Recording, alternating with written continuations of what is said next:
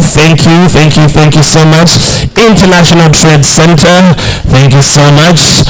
Show them some love. And of course, last but not least, we have Korea SMEs and Startups Agency. Let's also show them some love. But without further ado, I'm going to ask us to put our hands together. She's coming to give us opening remarks officially up on this summit. She's the co-founder and CEO here at Hive Collab. Let's give it up for Barbara. Barbara Mutavazi. Thank you so much, Ronnie. Good morning, ladies and gentlemen. I'm so excited to have you all here today. Thank you so much for honoring our invite. This is the 5th installation of SWAM Summit, a gathering of ideas, a gathering of people, experts, to share ideas, insights, collaborate, and work together so that we build the future of technology in Uganda and ensure that we're not left behind. So in the room today are different people, experts in different things, but all of us together, working together, just like in a beehive, just as it says in our name, Hive Collab. We're all about collaboration.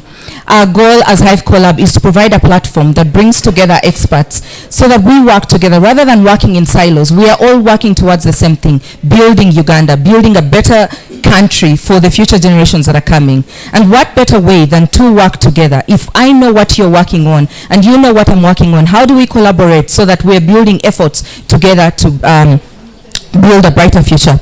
As co-founder and managing director of Hive Collab, it gives me immense pleasure to have a SWAM Summit installed again.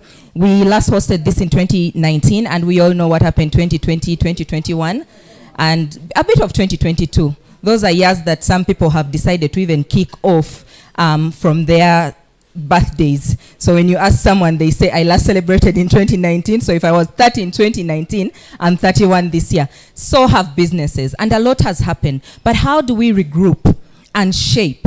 And there's so much change that is happening over the last couple months. I think 6 months ago, something came up on the market and people wondering what is this AI thing that is taking over the world. Some of us understanding it and some not understanding it.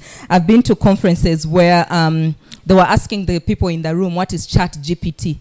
And everyone was just looking around wondering what it is. Some people got onto their phones. So some of us have some understanding. A bunch of us, as I said, ChatGPT, you're like, okay. And you're Googling it. So this is the place where we're going to learn more. How do we use it? How much of technology do you need to know? Some people think you need to be a developer to be or to use AI. No, you do not. So our goal here today is for this platform to be that place where we explore ideas, insights, network, and come up jointly with what we want to do for Uganda. In this year, we're just in the first quarter. This is actually the last day of the first quarter. We have 3 quarters. What are we going to do? If it's government, how does it plug in? Private sector, the development sector, ESOs, entrepreneurship support organization. How do we all plug in? Startups, how do we all plug in and work together to build a future of technology that we all want to see? Some people are afraid that their jobs won't exist in the next couple of years. We want to demystify that. So we have planned a packed day today for you with sessions that are going to help you or help us all understand how and what our role is in this building of the future of technology in Uganda. I'm very excited to welcome you here today, and I hope that you get insights, networks, and build onto whatever it is that you're working on, and even new ideas. In the last SWAM summits that we have held over the last couple of years, young people have built startups. Just by attending SWAM Summit, people have thought of what to do and have created innovations that are not only changing their lives, creating jobs for themselves and other people, but also for a farmer that is like in Gulu, or a young person who has a legal issue and does not know how to deal with it. So open your minds and enjoy what we have prepared for you today. Thank you so much. Ronnie?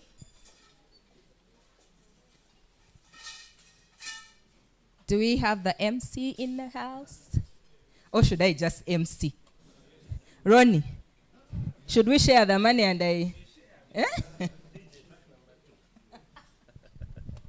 Thank you so much, Barbara. So ladies and gentlemen, this summit is officially open, and we're gonna watch a video. So I'm afraid for those of you from line 2 and above, you might want to just reposition yourself just for this one. Or you might end up with a stiff neck. So just make sure you're seated somewhere you can see the screen. And we're going to hear from the EDUCC. So ladies and gentlemen, without further ado, I hope we're ready to cue in her video. Let's go.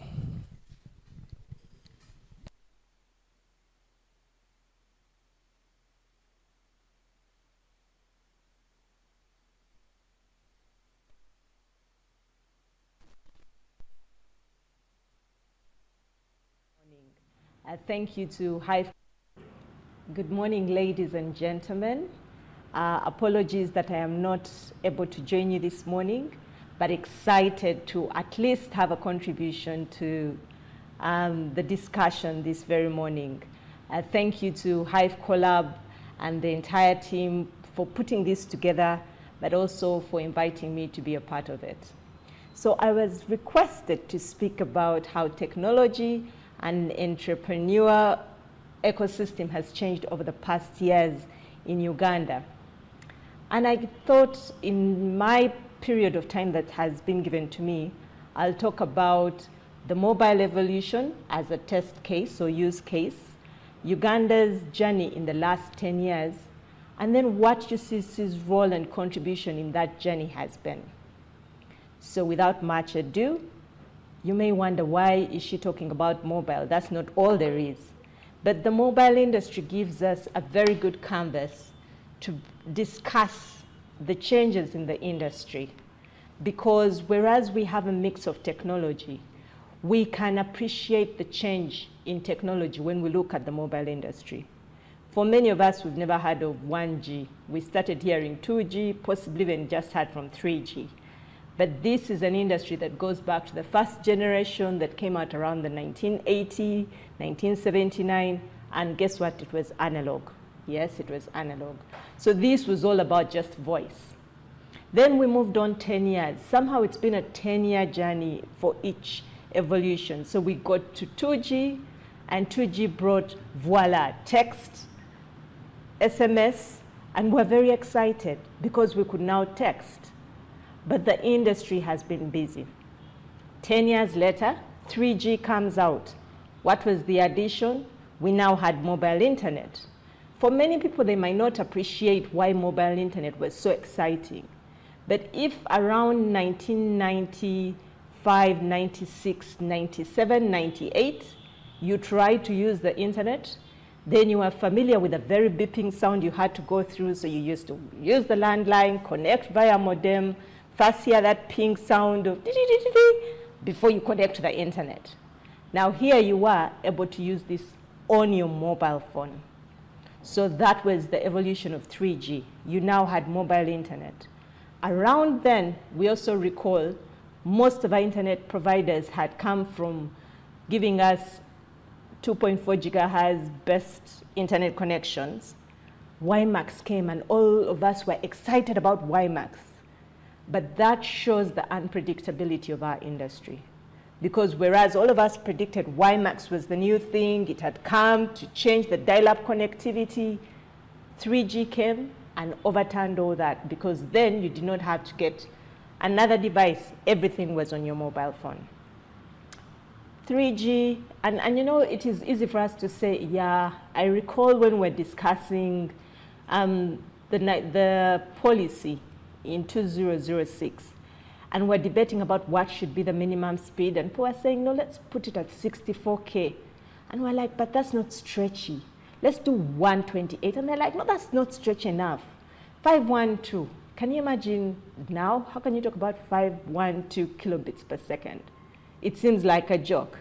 But that is exactly the evolution. It's unpredictable. You can only sense and have trends for a shorter time, but you will not always have a long foresight of what is coming ahead. So 4G comes, and what's special about 4G? It was expanding, again, the use of internet protocol. So we now had IoTs, and we had smart this, smart that, smart this, smart that, start to come alive. And all the while, aren't we there yet? No, we are not. Comes 5G. 5G then started trying to make sure that we realize this whole connectivity of connecting everything. Yes, 5G is not in Uganda fully. Yes, Airtel is now ushering us into that direction. But what can we look forward to? So this is looking at capacity. Coming from what the first gigabit, the first generation, second generation, third generation, fourth generation, was more about speed. So you can look at it as coming from a bicycle to getting a motorbike, from a motorbike to coming to a car, and 4G, you arrive at an aeroplane. 5G, yes, the speeds, you could say now we are in a rocket speed, but it's now more than that. It's the capacity. Because you're looking at all the devices. Imagine if everything has, electronics or sensors. They are going to generate so much data, so much information. And the networks need to then be able to carry all that data and all that information. So that is what 5G looks at. Yes, you want to have these real-time experiences. You don't want to have any delay. If a doctor in Mulago is operating in someone in Karamoja, there is no space for having any delay. So you want it almost instant and real time. And this is what 5G seeks to do. Guess what? We haven't yet rolled out 5G. And already the industry is talking 6G. And whereas all these generations have been taking 10 years ideally, 6G is expected to come out even in a shorter time, half the time. So by 2025, we might already see 6G available in the market. I bring that because that shows you in terms of the dynamism of the industry. We have other technologies, so it's not that mobile is it. We have fiber, we have satellite, we have other wireless technologies. But appreciating that change and the growth and the hunger to create more applications, moving away from communications as just a tool to communicate and talk to each other on network, to having it as a driver. When we talk about ICT as a driver of the economy, it's not driving, everybody wonders, so how does ICT? But now when you look at it, ICT has penetrated everything. I always like to look at the phone to appreciate this. And since I'm speaking to an innovation community, a phone these days, when you look at a smartphone, it has the internet, it has a camera, it can be your shopping because of e-commerce. We're doing guided exercises, so it's a health gadget.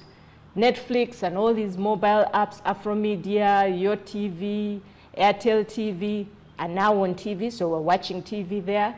Your music player, many people do not even have. You might, when you do a survey today and you ask someone, do you have a radio set? And they're like, there's the one in the car count. Then they remember, oh wait, listen to my radio on the phone. So this is how technology has taken us. We have the calculator, you can even do your courses, accounting, everything can be done on a computer. So do we still need a computer or do we need a smartphone? Food for thought. But just to show you innovation, appreciating people's challenges, what are you creating a solution for? I think it is also important to appreciate again in looking at this journey. We talk about the fourth industrial revolution. The president these days, I think, describes it best, because you talk about how it has been a journey. And for most of us, we started hearing about these industrial revolutions around the fourth.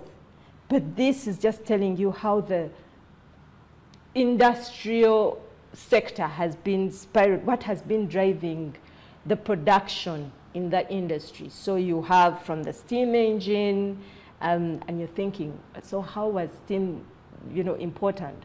But when you look at powering of the industries, that was a key jumpstart for them. Then you can't believe mass production, saying, you're in charge of handling that bit, then you pass it on to the next person, then you pass it on to the next person. That also was improving the production in the industry context. Then we moved on to the third revolution, and that is where computers came into play. But you can't believe this was in 1969. Now for us, we are like, oh no, computers are a thing of yesterday. No, computers The third industrial revolution started around 1969. That shows you where were we as Uganda when all that was going on. But we're saying we're not going to mourn over the fact that we missed out all that. First, we want to leapfrog. And we're looking at the fourth industrial revolution. To many people, they speak about it as it is coming. But guess what? We are already in the fourth industrial revolution, even in Uganda. So it's just that we use these terms that make it seem like it is so far off, but fail to appreciate how it fits in into our whole society. I'll just take a minute to share with you some of the aspects of the fourth industrial revolution. And a key part of it is making physical objects smart, or getting intelligence integrated in a flag. Imagine it having intelligence. So that is what the fourth industrial revolution looks at. So you have, of course, the mobile devices. We have IoT, that's Internet of Things. We have location detection technologies. I don't know whether any of you has ever thought about the days before Google came, Google Maps. I know, I can appreciate, because when years ago I used to do field work, my best tool was a primary atlas. And we used to follow the roads based on what the atlas says. And it says, but they say there's a road here. Let's try and look for it. Now we're automatically asking Google, tell us, oh yeah, and you blindly believe in Google and we'll follow Google. Advanced human-machine interfaces, authentication and fraud detection. These are all opportunities we can harness as a country to develop and create local solutions that can help us leapfrog. Remember, all of us are looking to leapfrog. So we're addressing our local challenges that are impeding us from achieving the sustainable development goals, because we too are part of the global community. So we need to be able to catch up. We need to leapfrog. When the rest of the world was saying, oh, Africa is in trouble because they don't have fixed line telephones. In 1996, we had 50,000 telephones in Uganda. And we're being looked at as in dire situation because we had very few phones. But for us, technology gave us an opportunity to leapfrog. So whereas the rest of the world was busy laying out their lines to the houses, us mobile connectivity was our solution. It solved a local challenge of investment because it was now easier to, to just beam the signals across, and people got covered. I always remember in 1998 when people were asking us, actually it was like 99, is it true in Uganda wheelbarrow pusher can own a mobile phone? Because it seemed impossible to believe. But that is the power of innovation. So coming down to Uganda and the past 10 years, 10 years a lot has happened. When I look at coverage alone, you can't believe, if I just go to even 2018, 3G coverage was at 44%. But we're saying yes, we are happy with 3G, but now we don't even want to talk about 3G. We want everybody to have 4G. At the time it was 44%, just 0.04% coverage of 4G. Today, we have made significant improvements. So most of the masts across the country have 2G, 3G, 4G. But because of the technology and the coverage of 4G is still limited, something we have to work to. But we still celebrate, because 3G, we're now, as at end of 2022, we were around 87% of the country geographically. And why I would celebrate that is our population is not located in all the countries. So the operators tend to follow where the people are clustered. So you'll find if we looked at population coverage, it would be a bit bigger. 4G, yes, we're still limping. We're not yet there. We're currently at 44%, but we're very optimistic that we're going to improve. Subscription, another interesting one. So around 2015, we're at 6.18 million subscribers in the whole of Uganda. A population that then most likely was around 30-something, but today stands at 42 million. Today, we can say we have 32 million subscribers in Uganda. Yes, with that I have to qualify to say There are people like Alvin I'm here with who probably has 2 phones or even 3 phones and possibly a modem. But yes, we also need to appreciate we have a population that's largely youthful. We don't allow school children to own phones. So if we're looking at 52% of our population in around the age of 18 and below, I guess then the statistics of 32 million are worth celebrating, even with those anomalies. I would also add, since I'm addressing innovators, that we have around 23 million smartphones. Yes, I still have the Kyles who have multiple phones, but yes, that is still worth celebrating. Digital financial services. It is one of the areas that we have used to actually show the opportunity ICTs have in driving the economy. Back then, we used to say we're in trouble because we didn't have any credit cards, very few people had ATM cards, and still you would only strictly go to the ATM. And we're saying now, how do you talk about even mobile commerce or e-commerce in such a scenario? Well, mobile money was born in East Africa. We don't talk about the country, but we talk about East Africa because we are now then a part of the whole situation. So we now have mobile money. And when you remember, when it started, it was only person-to-person transactions. Today, you are doing almost everything using mobile money. When I look at these applications that like PayPal and the like that have come in, I can't help but smile and think, yes, they are an adaptation of some of the things we have with mobile money. But what has mobile money managed to do for Ugandans? It has created employment, because we have, the mobile money agents. At first, everybody was scared when they said, no more scratch cards. And everybody was like, but you're taking away employment. But look, another group came in. So we have mobile money agents. We have all these agents that have come along the value chain. That's employment. We have inclusivity. We have more persons who are able to enjoy banking services without actually having a bank. Because maybe if they had gone to the bank and all the, the requirements that I've asked them for, they couldn't afford to have a bank.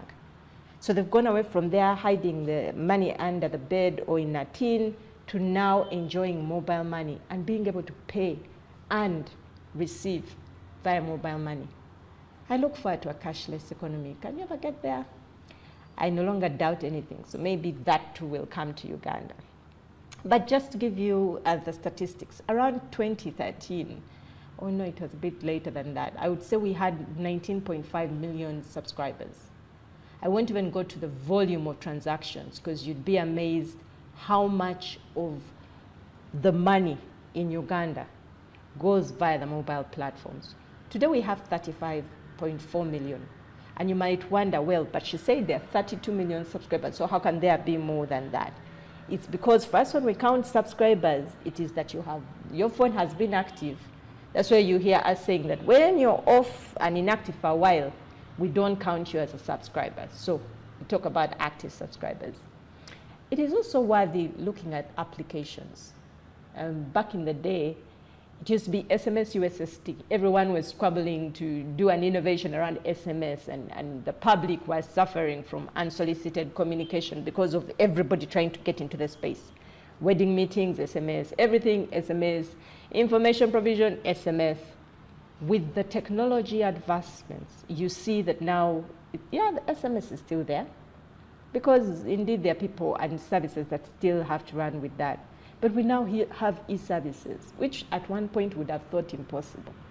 Even government, for most people, the naysayers would say, government is a laggard. But look at how many of government services are online.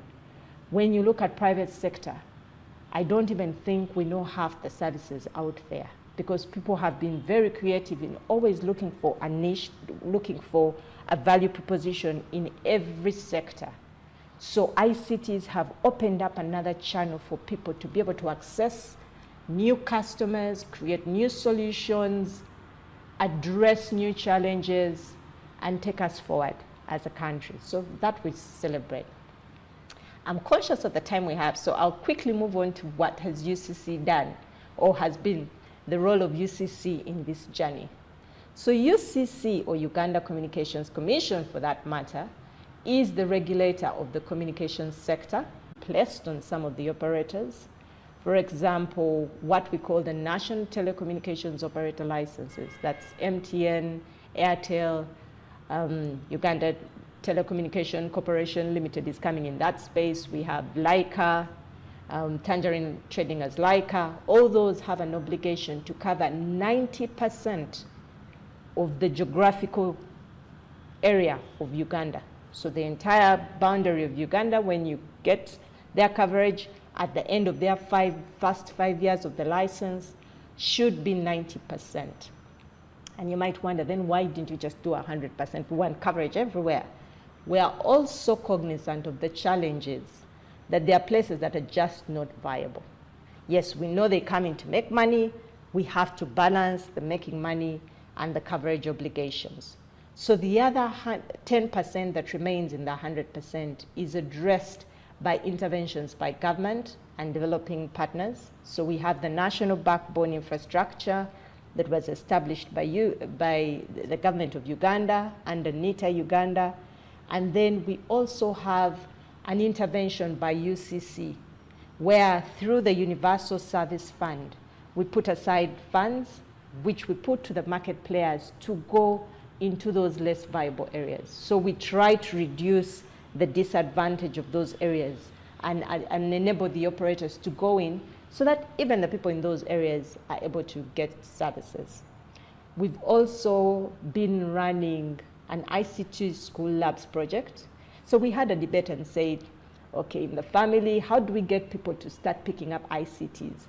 Teach the child, and for many of us, if we're honest with ourselves, the children would teach us ICTs. So we introduced ICT school labs in government-aided secondary schools across the country. At one point, we were celebrating, we're nearly finishing all the government-aided secondary schools, but now we have seed schools that have been established. So we are still trying to make sure that all that gets covered. Of course, we celebrate that government then introduced ICTs since the computers were available. So the students now come from school knowing ICTs, at least the basic level of it. We have public centers because not everybody can own a phone. A phone we all desire, but for example, when you see, okay, now with the sales and promotions, you might be able to get a smartphone at around 150, but for a long time that has been 245,000 Uganda shillings. For many people that may not be affordable.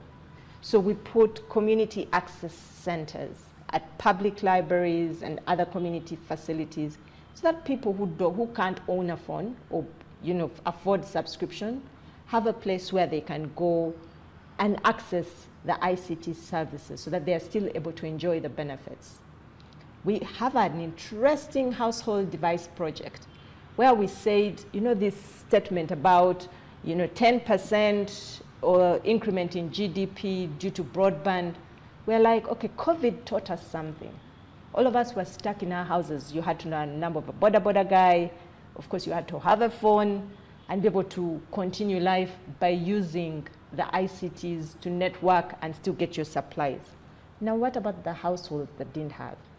Children were going online. Shopkeepers were trying to see how to continue their livelihood. So we introduced a project where we look at the bottom of the pyramid, persons in poorest areas, and give a smart tablet per household.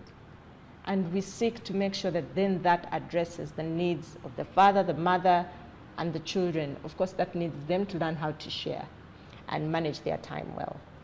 We've also done Wi-Fi hotspots at border posts, because you saw the queues. I'm sure you all saw the pictures of those long truck queues that were at the border posts during COVID. And we're saying, okay, how can we be relevant within the context of COVID to address this?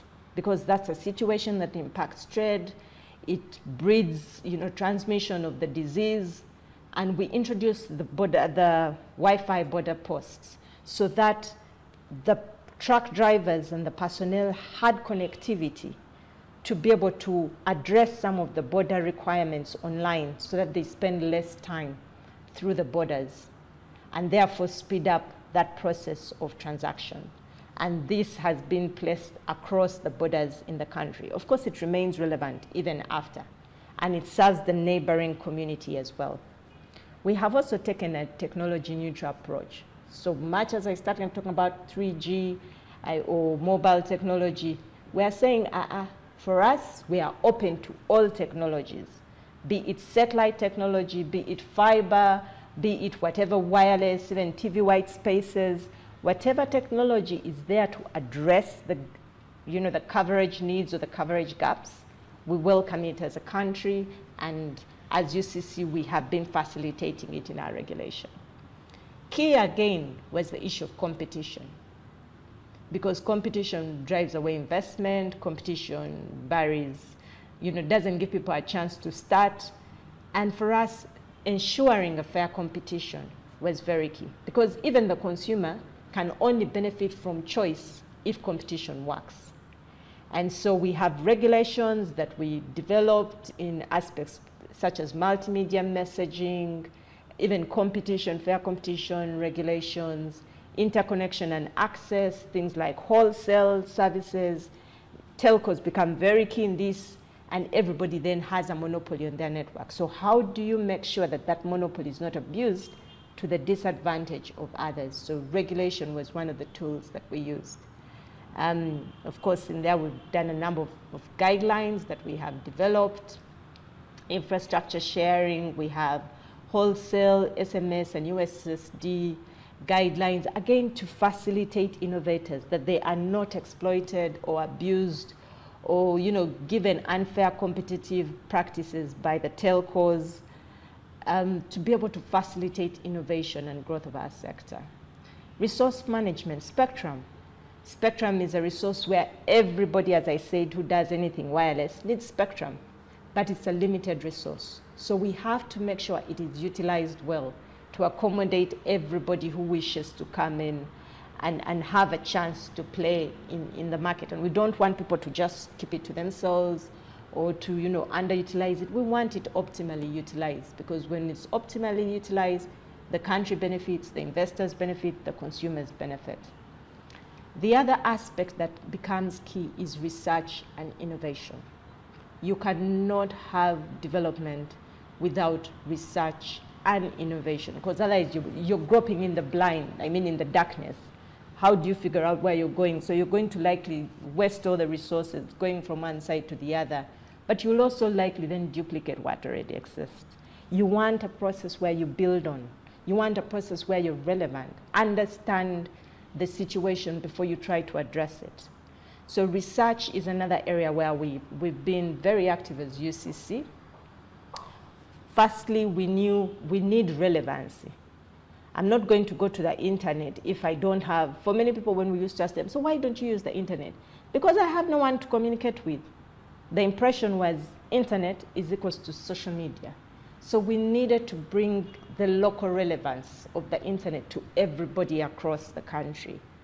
And therefore we've supported content in terms of agriculture and such other areas, so that again it makes it locally relevant to our people. They have a basis to go, what am I going online for? I'm accessing the public services, I'm accessing information to transform my life, to make it better, and this is what we sought to do. As a country, when you do research, those who are in the research aspect, who are doing PhDs and journals, know that in every country, now when you do a good research, where is the peer review mechanism? Where do you put it out to, have it assured? And so we partnered with academia. First, this was initiated with Makerere University, but it has the involvement open to all academia, all the universities. And it's the National Conference on Communications, where we come and we provide opportunity for academia to interlink with industry. There's nothing as painful as finishing a beautiful research and it sits on the shelves because it's not relevant to the industry. Why can't we use that capacity to develop, solutions or address the needs of the industry, things that the industry can take up immediately. That makes the research a lot more relevant. So with this platform, we sought to improve that opportunity for not even just industry, even government itself. We also need academia to do relevant research for us. We had the ASIA for many years, the Annual Communications Innovation Awards. And here we are trying to encourage people to think, give them motivation and celebrate those ones who are thinking. We have very bright people in Uganda, really good creators, people with great creativity. So we needed a platform where we celebrate them, where we recognize them. And it inspires others to come up because they then realize it is actually possible. Being in Uganda doesn't stop you from being creative. It doesn't stop the fact that you have a creative mind or you have originality. Rather than having our persons always wait until they are pinched by other countries and go and do all these solutions for them that they can actually do for us and be able to take our country forward. So the ASIA Awards was all about that, showcasing, motivating continuous innovation. Some of them, may have come some way and just need a little push to take them forward, and that's what we sought to do. We also recognize, and as UCC, we do not like duplicating efforts. So we look at the ecosystem and identify what is the gap. We already have had a number of incubation hubs, persons who, take you through, because for some people you're good technically, especially us in the technical world, but we are the worst business people, or even, addressing accounting and marketing issues. So with the incubation hubs, they were doing a good job of helping the innovators have products that can actually go into the market, but also understand how to do a business. And for that, we applaud them.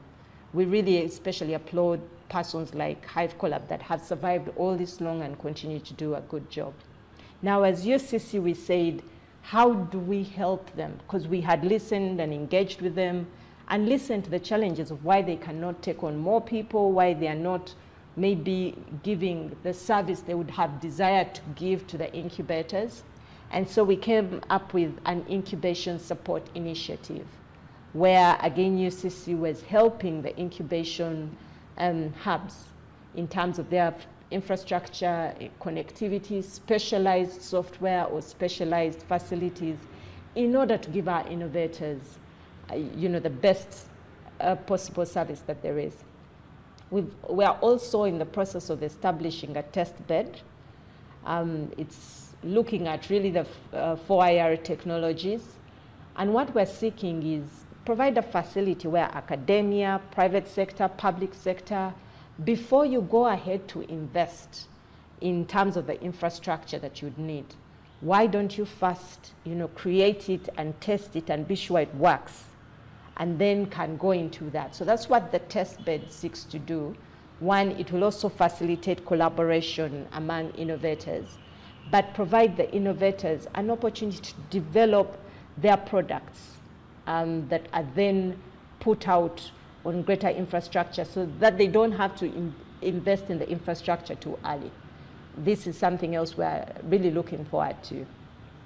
We also have ICT school clubs. These I'm very excited about. So last year, under the National Communication Conference for Communications, we allowed the ICT clubs for secondary schools. So wherever we set up ICT school labs, we found that you'd get a call of the lab is down, only to send a person up country and find the cable got out. It is as simple as that. And we're like, okay, we understand the challenges of the schools to employ persons to maintain the labs. Why don't we harness the students who are using these facilities? So we started an ICT school lab program wherever the labs have been created. So the school lab, the club is responsible for managing their lab. Of course, when they're in charge of it, they treat it better, but they are also supposed to then harness the infrastructure and develop their research and innovation capabilities, so that we have people breed that creative mind, that they come up when they have already been nurtured to be creative thinkers rather than just copycats or doers. And last year they did amazingly under the NCC. So we had regional competitions that culminated into national, the work they outputted. We had e-commerce websites, we had all sorts of solutions. And the amazing thing was it was done by secondary school students. So this is something we're also very excited about. We're starting something new. We call it the e-booster program, where we again want to look at there are persons who have those good ideas, but they are failing to get either the support to carry them forward. And these ideas are still being such that they would help improve uptake of services in the rural areas. And we are saying, how do we tap into these creative ideas that are stagnant somewhere just because they lack either platform or a push? And so this is a program we want to experiment in that context, really targeting ideas that go into improving the socioeconomic transformation of individuals in rural areas, and we look forward to seeing how this is going to work out. Now, the other thing that we also observe, you can no longer say this is the ICT sector, this is the financial sector, this is this other sector. The boundaries have become very blurred because of technology, and therefore it requires that we have collaboration. For example, mobile money is one where for a long time everybody's like, but that's in ICT, and we're saying no, it's a financial service that's just being provided over ICTs, but it remains a financial service. So whereas mobile money, for example, is regulated by Bank of Uganda, it runs over ICT platforms. So working together with Bank of Uganda becomes very critical. As an ICT regulator, we advise them, and then the bank is able to conduct their traditional oversight. But we see that collaboration as key in fostering innovation, fostering development, because ICTs are no longer just a communication tool. They are actually an enabler of so much more. So our enabling role requires us to work with other regulators. We don't only work with the regulators. You know, people end up thinking the regulator, UCC, is there to come with a cane. No, regulation, there's regulation working with stakeholders. So we also work with the industry players. We would love them to organize and regulate themselves. Not always that UCC has to come in for them to have order among themselves or foster good practices among themselves. So we have also a co-regulatory arrangement with the industry where we sit together and work. It's not that we are colluding, the operator, you know, the regulator has given up on the consumer and now is siding with the operators. No, we sit and have honest discussions where we see what is it that needs to be done in order to give a consumer the best result and have a fair environment. The last area that I would also speak to in respect of what we have done, people won't use services if they don't feel they can trust them or if they have the confidence to use them. Now, confidence, I always use and I always refer to Dr. Tsirira, Francis Frederick Tsirira, who said ICTs are not like a bicycle. You know, you put a bicycle there and a curious person will come and figure out how to get it moving and move on. With ICTs, you're always scared. So where do I switch on? How do I switch on? What if I spoil it? Now, where do I click? You need to take somebody through that basic. And that is very critical in the case of ICTs. So what we've done is create a program where we have one for the general public, where we want every Ugandan to have basic ICT skills. Know how to navigate, know how to switch on and off, know how to navigate, use a browser, say Google or Chrome. Where do I go to? How do I use these other services? What do I need to look out for when I'm online? Those basic skills are very key. In the interest of time, I won't go through that one because I'm conscious that I may have actually stepped on the 20 minutes that I was given, but it has been an honor, and I hope I have set you off. Looking forward to all you guys coming up, continuing to, push the frontiers and give us solutions, give us new innovations that drive this country forward, and be the employers rather than looking for employment. Thank you very much, and best wishes to all of you. All right, round of applause for the Executive Director, UCC, Engineer Irene Kagwa. She said she might have stepped a little over the 20 minutes, maybe not so little, maybe quite a bit, but I hope that was beneficial to you. All right, and she's basically giving us a keynote on laying the foundation on you know, what the ecosystem has been like the past 10 years. And I could see some of you scribbling notes and writing quite a bit. I don't know if anyone wants to tell us what they wrote. You have like 32 pages. It says pass. Okay. Any key highlight from what she said? Of course, later we're going to have a panel discussion, and the guys on the panel will be equal to the task. But maybe one or two people. Is there anything that stood out from the director's keynote speech, or something that you've taken note of, or were you scribbling other things for your startups? And all right, anyone going once, going twice, going? Okay, he has found something. Tell us your name, what you do, and good morning. Good morning. Yes, my name is Andrew, and I work for a company called I Know Foods Limited. What I've really gotten from what the lady of UCC has been saying is that there's so much that has been available to us, but because we had no information of how the government is willing to support entrepreneurs and innovators like us, we find ourselves in the cold. So I just wanted to thank you and your team for this. Awesome. Good thing we have the director, e-government services, Collins, in the house, and we'll be asking him those questions directly. Okay, so maybe one more. Yes, sir. How did you watch from this angle? But anyway, you were listening. Okay. Well, good morning, everyone. I'm called Dr. Nelson Mandela, founder and CEO of Stanfield Commodity Exchange Limited. My question is on the startup bill. As startups, we are the key stakeholders in the startup bill, and very key in developing those things. And as of now, the way it has been done, I don't know how far the Ministry of ICT and then Uganda Communication Commission have gone in the process of developing startup bill for the startups in Uganda, because that is a very key act that need to be addressed, and startup founders are very key in developing this thing, not only Parliament. Okay, thank you. All right, so that's a question, not a learning, or we're going to have a panel in just a bit, so we'll be able to answer those.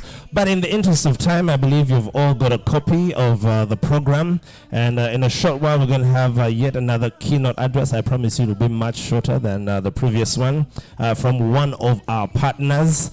And ladies and gentlemen, let's put our hands together for Abraham Kang. He is the Senior Deputy Director, Ministry of SMEs and Startups Korea, and currently working at the International Trade Center in Geneva. I'm afraid you're still going to have to turn to the screens, and let's put our hands together for Abraham.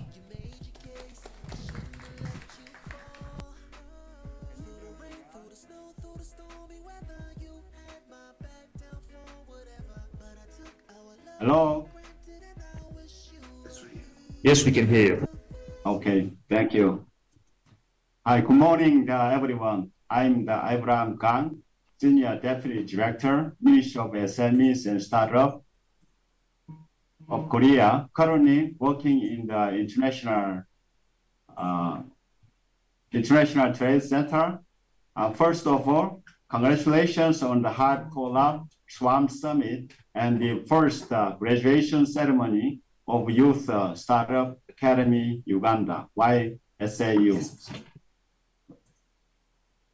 Taking this opportunity on behalf of the Ministry of SMEs and Startup of Korea, I would like to deliver my sincere gratitude to Mrs. Kangwa Swankambu, Executive Director of Uganda Communications Commission, Mrs. Barbara Barunji Mutabazi, Executive Director, Hive Collab, Mrs. Jean Mackey, Kukunda, Vice Chairperson of Startup Uganda, Mr. Michael Newman, Biamugisha, and team's partners from NITA Uganda, and Dr. Habib Mugasa, Executive Director of NITA Uganda, who will attend today's graduation ceremony of YSAU this afternoon.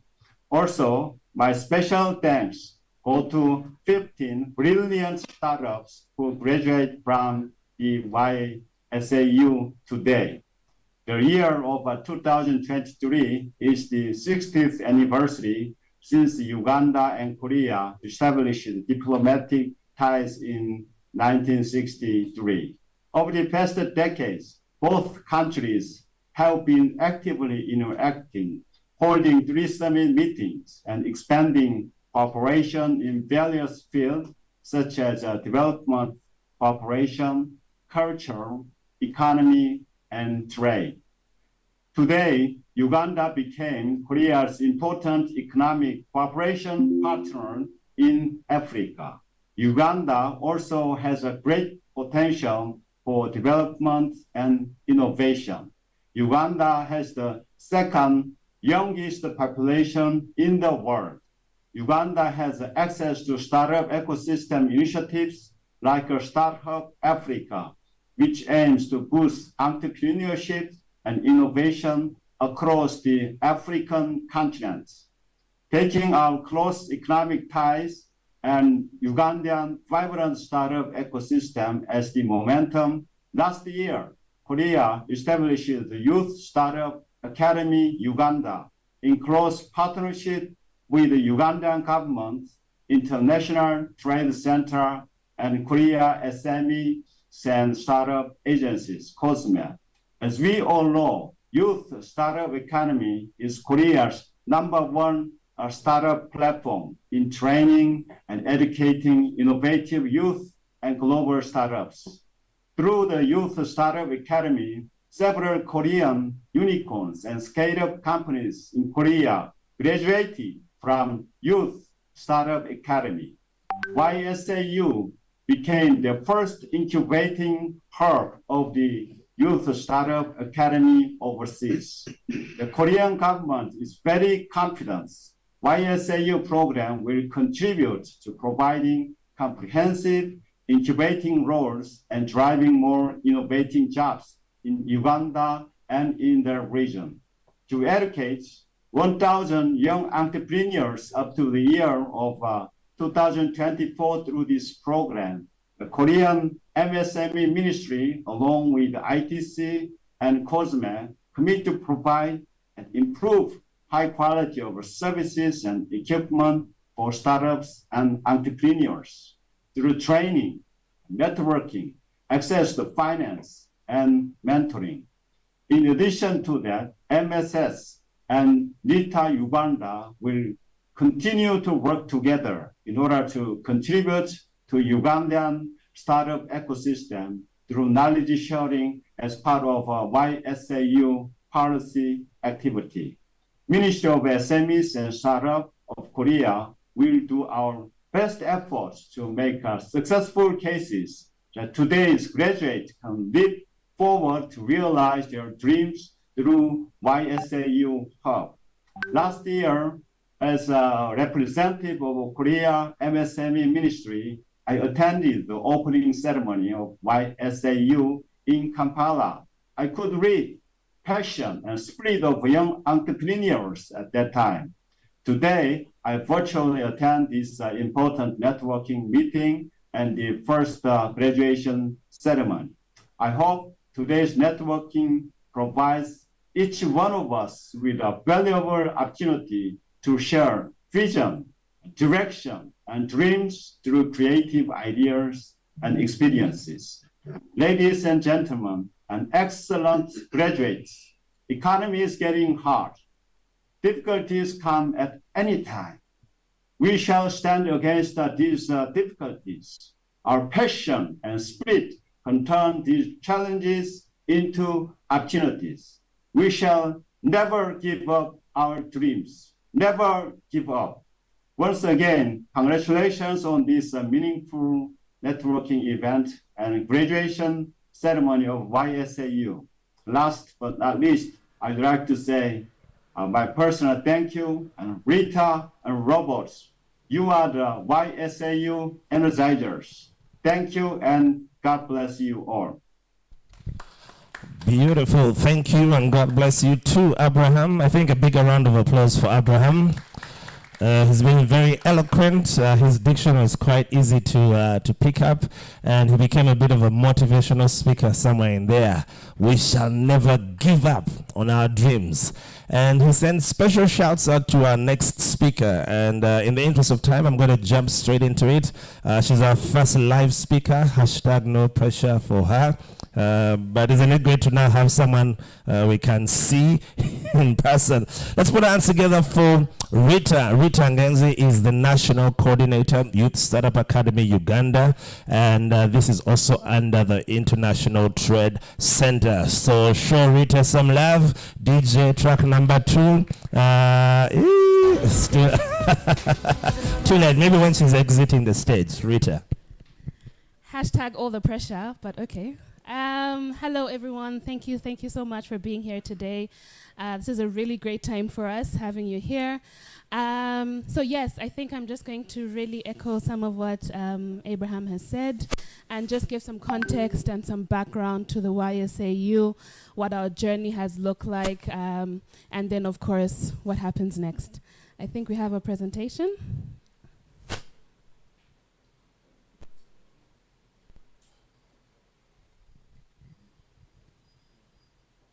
Running a business is not a walk in the park. It's not going to be a sprint. It's actually going. Wrong way around. Okay, so I'll just speak through it really. Let's improvise.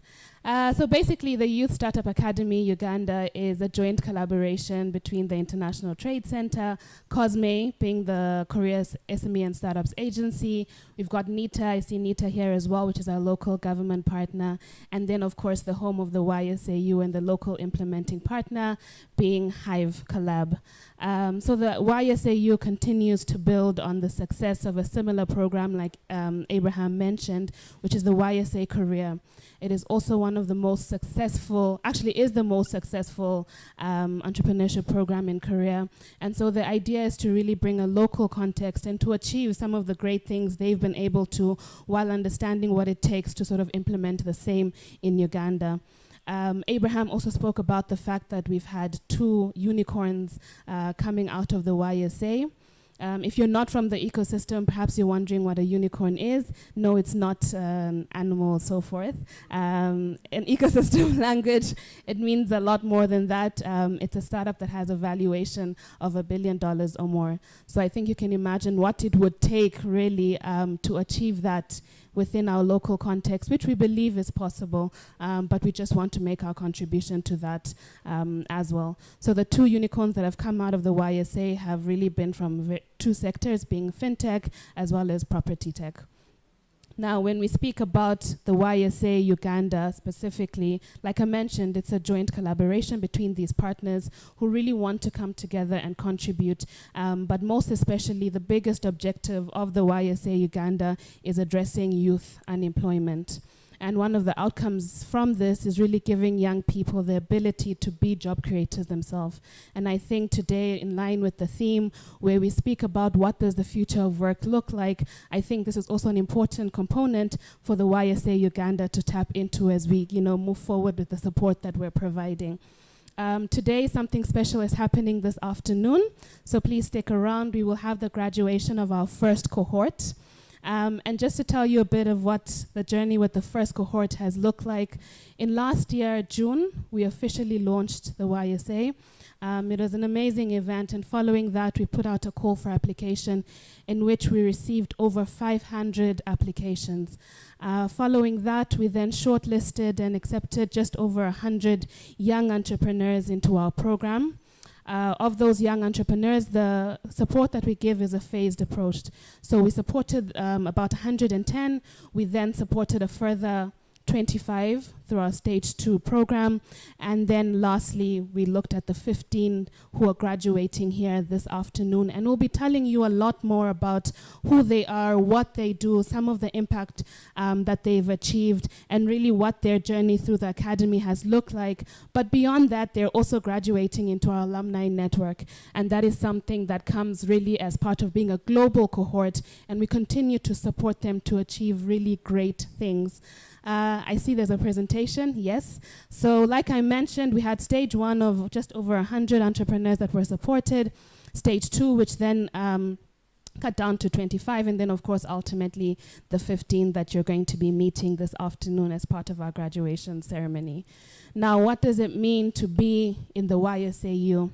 There are a number of benefits really. So besides really validating your model, there are a number of things that a young entrepreneur walking into the academy is able to achieve. Now we categorize the different startups according to the levels, the revenue being one of the assumptions that we make. So we've got our idea and validation startups who receive support from us. We also have product market fit, so startups that fit into that category. And lastly, we also have startups that are in growth or scale, as we call it. And then they also receive support from us as well.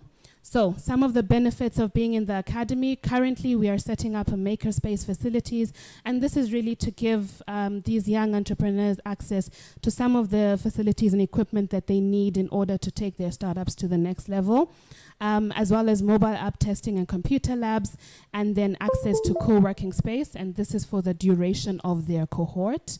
Beyond that, we also give them access to various coaches, mentors, and these are either local coaches or international experts as well where necessary.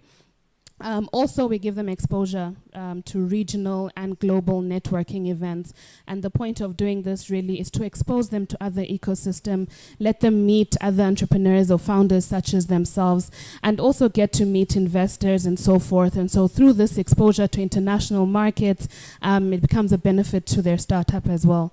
I think as well linkages to investors, which was spoken about, I think Abraham mentioned as well. So we've got a portfolio that we build. This afternoon we will also be launching our deal book, so please do stick around for that, and this will give you a comprehensive insight into what our first cohort looks like. And part of it really is to expose them to investors who will ultimately invest in their business to allow them, to scale, to grow to the next level. And so following that first cohort, at the end of last year, we then put out a call for our second cohort, which we just welcomed into the academy a few weeks ago, and they are currently going through an intense incubation program, which will take place between now and June, I believe, May, June of this year. And of course, we'll be happy to call you back and really share some of the successes that have happened with the second cohort as well. So my point being is we are here, we are working, we are excited about the ecosystem, but also we want to partner as well. This is not an isolated effort. I believe all of us have something ultimately to contribute to the work that we are doing, but also to continue supporting these young entrepreneurs that really need the support that we're providing at the moment. We've also put something really special together for you. It's a video which sort of speaks to our journey so far. I hope you'll enjoy it. You'll get to see some of the startups that have been part of the academy and learn a little bit more about us. But beyond this, please do reach out to us. As the Youth Startup Academy Uganda, we're always happy to listen. Whether you're an entrepreneur, whether you're an ecosystem builder, whether you're an investor, I think it takes really a group effort to push this ecosystem forward. So thank you very much for being here. I hope you have a wonderful day. Running a business is not a walk in the park. It's not going to be a sprint. It's actually going to be a marathon. So if I'm to be successful in solving this problem that I'm very much invested in, I'm going to have to build a successful business to be able to do it. And that's the type of impact that YSAU had on me, because I had these people who are willing to support me, people who are willing to answer questions that I have and encourage me and connect me to all of these other spaces that, ideally I would not have access to if I was doing it alone. We thought we were somewhere. We thought we knew everything. The mentors from countries like Korea would challenge you, and then you get to know that seriously not done a lot, and you still need to do a lot. So we've been able to grow significantly in terms of revenue that we make every year, and then the revenue we make every month. That's really one of the results of the investment readiness program that we've been taking on with world-class mentorship. My name is Anatoly Kirigojo, the CEO and founder at Yunga Technologies. My name is Sandra Awili. I'm the co-founder of ShareCard. My name is Innocent Olichiriza. I'm the founder and CEO of Kasaiba Technologies. My name is Tremenda Phyllis. I'm a director and co-founder at MScan Uganda. My name is Joel Ojema, CEO and founder of Transport Technologies. I am Nantake Regina. I am a founder, Impact Nutrition Company. So the Youth Startup Academy Uganda YSAU is a joint effort between the International Trade Center, ITC, COSME, which is the Korea SME and Startups Agency, NITA Uganda as the local government partner, and Hive Collab as the local implementing partner. We had our first cohort intake, so we're actually just graduating our first cohort, which has been a great milestone for the academy. We welcomed over 100 young entrepreneurs last year into the first cohort of the YSAU, and through the academy they received a number of really support areas from the academy: business development support such as coaching, incubation, peer learning workshops, networking opportunities, linkages to investors as well, to really get the opportunity to get investment into their startups. We're also going to sort of be taking our first cohort this year to some regional and global events where they'll get to network and meet other ecosystem players, global ecosystems, and really get to really put their startups at the forefront and potentially come out with incredible and great opportunities. It's very easy to read up about how to position yourself for investment, but then it's very powerful to hear it from the side of the investor. And especially for a social entrepreneur, that's a very difficult balance to make. And we have been helped by YSA to make sure that that balance is perfect. We had lessons with Mr. Park, who is a VC, and he gave us very good insight on how to position MScan to create both social impact and also be profitable. As a startup, when you're part of the YSAU program in Uganda, you're getting from structured, technical, soft skills and all that to investors actually investing into your business. We're working the whole 9 yards with the businesses and ensuring no one fails. But if you fail, that's good, because then it's opportunity for you to rise up again and build that startup. Yeah. The type of mentors that are really attached to this program are very experienced and keen at identifying loopholes. Sometimes founders and entrepreneurs, you can be very ambitious, but it's not always a good thing. You need someone to give you a check here and there before you regret. We also had a mentorship program with United Social Ventures, which was partnering with YSA, where our mentor would come into the business. Ours was called Leo. He would come into the business and spend time with us, so that it's not just about the short dialogues and learning, but he's actually creating solutions based on what he understands our business to be. And that was in depth. It's one of those few moments where you have someone to think along with you about your startup, because typically you have this crazy idea, and trust me, even your best friends don't want to listen on and on and on about, should I do this, should I do that? What if I put it in this angle? It can be too much, even for your brain sometimes. It was really helpful to have someone come in just for that. The biggest challenge we have as an ecosystem is not the products, but most likely the entrepreneurs themselves lack the capacity to have the right development skills for businesses, management for businesses.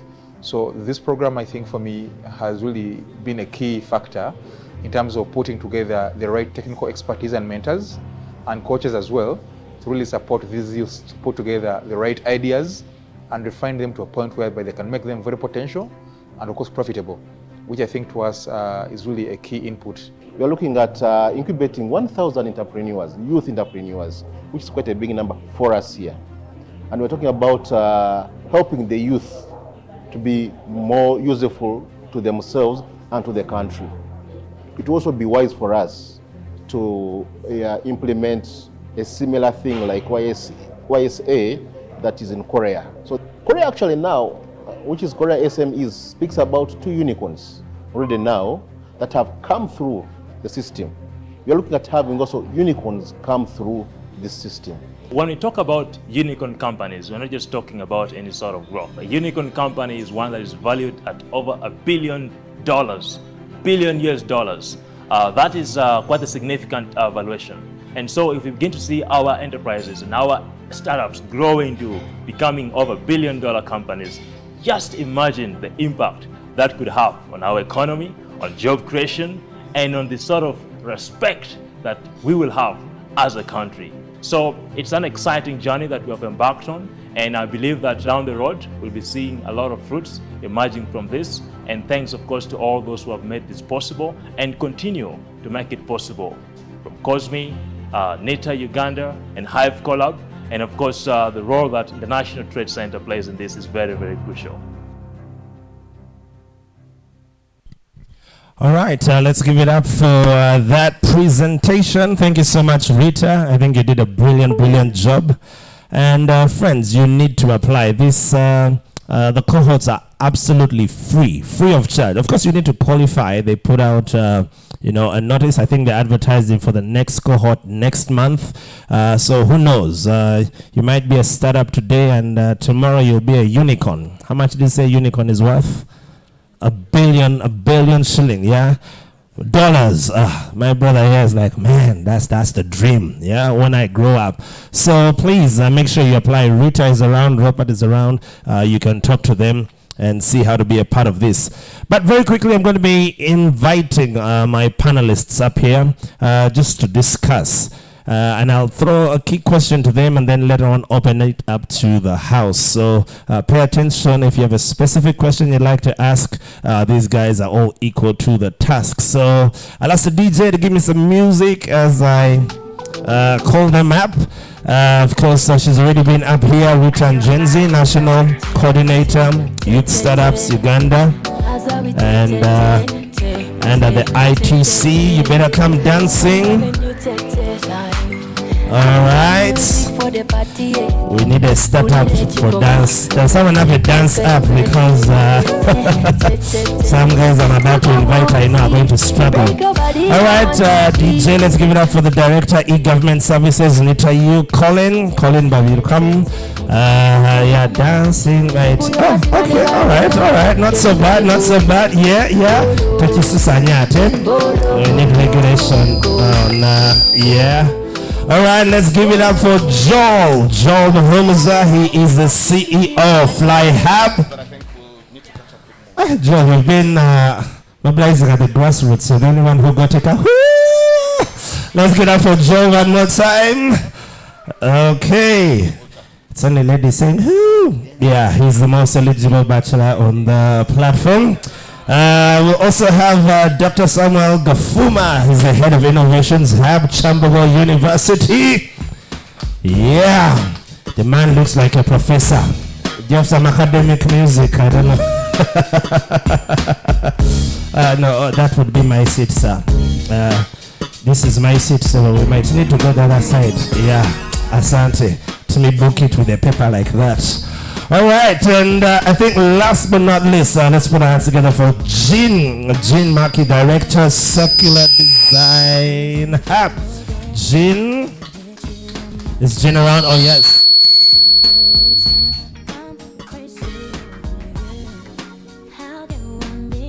All right, and give it up for me also. I'll just be seated here, asking some questions. So just to make sure our mics are on,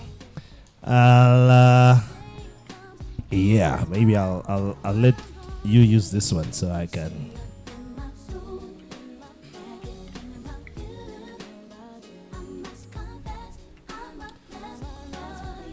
All right, so why don't we just jump straight into it. In this panel discussion, as you can see on the programs, which I hope all of you were able to get, it's the first of 2 or 3 panels, or well, we have quite a few panels, but we'll keep them short and straight to the point.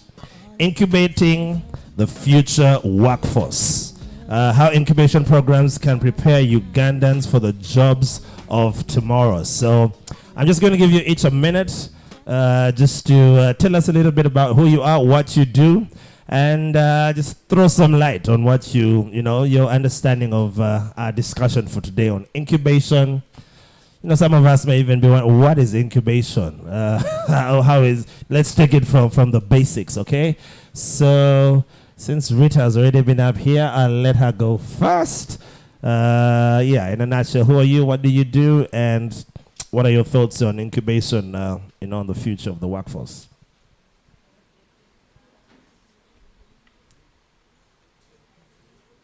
Check, check, check.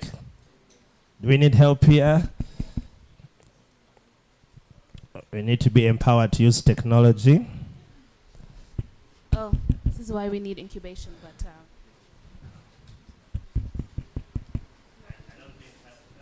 You can try this. Sorry? Can you hear me? Yeah. Yes, much better. I was going to say she's not a Munyankore because she would have... All right, go right ahead. Okay, so my name is Rita Njenzi. I'm the National Coordinator for the Youth Startup Academy Uganda with the International Trade Center. So yes, my role really is to ensure that the YSA Uganda really fulfills what it's meant to fulfill and to play the role that it's meant to play within the ecosystem. And then ultimately, like I spoke about earlier, the biggest objective really is addressing the issue which we know and are all cognizant to, the issue of youth unemployment. And so that's really our biggest objective that is really achieved through the outcome of ensuring that young people become job creators, that they're able to really make a value contribution to the economy. What does today's conversation mean to me? I think it's very important that when we start discussing the future of work, particularly from the lens of Uganda having one of the youngest sort of population and what it means to sort of prepare that population for what the future of work looks like. And that's where incubation comes in. And I think we're going to break down incubation as we go along because it's a term that it floats around the ecosystem a lot, but what does it mean for somebody who's not maybe really aware of what these jargons mean as well? Yeah. All right, thank you. And I hope you guys can hear loud and clear. No. Do we use the handheld mics? If you have a few more handheld mics, we can just share. We are vaccinated. Yeah, so I'll let Collins introduce himself.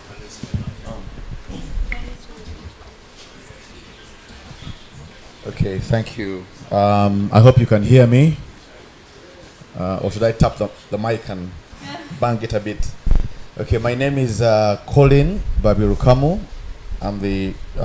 I serve as the director of e-government services at the National IT Authority. And basically, the National IT Authority is we don't like to say regulator because people think you're hovering over them. But we supervise IT throughout the country, both private sector and public sector. We provide standards, but we also enable IT and promotion of IT-enabled services throughout the country. So I'm really interested in this sort of space, and that's why NITA is a local, in a local partnership with, YSA in this particular regard, ITC, just being able to come to you with this brilliant program for which, our cohort is graduating today. But I think maybe just to say in a word or two, I'm sure we'll just come back to this in detail. 23 years ago, when I graduated from university, there was no chance, there was no brilliant environment for us to sit together and even pop our minds on crazy ideas. Crazy ideas have made people rich today. Yeah. We've seen people walk out with just a laptop, with internet and one idea, and they are unicorns now, of course with the help of an incubation ecosystem. But I think the point is that what you have today is really preparing you for the now and the future. Can anybody paint the future? I don't think so. 4 years ago, nobody knew the pandemic was coming, but the pandemic has completely shifted the way we think and we work and the way we need to position ourselves. So can we paint the future? Maybe not clearly, But can we be better prepared? Yes, we can. And I think I'll be looking forward to talking about how we can be better prepared for the future jobs. Thank you. All right. Thank you so much, Collins. You had me at 23 years ago when you were graduating.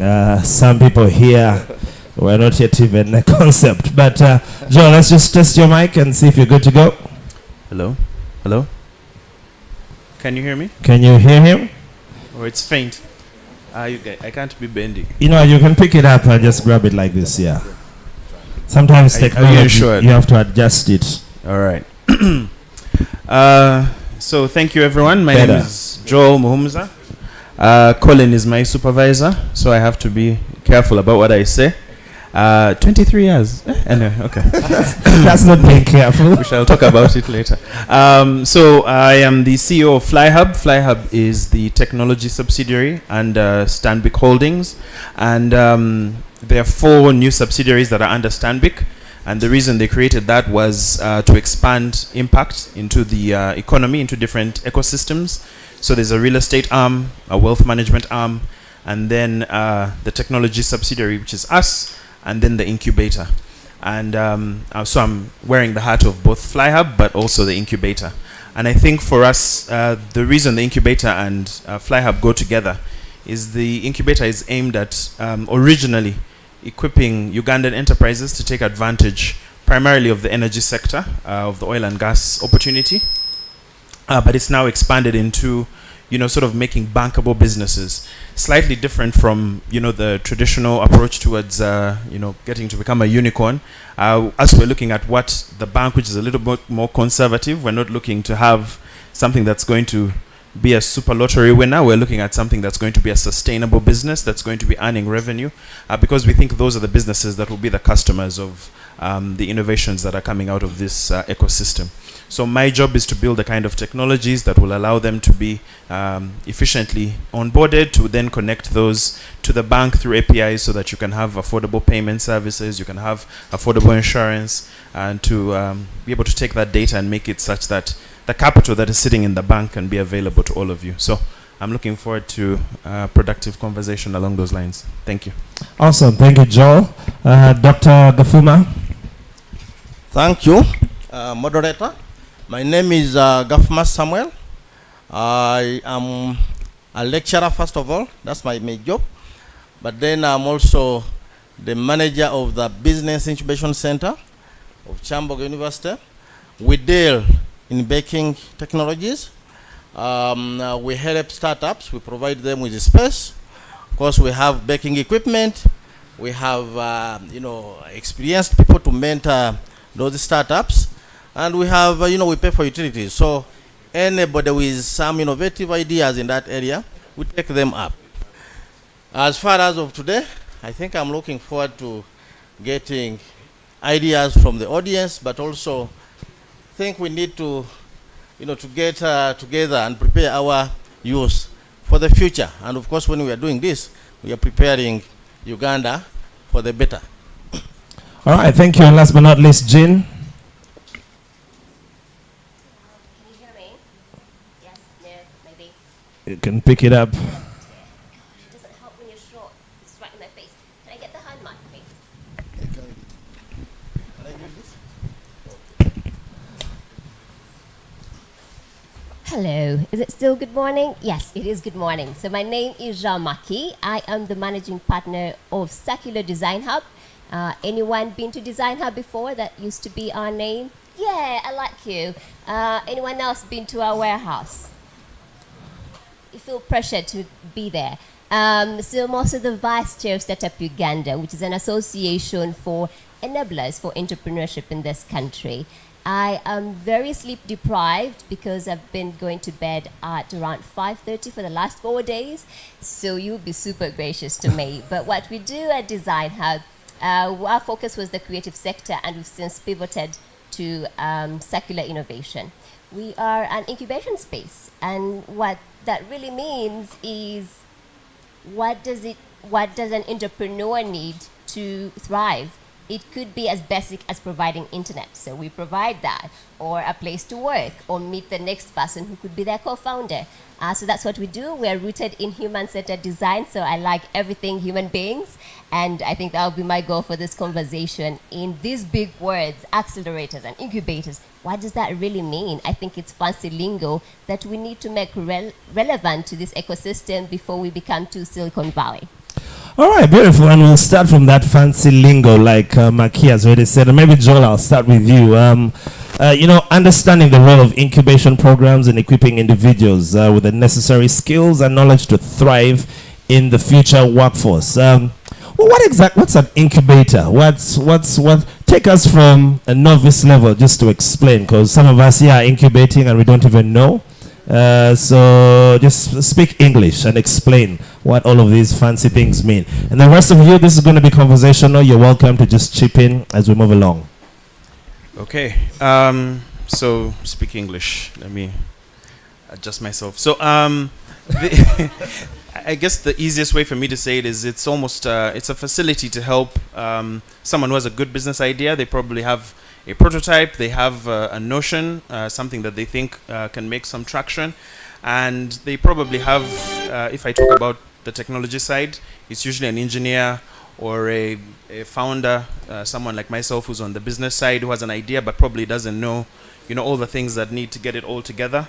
And usually spaces are provided to them where you're sort of supported in three main areas. You're helped in terms of building together a prototype that can be tested so that you can see if there's actual traction in what you want to do, going from ideas to actual real-world results. You're probably provided with, just as the two speakers to my left mentioned, facilities for co-working where you can have some networking facilitation. You may have, the headache of having a space taken away from you, and you also get the chance to almost, as Rita spoke about, they're usually cohorts that will take you through different stages. So there's incubation of guys who just have ideas, those who have companies that they've already started, others are going towards scaling, others are just going towards, proof of concept. Eventually, I don't know if they've had any Series A or Series B funding, but I think the aim around a lot of incubators is to get you to a point where investors can be able to put some money in you, can put some trust in you. I will say on our side, it's a little bit different. We do something of that sort, but on the venture capital space, what we've noticed, at least from the banking side, is our responsibility to the shareholders is very paramount. And so the way we invest that money, we have to manage the fact that we're an intermediary between depositors and the businesses that we're going to be putting money into. So we tend to look at preparing them in terms of how do you register your business, how do you get your financing together, how do you get overdraft facilities, how do you, for instance, plan. We've been supporting a lot of businesses, I think about 700 businesses in the oil and gas sector. And the biggest thing is a business might win a bid to get something done, but they don't know exactly how they're supposed to ship whatever products they've decided to offer to the ecosystem. So it's even about connecting linkages to other businesses that will help you succeed. So in a nutshell, it's just a space to get you off the ground, a catalyst for your business, if you will. All right, awesome. I don't know if anyone else there wants to chip in, but maybe to Rita as well. Just to explain the why we need, to have these incubation programs. He's explained what they are. But how important are they? Can we just figure it out on our own, the family setting, or what's the why? Answer that. Okay. Firstly, I think maybe the why is really taking into account the context of it. We still have a very young ecosystem. As Uganda, we're still being introduced to what the startup ecosystem looks like. In fact, as ecosystem builders, we're still defining what some of these terms mean. What does a startup mean? What does it mean to be a startup? We're seeing many young people walk through our doors and saying, I have an idea. Does that make me a startup? Or does it just make me a business, So these are a lot of challenges so we're in the building stage, and that is what makes some of these programs so important, especially in defining, but also in ultimately getting to a point where we're able to really participate on bigger levels, regional levels, global levels. And so this is where these sort of programs come in. When you think about incubation in the literal sense is to take something and incubate it, and you put it into an enclosed space, and then you nurture it in order for it to grow, right? Or to hatch, if you want to think of it like that. So you incubate it. Once you've incubated it, you then accelerate it. And acceleration is now coming from a point of growth. You now want to achieve growth, and you now want to achieve scale. So why do we need incubation? It really comes down to really the context of the fact that we are a young ecosystem. We still have very early stage startups or entrepreneurs that still need that support in order to grow, to hatch, and to become something worth accelerating ultimately. All right, awesome. And maybe to you, Maki, I mean, yes, we're saying we're still at a startup stage. We're still just really studying out, but just to emphasize the why, are there any success stories, of people who have been through incubation and how that's helped them, just to support the why? You have your mic. No. No, I need a microphone. Never mind. I was trying to be cool. You're still cool, but I think Rita already gave us an insight of, some success stories. And we could, they're all over Google. Just from our own space, God rest her soul, but Adengo Architect that was an incubator with us, but also with, Stanbic incubator. Livara from Uganda Research Institute, I think we continue to see how they're expanding, and the numbers are quite there. I'm a little bit hesitant to truly appreciate just the incubation spaces, because as a hub, I'm equally a startup supporting startups, right?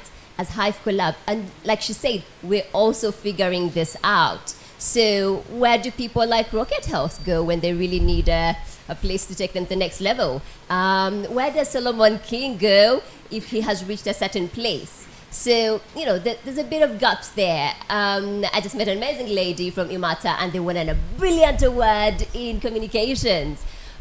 But we still lack specialization, in the sense our ecosystem is really young. It is powered by external funding that has some terms and conditions there.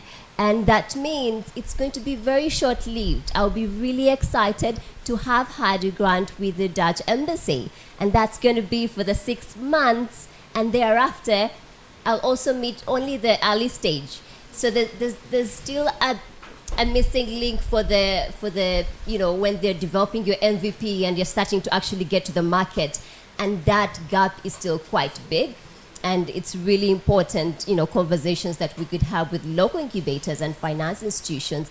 How do we make sure we can lobby a little bit more that this external funding allows us curate things that are truly going to help the Rocket Health as well, and bridge that gap. So the success stories are there, but I also feel like startups spend a lot of effort to make them be where they need to be, for us to then take glamorous photos with windy boats and say, we've done a great job.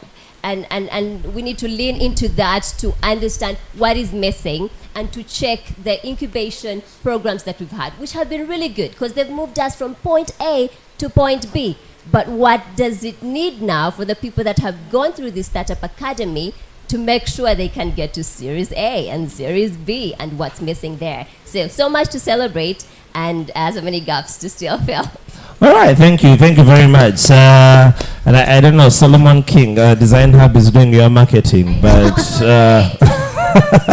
yes, Doctor. Supplement? Yeah, you said why do we really need these business incubation centers? Yeah. Yeah, now you realize that many of these startups actually don't have what? Don't have the resources to take their ideas from the start, to successful enterprises. So these incubation centers normally come in to provide, those basic resources, like the space we have talked about, the utilities, because they can't pay for water, they can't pay for rent. Yeah, in order for them to model their crude idea into something that can really succeed. Yeah. Yeah. All right, I'm just going to jump to Collins. They say charity begins at home. We're talking about funding from abroad and all of that, but tusaba government etuyambe. What's the government planning for us? What does the future look like? Say the next 5 years. What are you doing to support, you know, the incubators, the little SMEs that are trying to get, you know, from a stage of up to the stage of hatching, from birth to hatching? Yes. Yeah, thank you very much, Ronnie. I think let me first say that it's really key that we realize the environment that we live in right now, or the context that we're in, which I think Rita painted. We have a very young workforce. We have a very youthful nation, and most of you here are youth anyway, so I think you know what I'm talking about.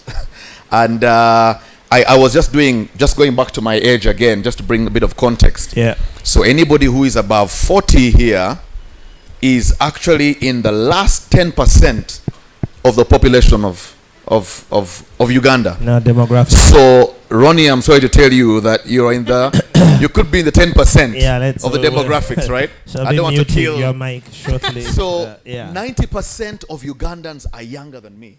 True. And that always reminds me, as a government leader, reminds me that I shouldn't be thinking for me. Because you are now the endangered species. I mean, that's 10% that's really, you know, moving on to the afternoon. But then there is a whole youthful population that is looking for jobs. And I also realize that even from a government perspective, there is a mismatch between the education and the preparation for the future of work. I mean, I went through an education that really did not, I believe now, gave me foundations, but never the foundations for a dynamic world that's evolving right now. So 5 years ago, I moved to, maybe 6 years ago, before I came back to the government, I was working in Nairobi for Oracle Corporation, which is a multinational organization. And I realized how a little unprepared I was as a Ugandan in an international space. I was working with 140,000 employees all over the world. And I felt a little unprepared because, you know, are we prepared to speak? Are we prepared to articulate our ideas? Are we prepared to raise our hands and put up an idea? Are we willing to take feedback like incubation places would do when you have a crazy idea and people can listen to you and say, no, that idea will not fly. Or you can turn that around a little bit and it will actually fly. Are Ugandans prepared? Does education prepare you to receive feedback? Are you able to articulate your idea? Many of us don't realize the need to speak good English, for instance. But you'll go to another country somewhere, you begin to speak, and people are wondering, please say that again. You know? So how do you sell your idea if you can't articulate yourself, if you're not confident enough to speak? So there's a bit of a mismatch in our education, in many ways, preparing us for the way to go. So I think, let me just go back to what you asked me.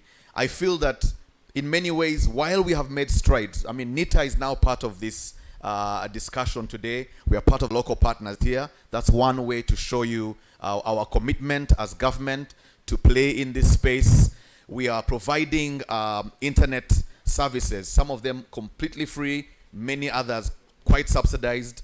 Hive Collab uses NITA internet, you know, but we have more than 16 other such centers that are actually using internet services from NITA and the Ministry of ICT. And that's pretty basic infrastructure.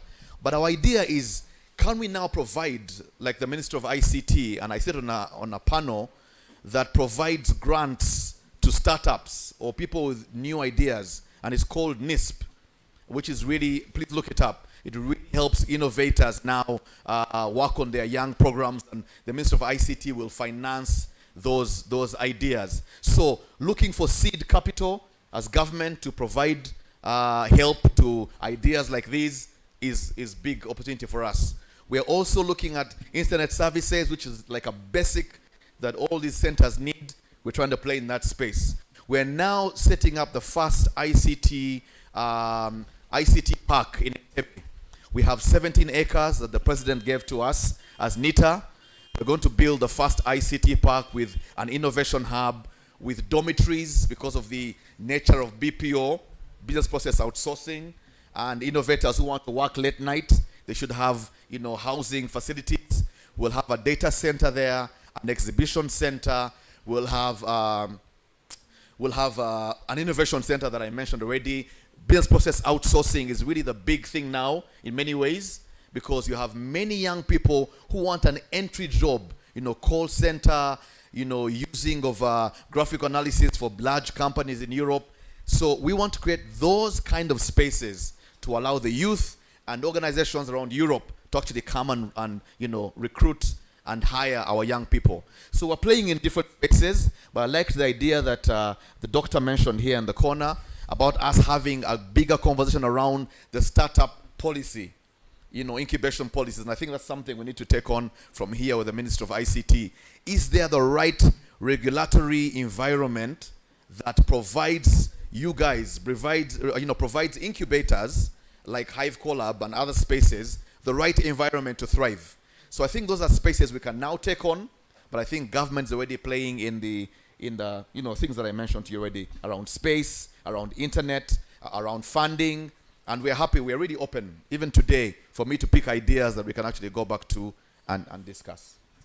All right, so in a short while, I'm going to open it up to the audience. You're the actual SMEs, the ones incubating, the ones going through the real challenges. And so I'll give you a chance just to chip in. But Maki, I'm trying to read your facial expression. You look like you just want to either ask the government to do more, or I don't know. But over to you.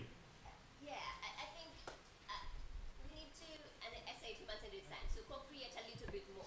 I'm a failed business owner, 4 businesses. Wow. Over the last 15 years. Failed 4 times. With Design Hub, we've been here for 7 years. And I would say it was until the 4th year, close to COVID, when we started to really understand and redefine. There's no one size fits all. And it can't be there. According to the MasterCard research, Uganda has the highest lead in terms of female entrepreneurship.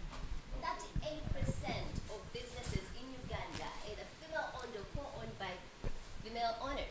However, much better. However, a lot of incubation programs, and I like that you say dormitories and things like that, we've not leaned in enough also for you startups to hold us accountable on what is it that best serves you. Why is it that when we make a call for female entrepreneurs, there's really a low uptake? And it's also a mismatch and understanding. I go back to lingo. When I say innovation, how many people in this room think tech? Please put up your hand. Technology. Yeah, it's going to be an app, something digital. How many people think digital? Yeah. And I see a lot of these conversations when people come to Design Hub, say, what do you design? Which apps do you design? I said, well, have you tested our jackfruit that tastes like meat in samosas? And we're selling that in Amsterdam. And that's an innovation and an appreciation of what that really means, so that we do not limit our understanding of what these incubators are trying to do and box it in a way. I've realized with Design Hub myself that I've had to recheck in with my clients. We have over 45 full-time businesses there and 150 startups, to realize that, not everyone is looking for the business skilling. They are looking to be able to articulate themselves on a global stage. So while you are a founder, and this is where I want to hold startups a little bit more accountable, because we become your gatekeepers and we've not co-created enough. And for us to improve, it's going to call for you to tell us, I went through this program and this is what I lacked. When you meet Jean and decide that would be my mentor, no, I'm not a techie, but I can help you define, your human processes there. And for you to know that, or for me to understand that, you need to be able to give me feedback. When we have these masterclasses for 1 hour, they may not really service you. So I think going back to co-creation and for the government to help us define innovation, what does that really mean? What about the beauty salons? Because now they're making their own nail polish in Uganda. Really, really brilliant. But that person is not able to be in this room because when they see this, they feel like I don't have an app. Yeah. It's intimidating. But we're using lingo that the guy in Kisenyi doesn't really understand, but he made a grinder from scratch. And to me, that's going to be exciting to really milk our context innovation. And I hope we can be more intentional to walk that direction. Brilliant, brilliant, brilliant. And judging from the claps from the audience, Do we have any questions? And Alvin is going to help me out there with the mic. All right, there's the mic. Feel free to. It'd be nice for you maybe to come. All right, fine. We can take the question from there. Just tell us your name and go straight to your question.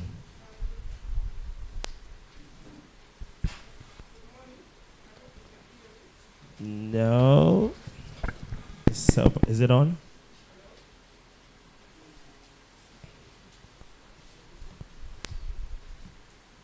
Hello. Good morning. Good morning. My name is Winnie, and I'm from the Investment Authority. I just wanted to give an addition on what government is doing. The first one, I think a lot of us have heard about NDP3 in this room and PDM. By a show of hands, how many people are looking at innovations around PDM? One.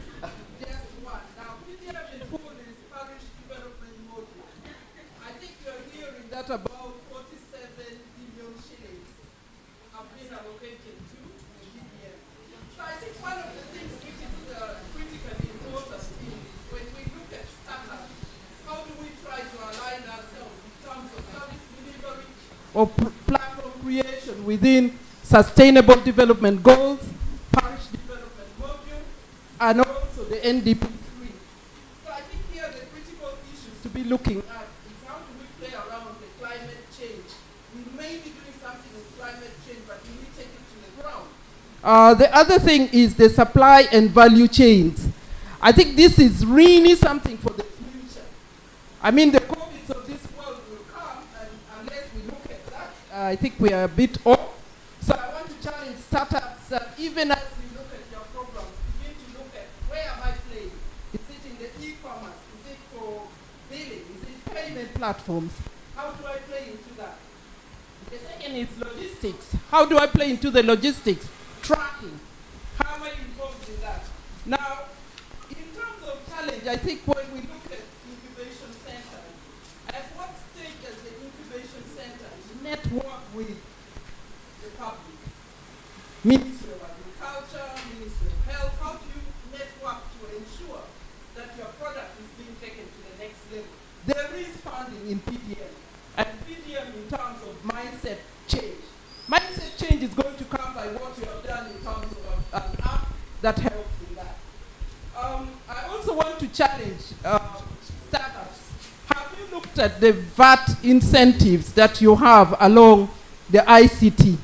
So my call here is that as we do this hub, can we put aside a time that you have government players come into this room and are able to show you areas of the PDM, areas of NDP3, because for the last 3 years until the end of the regime, money is going to be channeled in those areas. In terms of also startups, all right. The last one. I'm going to have to either welcome you to the panel or. Okay. I'm going to be stepping out, but I think one of the things is we want to request that this program includes the real source of money that can be articulated together and facilitate startups. Thank you. All right. Thank you very much. Do I have any other question? And I hope the mic will be able to just stand up, tell us who you are, and go straight to your question. Hello. My name is Ivan. Yeah. I'm so delighted to hear that the government is into this, supporting startups. You are not alone. Yes.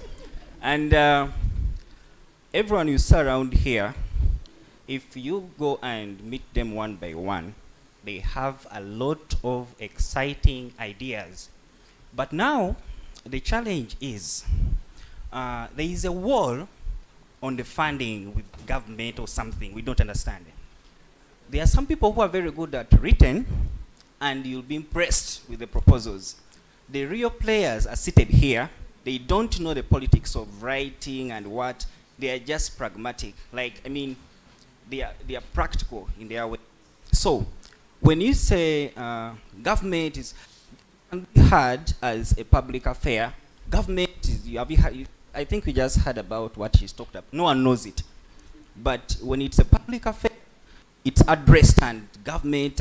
But now when we go into that, we commit and do that, it will never have an end. All meetings will be on Zoom. No one you see. When you go to see them in actual sense, no.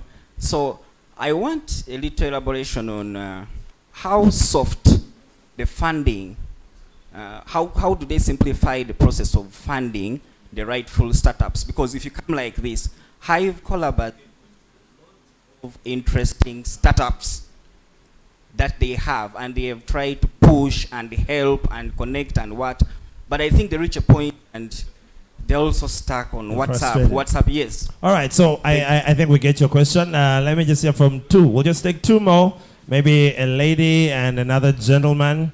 Yes. Just stand up, tell us your name, and just jump straight into it. Yes, it is. Got quoted in as a lady.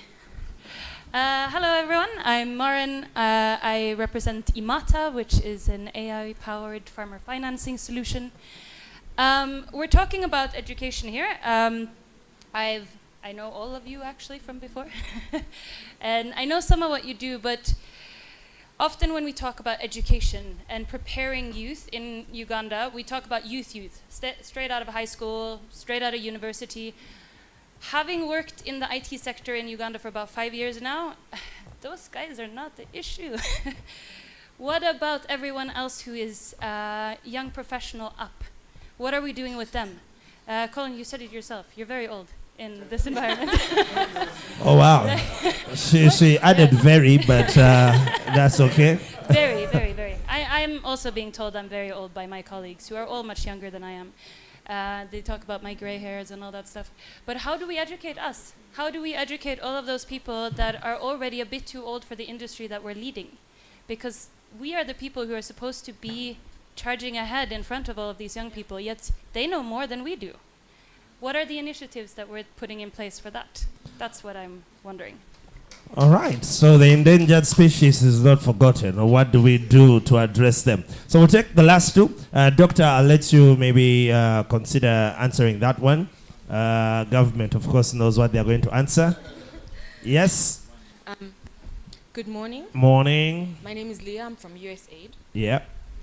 I just wanted to give a slight correction to the lady who talked about development partner funding. Maki. Yes, Maggie. I mostly agreed with 90% of everything you said apart from that point.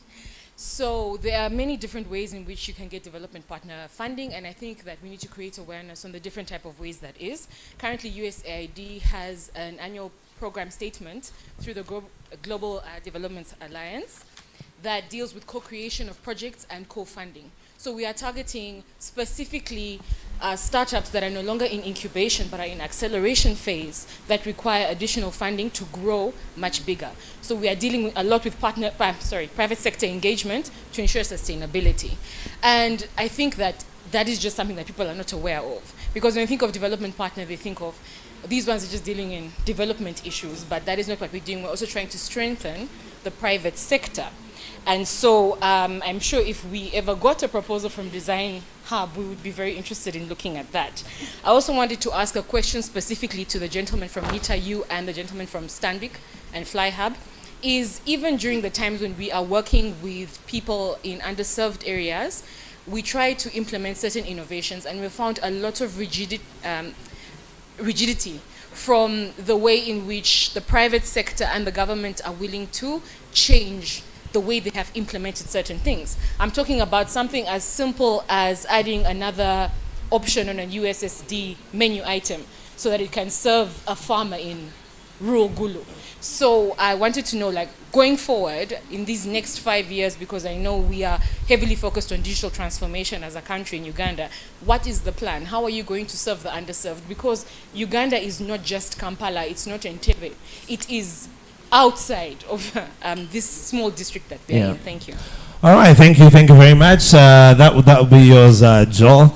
So I'll take the last one, last one, and microphone man. You can. There's a guy at the back who's been dying, and he's the only one who knew about the government programs at the parish level. So we shall allow him, since he's the most informed. Hello everyone. Yeah, my name is Vianney and I am developing CNS. CNS is an investment platform. So if any one of you wants to invest your money, I'm the guy you should contact. So I was specifically interested in there is a gentleman that spoke last. And last time I was looking on Twitter and the government of Nigeria was raising a fund for their startups. What is the government here doing to do something like that? You have the connections, you can write one email to Elon Musk and the guy is here. What are you doing? Then for the PDM, I would like to address the lady sitting over that side. PDM money, I don't know why people keep referring us to PDM. Getting PDM money is very hard. You would rather walk to Gulu on foot. PDM money, it's very hard. In fact, I wasn't trying to get PDM money, but I had an innovation, and I wanted these guys to use it. So I was lucky to sit with one of the press secretaries of the big guy.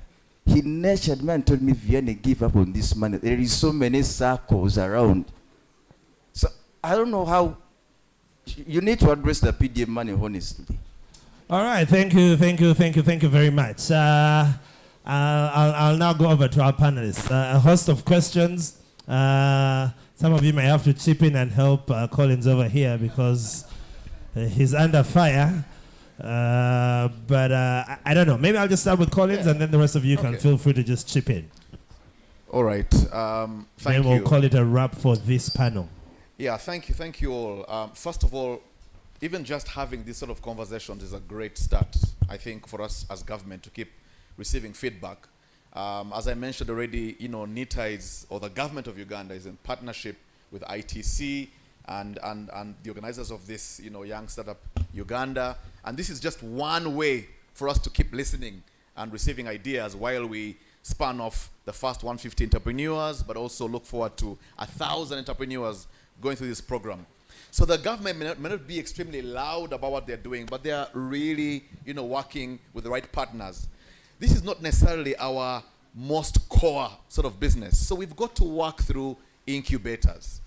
And if you talk to the incubators here, Hive Collab, Innovation Village, and many others, they will tell you about the fact that we actually have an innovation fund. I think the gentleman at the back was asking, does the government have an innovation fund? And yes, we do. And it's been running for at least 4 to 5 years. I think I could check, given that we lost some time in COVID. And there's actually money, seed capital that's being channeled through incubators for startups. Can we do more? Yes, we should do more. Have we been heavily focused around ICT-enabled innovations? I think yes. So I also take Maki's point very seriously. There is a need for us to look outside apps, systems, ICT-enabled, BPO, business process outsourcing type, to actually look at all sorts of skills that need incubation and can be funded. I am aware that science, the Department of Science and Technology, it used to be a ministry, but now it's under the presidency, also has a fund and is working with incubators. I don't have the full detail. And I think next time I'll be more prepared to bring all the government support into one pager to actually demonstrate that. So there's actually funding that's going on right now. I want to speak to, I think she's Liam from the, Leah, yes. She has money to give. Yes, she has lots of money and she's saying, guys, where are you? I think we have been working, we already as government, at least as NITA, through the government, we're already working with USAID and its partners also. And the idea is how can we actually, and speaking to your point actually about the underserved, I think the people who are in the underserved communities right now are first of all saying, before you talk about all these fancy things that the Kampala people talk about, we need connectivity. We need internet, and it must be affordable. NITA has been running fiber optic cable for the last 10 years. It's a long process. We've run about 4,000 kilometers of fiber optic cable. We're only in half the districts. We need to reach the next half in the next 4 years. So we have the funding now, we have the skill sets, We're now procuring a few other things to actually get started in the next 4 years to get internet to the deepest, not parish, but village. We want to get to the village level. And that really will spur connectivity, because people want a smartphone, people want affordable connectivity. So we're working on the connectivity issue to health centers, to schools, to the people in the farthest areas, but that will take us another 4 years to pump our chests and say we're all over Uganda. But lastly, we are working with the Ministry of Finance and our minister particularly. We're doing a final paper on discussion around the taxes, around devices. VAT, importation taxes, and I'm seeing Mr. Antege here, and a couple of people who are really deep in this discussion around ICTA, which is an association for Uganda. We're trying to discuss how can we lower the cost of smartphones getting to our people. And you'll agree with me, I'm talking about the underserved, that if we can get as many smartphones in the hands of Ugandans, not a capability, but a smartphone, not a feature phone, but a smartphone with affordable internet, then we are opening up information, we're opening up innovation, we're opening up mobile money and the cashless economy. So our focus is just keep it simple. Provide connectivity, make it affordable, and get an affordable smartphone in as many Ugandans as possible. So please task me, in a few years to come, how we're doing with that process. Thank you. All right, Joel, you want to pick it up from the endangered species that have been forgotten, and are they still relevant? Should we focus on them anyway? Yeah. First of all, I think you guys should have been like the old Soviets. You should plant questions that make us look good. Sorry. No, I think that's a very valid point. Recently, us as FlyHub, we've started a masterclass which is for executives, because we realize that in the executive boardrooms, and I face this myself, anytime you talk about getting on interns or putting money that's going to be an investment towards building technology, the incentives at the board level are completely different. And yet, on the other side, we're being asked, well, why didn't you, in banking, for instance, the joke in banking is that there hasn't been a major revolution since the ATM.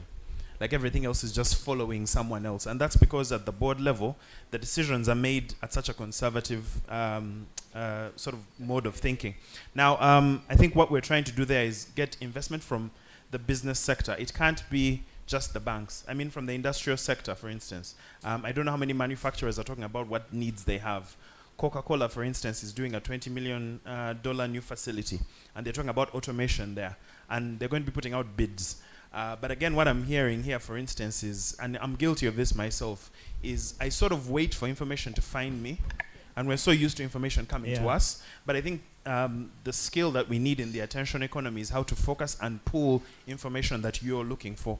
Colin spoke about, working at Oracle and sort of getting slapped beside the head about, the way people engage. I think one of the things I've noticed in working in the field that I have is there's almost an anticipation of how it should feel.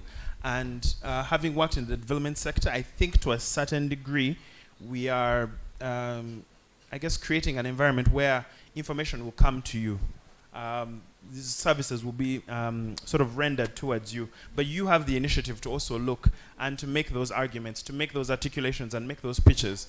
If you ask Maren what happened with her, not everyone is going to succeed. And this is why I spoke, for instance, on our side, that failure is a big part of that journey.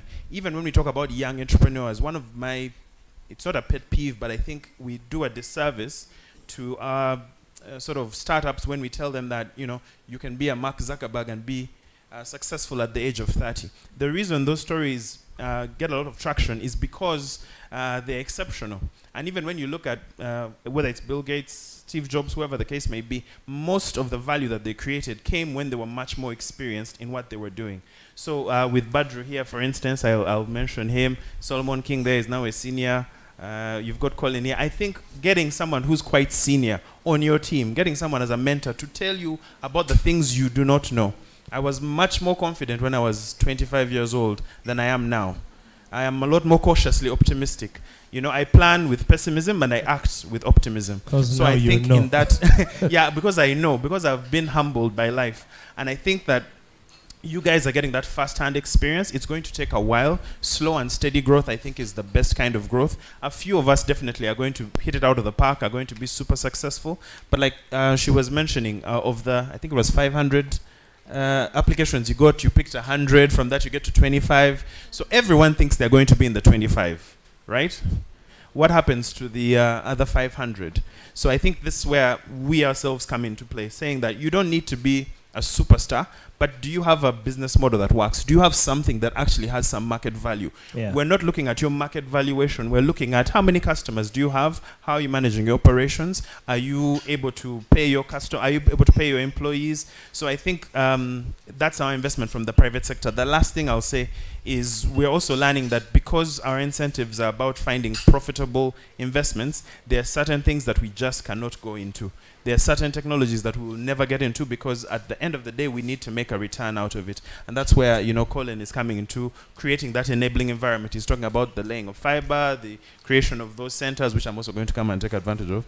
I think the point I'm trying to get to is that I suppose that if you have the right mentors on board, and this is that space for getting those mentors, make sure they have some gray hair, make sure they've paid some school fees, then looking for the right opportunities, because they exist. The challenge that we have, for instance, at Stanbic Incubator is whenever we put out calls, we have to send reminders. We have to sort of keep telling people that please apply. So I wonder, I think at the adult level, education is not something that happens in schools. Education is something that happens on your phone. You have the ability to educate yourself. So I think if you look at how do you learn, how do you search for information, it will be there. And also when that demand starts rising, it causes us as market players to respond to that demand. Yeah. I think I'll stop there because. All right, I'll let Maki pick it up from there and ask Doctor and Rita to get ready to just wrap all of this up because I'll be inviting my next panel in a bit. So real quick. Really quick. Has anyone heard of the High Innovator? Anyone in this room participated? NSSF. Yeah, I think that's something to really celebrate. We won't talk about iron shirts, though. That the government has done an intentional role, and I know Hive Collab, Outbox have been some of the partners there, and it's really admirable. I know people are getting 20,000 USD, but also getting support. So such initiatives are really going to be great for this nation. And as you're talking about internet, I pay $4,000 every month for internet, and it's still not that brilliant. I'm really curious how such initiatives, how private sector can amplify what is it that you're doing across. So if you start a new place in Kigezi, there's probably a private sector player there, and we could amplify it, but also reduce our operational cost on startups. There's also something around legalities. I know, for example, we run a refurbishing plant in Mombasa to make really low-cost, good quality technology available, and that has made it really brilliant for the Kenyan ecosystem. However, there's limitation to enter this market because we have a law around old technology. Now, again, it goes back to lingo and government understanding what is refurbished, what is old, because that would take away the digital gap, for example, to be able, because what does an entrepreneur need? The computers that you're talking about, and that could be the basic incubation, give them access to that. So if we could zoom into those legal barriers that are also taking away the digital gap, and talking about the development partners, I'm excited. I see more co-creation, but as we're all talking about numbers here, and 70%, we did a search with ITC, 70% of the ESOs in Uganda are supported by foreign funding to run these programs. A lot of the catchy phrases are around the numbers that you need to produce, right? And you're going to meet 1,500 beneficiaries at a 40,000 grant in a duration of 8 months. If you do the math there, the quality of work that I'm going to be able to do to give you those numbers is going to do a disservice to the beneficiaries to be good quality. Yeah. So I think it's really important that we zoom into that as well. What does it take to do good quality service and incubation, and take away some of those hindrances? Otherwise, we're churning out 1,500 low quality when the Youth Startup Academy could do 25 brilliant unicorns. And I know you're doing a great job as USID. Thank you. All right, our time is fast spent. In a short while, I'll be inviting another panel to talk a Greek But I'm going to ask you, Rita, just to wrap this up. The future of work, incubation, put this in a nutshell. Yeah, I think for me, really the biggest takeaway is understanding that this is not an isolated effort, and that's why we have so much representation sitting in this panel, and we also have so many other actors sitting in the audience as well. It's very important to understand and to also really have some sort of grace when we understand that this is a young ecosystem that needs the participation of various players in order to work. We need the private sector involved, we need development partners involved. We've had some remarks from a development partner as well. We need various ecosystem players that begin to sort of have these conversations that push the demand, that push actors such as government to respond to this, where we're able to share some of the challenges, but also the opportunities that exist. This is where we'll start to see a thriving ecosystem. So once again, very grateful to have you guys here today. I think this conversation has been a really brilliant conversation, but let's also end on action points sometimes. I think we have to also be action driven at the end of the day. But yeah, that's my closing shot. All right, Dr. Gafama, 30 seconds. I'm really sorry. Parting shots, take homes. Yeah. What I want to say. Is it on?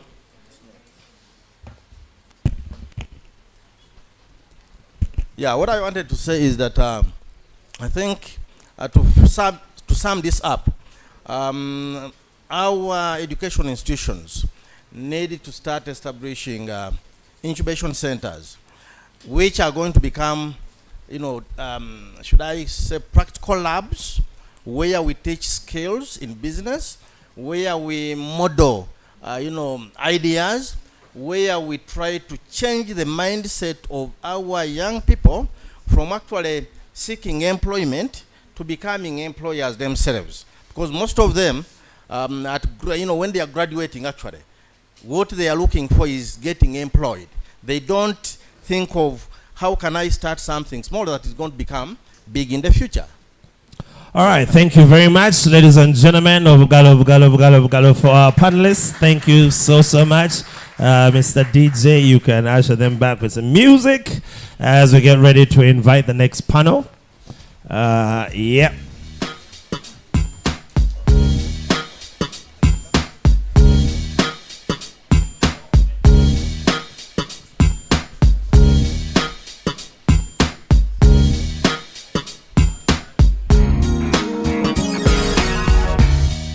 Seems like ever since the first day we met, there is no one else I think of more than you. Can't seem to forget, can't get you on my head.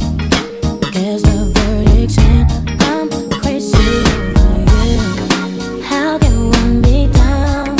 Tell me where to start, 'cause every time you smile I feel tremors in my heart. I have a one concern, I cannot live with you till my day comes. Here's what I'm gonna do. Be sitting up in my room, thinking about you. I must confess, I'm a mess for you. Be sitting up in my room, thinking about you. I'm just a mess with a thing for you. Pray that you'll invest in my happiness. All it takes is just one simple call from you. Turn my heart around if I'm making ground. Pretty baby, please tell me if I'm getting you. All right. Thank you, Mr. DJ. I can see serious discussion going on. Solomon King, where is Solomon King? I see him tapping funding from US. All right, yeah, I like that. I like it. All right, friends, very quickly, the next panel discussion is going to be a little focus on agriculture. And let me just get my program.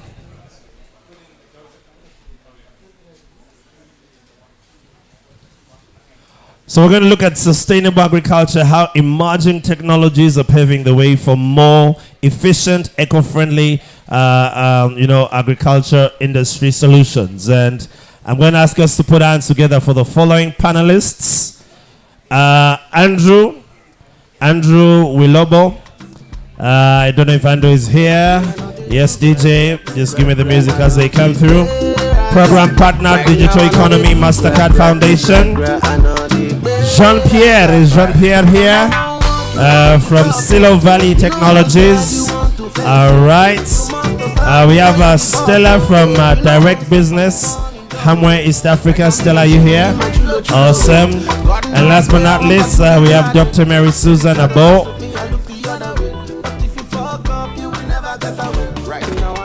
All right, Dr. Mary Susan Abo, Managing Director, CRIC, and George William Luinda, CEO, Easier Greek. If you guys could very quickly make your way here.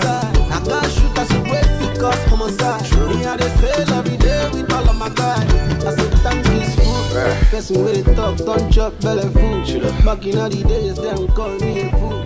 See me today, say, my God, I'm grateful. It's true love.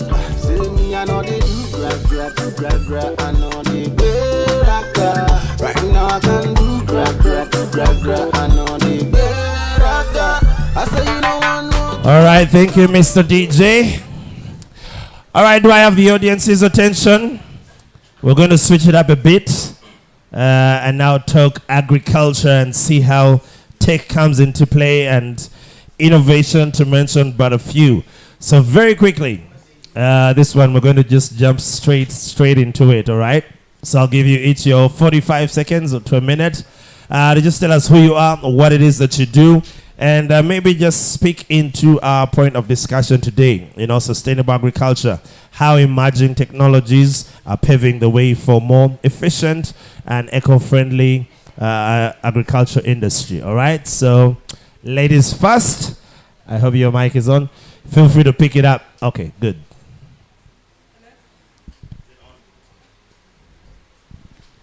Hello? Yep. Good afternoon, everybody. My name is Stella Lugalambi from Hamway East Africa. We're an ag tech company housed in this building, actually. Hamway has been building solutions since 2013. We were the first people to win the NISIP for the best ag tech of the year. And we're working with over 300,000 farmers in over 20 districts in Uganda.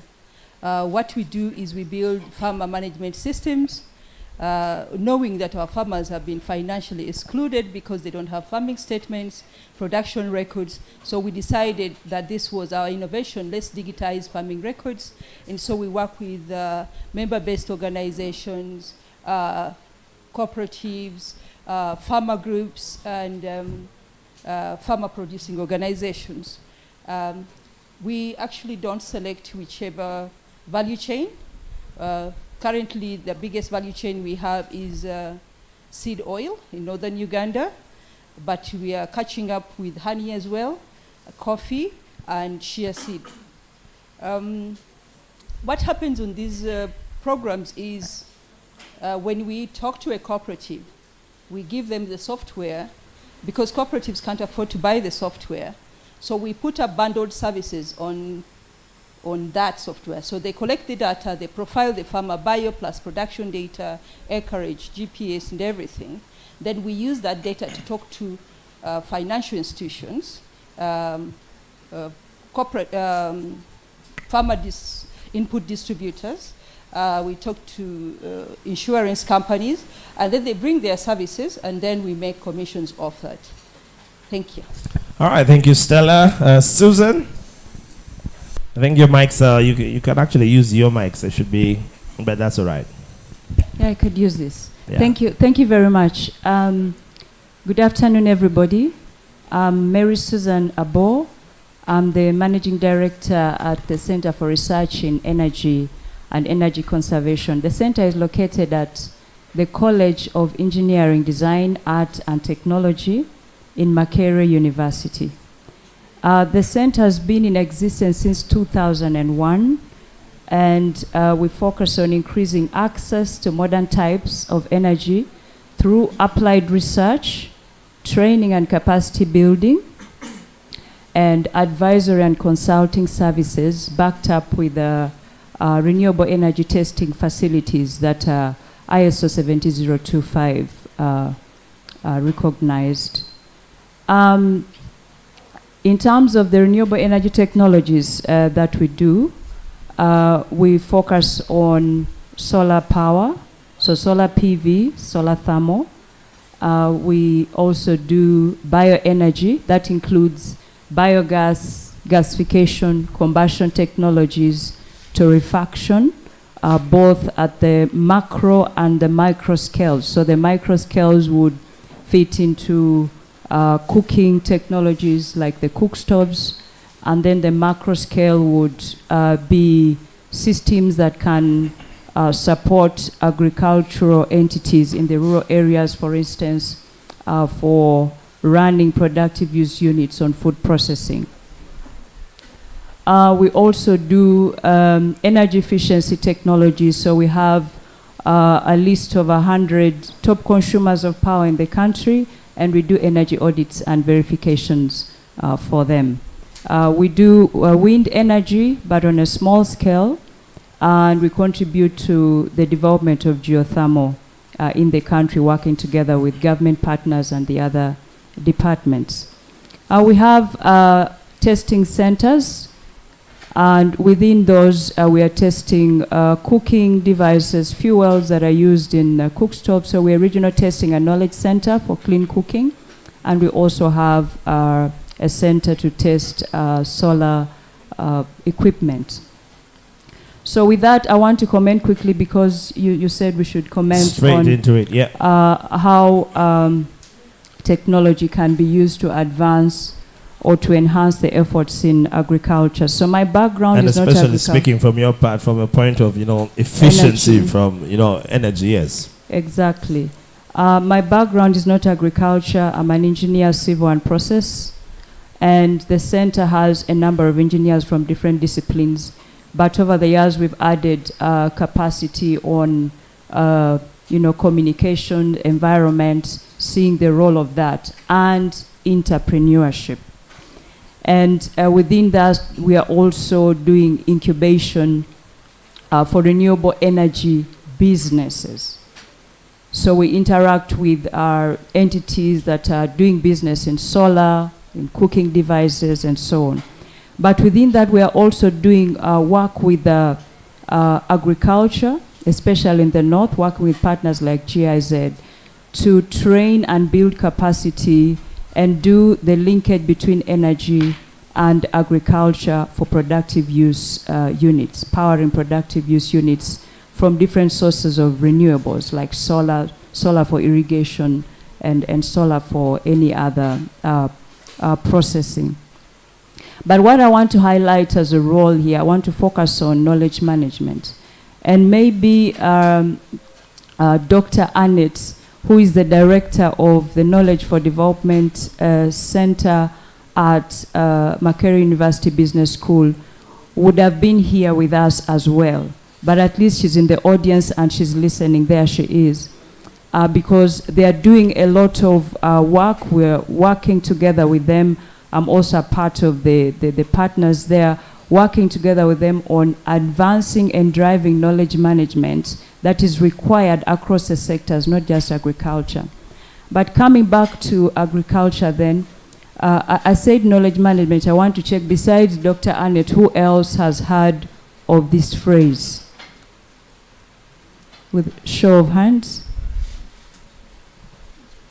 Which phrase? Just knowledge clarify. management. Knowledge management. Yes. I see some staff from Creek and a few others. Only Great. staff members. Yes. So you need to manage a lot of knowledge, really. We are doing badly. We are at a point where that is so critical, and that's where, the structural knowledge assets like the ICT that our colleagues from NITA were talking about, the applications you're talking about for improving efficiency and, contributing to the preparedness for the entrepreneurs, contributing to the preparedness of the agricultural entities for investments, for collaboration, for access to support. It is so critical for us to invest in knowledge management, understand what it is, and apply it. And we are doing it in many ways, but I just want to, give that overview, maybe in a minute or so. I need to cut you short, so you need Give to me wrap a it minute. up. Yeah. Yes, thank you. So in our National Development Plan, NDP3, knowledge is mentioned over and over again, I think over 20 times. Now, knowledge management is a process of generating, acquiring, storing, and making that knowledge easily accessible to whoever needs to use it. Now, there are three main assets in that. There's the human knowledge asset, and that's the people. So in terms of agriculture, the people that have this knowledge, that includes the indigenous and the non-indigenous. How can we profile these people that they can be accessed when they are needed with the knowledge they have? So knowledge is both codified and uncodified or non-codified. The other asset is a structural asset where you have the applications for accessing finance, the portals where they can access information. And I want to give an example. Maybe you've heard of ASARECA. It's the association that is trying to strengthen research in agriculture in Eastern and Central Africa. And they have recently developed a knowledge hub on their website where all these countries and people working in agriculture can get the most recent, accurate research work done in agriculture and use it to improve or to answer some questions in their interventions. And that's the role of knowledge management in that. So that is a structural knowledge asset where you have all the ICT and the apps and technologies and procedures very codified and easily accessible for when it is needed for decision making. The third part, and that's the last, is the relational knowledge asset. How are the partnerships in agriculture run? When those are well facilitated, we can benefit from the partnerships. All the entities, governments, financial institutions, research organizations, they're all doing something in agriculture, plus the farmers on the ground, the local government authorities, and all the programs that are being led and efforts towards agriculture. How are those partnerships being supported? And all these three assets work together, and that's how we get the benefit from knowledge management in agriculture. Thank you. Awesome. Thank you. Thank you so much, Dr. Susan. For the other three, even as you introduce yourself, I'm just going to start with the end in mind, where we really want to land the plane, is really on summarizing how emerging technologies are paving the way for more efficient, eco-friendly agricultural industry and discussing the future outlook, for sustainable agriculture. So even as you just introduce yourself and tell us where you're from and what you're about, let's speak a little bit into that. But thank you, Doctor. Yep. All right. Can you hear me, guys? Very well. Okay. I'm William Linda, co-founder and CEO of Easy Agric. How many of us are farmers in this room? Farmers. Okay. How many of us know about Easy Agric? Okay. That's at my time. So maybe to just give a glance about Easy Agric, we are like Jumia for agriculture, but we do more than Jumia. What that means is that we help agrovets. Agrovets are those small agro-retail shops which you see in your rural areas or in your urban areas. They sell seed, they sell fertilizer, they sell all those kind of farming equipment. So we stock them. So what it means that we have a digital marketplace platform where they're able to go and order for these particular products. Then for us, we deliver them from the certified manufacturers in Uganda, and soon we're expanding to Kenya and Tanzania. So, but we know that agriculture is, I'm trying now to bring the question into the angle. Agriculture to us, we don't see it as just something anyhow. We believe agriculture is a science, and agriculture needs to be done in a given way. Now, when we talk about sustainable agriculture, that means that economically, environmentally, it needs to be sustainable. What it means that you have to do it now, today, and tomorrow you can do it again, or tomorrow your grandsons can still do it again. That means that you do it in such a way that it's able to sustain the environment that you gain, but also the environment stays the way it is. So coming on the side of emerging technology is that what we have seen that it's very important. When we started this journey in 2015, we realized that actually farmers are very passionate about what they're doing, but they really need to be helped to understand, to do what they're doing better.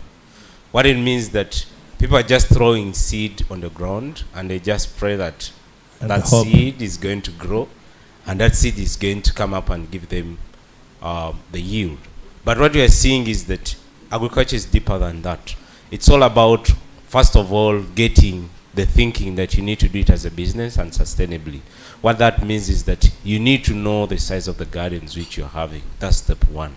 If at all you know the size of the garden, of course, the technical agriculturalists, I know there are a lot of technical people here on the panel, we know what it means. That means that you can try to tell your cost of production, because a lot of farmers know how much produce trades per kilogram, but you ask them how much is their cost of production per kilogram, few of them know it. And that's the genesis of them not running it as a business. But not only, I'm trying to first talk about the economic sustainability, then I'm going to talk about the environmental sustainability, because that's what it means to have sustainable agriculture. So when we start from that angle, then that means that the farmers are able to be educated using technology, because all this is automated in easier Greek, that you just pick that I want to do coffee, I want to do maize, then it tells you that, okay, if I know you have mapped your garden using satellite imagery, your garden is 2 acres, and according to what you want to do, if I want to do maize, you need this amount of seed, and you need this amount of fertilizer, you need this amount, all that kind of what we call a farm plan for you to be able to tell your cost of production before you engage into production. Now, when you engage into production, that's where even the magic starts to happen, that we have integrated with over 60 input manufacturers in East African region, from fertilizer manufacturers to seed, to crop protection, to tools and equipment, animal feeds, all those kind of people.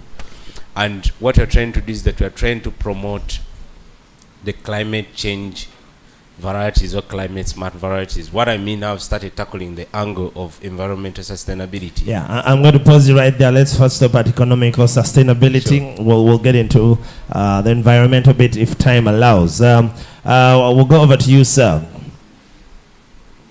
Andrew. Hello. Good afternoon to you all. My name is Vilopo Andrew. I work at the Mastercard Foundation as a program partner within the digital economy space. At the foundation, we work with visionary organizations within Africa and in indigenous communities within Canada. So most of our work is geared at enabling young people to access dignified and fulfilling work. In Uganda, we have a bold target of getting 2.4 million young people into dignified and fulfilling work. Our strategy focuses majorly within the MSMEs, agriculture, and the digital economy space. We also work with enablers such as education and skilling, access to finance, favorable policies, and then mindset change. We have a major program that is so much geared to agriculture digitization and enabling sustainable agriculture. That is the Digital Dose program being implemented countrywide. And it's mostly focusing on the grassroots challenges that the farmers are facing. And our other agriculture programs focus on enabling farmers to practice agriculture, to get into agricultural practices that will enable them produce sustainably for the current population, but also enable or not so much damage the environment, so that the future generation is also in position to be in position to produce for themselves. When I speak about sustainable agriculture, I'm going to majorly talk about the last mile. From my experience, there are very many challenges that are out there. And we know as Uganda, the majority of us, I would say 70% of the population is into agriculture. And a majority of them still are based within the rural areas. So there are challenges in there that affect them to access inputs, access information, and also access markets. So in most cases, they will end up practicing agricultural practices that are going to damage the environment. So with the use of technology, I would say from my previous experience, technology would come in to bridge that gap and enable the farmers to have access to inputs that can be traced. These are organic inputs that are perhaps not going to damage the environment, and also provide them access to financial services. Because without finance, a farmer won't be in position to produce. And lastly, access to market. Thank you.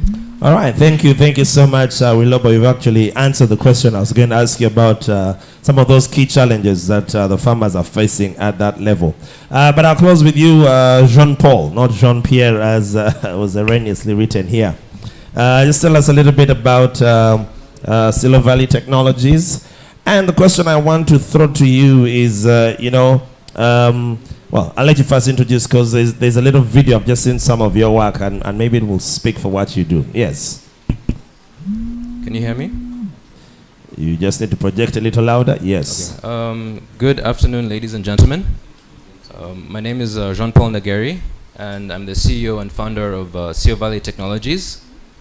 We invented a solution called Kafresh, and what it does is it helps farmers, retailers, and exporters to significantly extend the shelf life of their produce at room temperature without using any chemical preservatives or any form of refrigeration.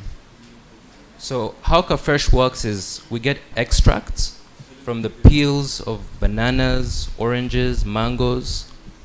So these extracts are in an oil form, and we turn these oils into a powder, and then when we combine that with water, we're able to spray this onto produce, and it forms an invisible coating. And this coating basically slows down the rate at which produce respires, and the act of doing that extends the shelf life significantly. As of right now, at this moment, we've extended the shelf life of tomatoes to 6 months at room temperature. We've extended the shelf life of Hass avocados to 30 days at room temperature. We've also extended the shelf life of cocoa yams to 60 days at room temperature. By the end of this year, we'll have been able to preserve over 20,000 tons of produce. And so we're really on track to eliminating food waste. And that is what we do at Silo Valley Technologies. We try to solve the hardest problems in agriculture using very advanced level agriculture science. Mostly in advanced material science, biophysics, and molecular biology. So when I think of sustainable agriculture, I see us using nature to solve a lot of the problems that we're currently having. You see, some of the oldest trees in Africa are able to last long because they have microorganisms that exist in the roots. These microorganisms are a combination of bacteria and fungi. And so these old trees have learned through evolution and time that if we create a conducive environment for these fungi, then they're able to provide benefits to us by allowing us to get nutrients in the soil more easily and even accessing water during drought periods. So in order for us to have sustainable agriculture, we have to avoid using tillage practices and employing more of biotechnology. Biotechnology in the form of microorganisms, where when we introduce these microorganisms into, say, an acre of land with just only 20 kilograms, we're able to increase our yield by over 30% without necessarily having to use what? Any tillage or agricultural practices which damage the soil. Yeah. And these technologies are replenishable. They're renewable. they can be applied for the next 100 to 1,000 years without having any damage to the environment. So at Sio Valley Technologies, we really promote solutions that actually solve problems. We are currently developing an insect camouflage, which will eliminate the need to use pesticides by basically spraying onto fruits in the field, and the insects will no longer be able to identify the fruits, so they just pass by without having to attack the produce. But just so we believe what he's saying, because he's talking about very magical things, camouflaging the fruits so that insects don't see, extending shelf life of tomatoes up to 6 months. Let's just watch a little video of what they've been actually able to do, so that we know if this is Chiwani or if this is real. I don't know if that video is ready.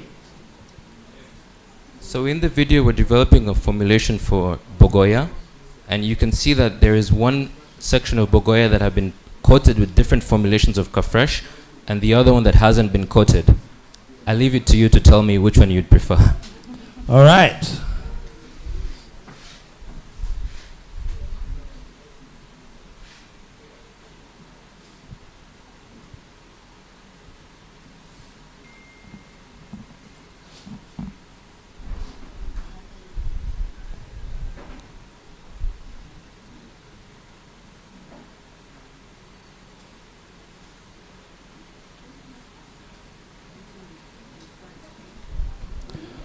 All right, that was quick. I don't know if you want to just explain what we just saw there.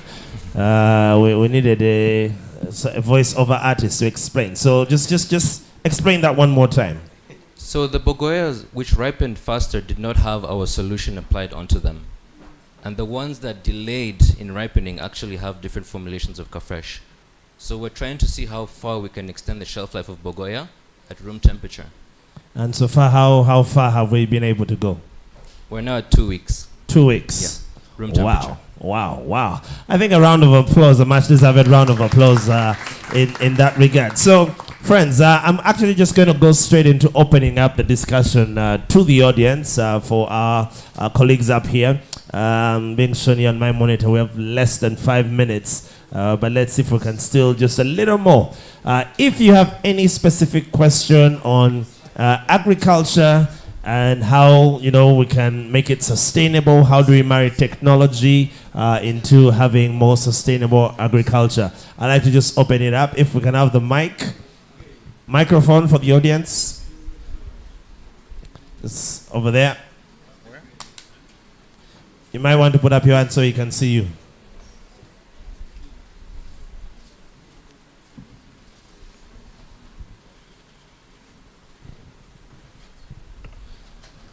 While that mic comes to you, I'll let you ask real quick. Yes, good afternoon. My name is Andrew, and in this case, I'm working with a company called Zion Management Solutions. So what I want to talk about in regards to self-sustainability in agriculture is something that most farmers are lacking here, not only in Uganda, but in Africa. And that issue is actually just being organized. And I don't mean being organized in the head, but actually having different standard operating procedures per section within the farm. So for example, you're dealing with animals like cows, don't stop at just having a tag. You should be having a form that fills in how much food it's taking in, how much milk it's bringing out, the rate at which it produces, if it's a female. Same thing can apply to plants. How many plants got sick? If you are really serious and organized with your farm, you find that you'll be able to save yourself a lot of losses in terms of missing out in certain loopholes, and you'll be able to make better projections based on data. All right, thank you. And I'll let, just hold on to that. That will be for you to respond. Let's take a few more questions.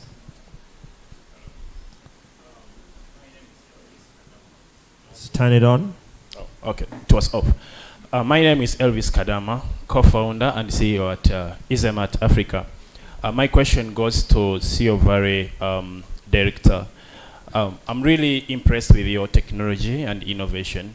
And at Izemat, we are working with smallholder farmers in rural communities. So if I look at something which is in line with shelf life of crops and vegetable or fruits and vegetables, I think we can create a partnership. So my question is, what is the cost of your solution that can enable smallholder farmers to acquire? Thank you. All right, he's first closing the deal on a collabo, then asking his question. All right, any other questions or any other question? All right, just one more, and then we'll take it to the house, to the audience, to the panelists. Sorry. Okay, thank you very much. My name is Grant Nzabarinda, a co-founder and CEO at Tuza Industries Limited. My question will go to the CEO company. I wanted to ask you, can you also innovate around a preservation that works for fresh juice, since you're dealing in the preservation products? Okay, thank you very much. All right, thank you very much. I'll let you go first. We're talking about smaller holder farmers and underserved. Good agricultural practices have to be trained. When we use our system for traceability, we actually take the production from what you're putting into the ground and to the level of how you post-harvest and handle this. One of the things that most people don't understand is these technologies are available, but are they ever reaching down to the last mile? You can't even believe that even when you're sending a text message to these farmers, you have to put it in their language. Now, I can also just understand that who is going to help us to get these farmers understand technologies like Fossil technology, go on website when they are digitally excluded, by the way. Most of those places don't have internet. Most of those places don't have bad connectivity of the phone. And so we're talking about sustainable agriculture. Are we talking about it to stay here, or how is it going to go down to the people who actually deserve to understand that if I put fertilizer here or educate them about these fertilizers and everything? My question is, do we have means of agriculture down there to actually help impact this knowledge? Because all the technologies that we are building are over 15 years before they even get down there. Because right now, we just need them to get connectivity so that they're able to go online. Yeah. She's talking about knowledge management. They will never see that. One of my farmers actually wanted to export tea, hibiscus tea. She gets to Busia, she has already market, and the paperwork is supposed to be done in Entebbe. Basically, knowledge management means I have access to that knowledge so that I can do. She looked everywhere. There was nothing about how to export raw flowers or anything in this country online. And so she had to drive back to go to Entebbe, and then you go to Entebbe to Ministry of Agriculture. I mean, the preservation really is required here because she lost that product. And the process is supposed to be done. Every time you feel like you're going to export hibiscus tea, because this is the only example I have, she has to go to Entebbe, get a stamp, and then do it. So maybe because we don't have enough time, we're looking at sustainable agriculture, environment, and everything. Who is going to tell the underserved about these things of good agricultural practices? All right, Dr. Abo, maybe I'll just let you chip in there. You're the knowledge management expert. There seems to be a knowledge gap in knowledge management, and it seems to be the same thing he referred to. Do you just want to speak into that real quick? Thank you, and I'm happy to do that. Exactly what she has explained emphasizes what I said earlier, that there is need to invest in knowledge management. She has given a very practical case where, without having proper knowledge management, the decision that has to be made at the time that it has to be made with the quality information required will not be made. And that has impact on operational costs for the farmers, Yeah. delays, like she has explained. That's a very practical example. So knowledge management is a very critical area of intervention and investment. And it is wide. I summarized, I really spoke fast on the 3 major assets. Yeah. And they have to work together. So knowledge management is not just data. It is not just information. You And talked it's of not just relational. knowledge. Yeah. No. It is picking all that and creating a space where it is stored and easily accessible. And those assets are not just ICT. ICT is part of the structural knowledge asset. So the website and apps. But like she said, many people may not be able to access that now. But it's still within knowledge management interventions. There's what we call knowledge spaces. So spaces where the right people with this knowledge, even the indigenous knowledge in their groupings, can be very organized to have an access point as we continue to communicate and build the structural knowledge asset of the country, like the gentleman from NITA mentioned, that they're working on a program to extend those services everywhere. But you can have a knowledge space in a village. You can have a knowledge space in a local government authority, and the facilitator is providing this information.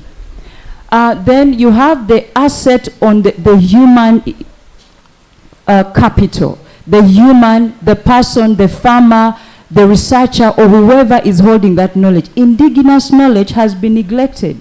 Knowledge management is saying, pick that knowledge as well and create a structure around it to solve this kind of problems. And then we have the relational asset. So like everybody who has been speaking here has generated knowledge, including my organization on how renewable energy can power the agricultural sector.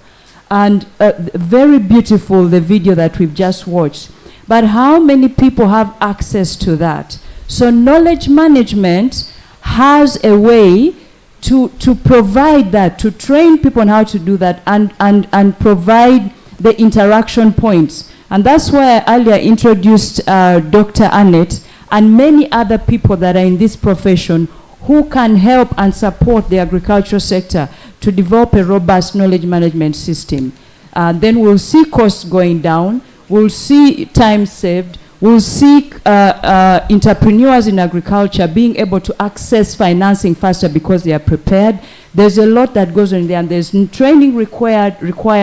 The agricultural sector requires a knowledge management strategy as well as the government. So it's a whole topic that has to be handled with a team of experts. Thank you very much. All right, thank you. Maybe I'll just go to you, George, before we move over here.